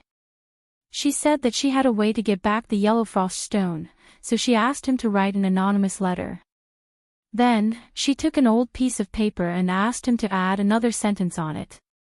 She made more than 20 copies of the letter, but she didn't say what it was for." That's it. Yu Shu urged, "Hurry up, I'll keep a lookout for you. Be careful not to be seen by others." This girl didn't do anything good, but she also led Jing Chen astray. In the middle of the night, she instigated him to climb over the wall and open the window. Fortunately, Jing Chen always regarded her as kind-hearted. He knew it was inappropriate, but he didn't refuse her request. "Wait for me downstairs." Yu Shu watched as Jing Chen took a few steps back. Then, with a leap, he jumped 5 feet into the air. His feet tapped on the wall, and his whole body soared up. His clothes fluttered as if he was flying. His movements were clean and beautiful.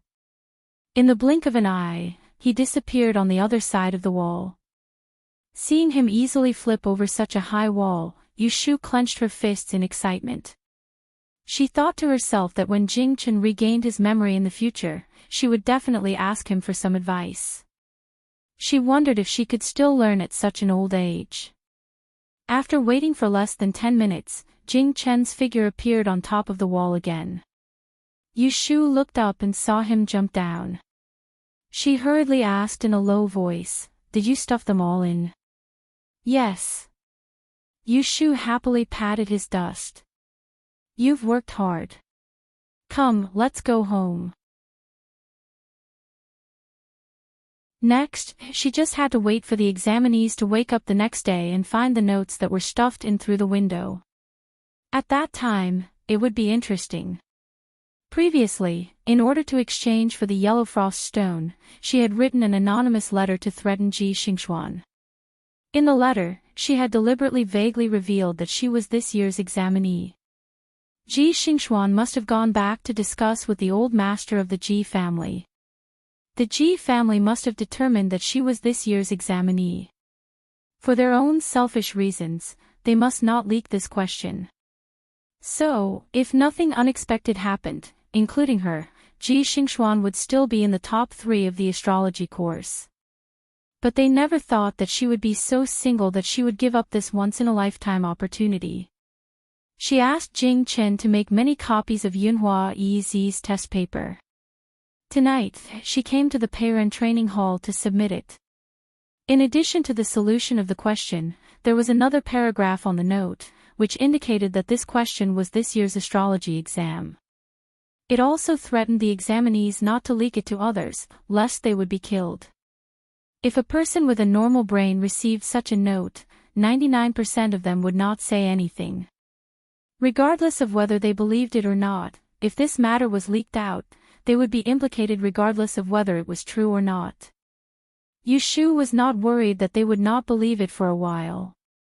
When they saw the test paper during the exam, she was not afraid that no one would copy it. She could not count on Ji Xingxuan to be in the top 3.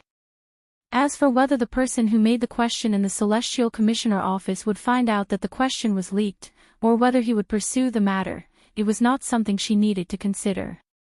She would leave it to the Ji family to worry about.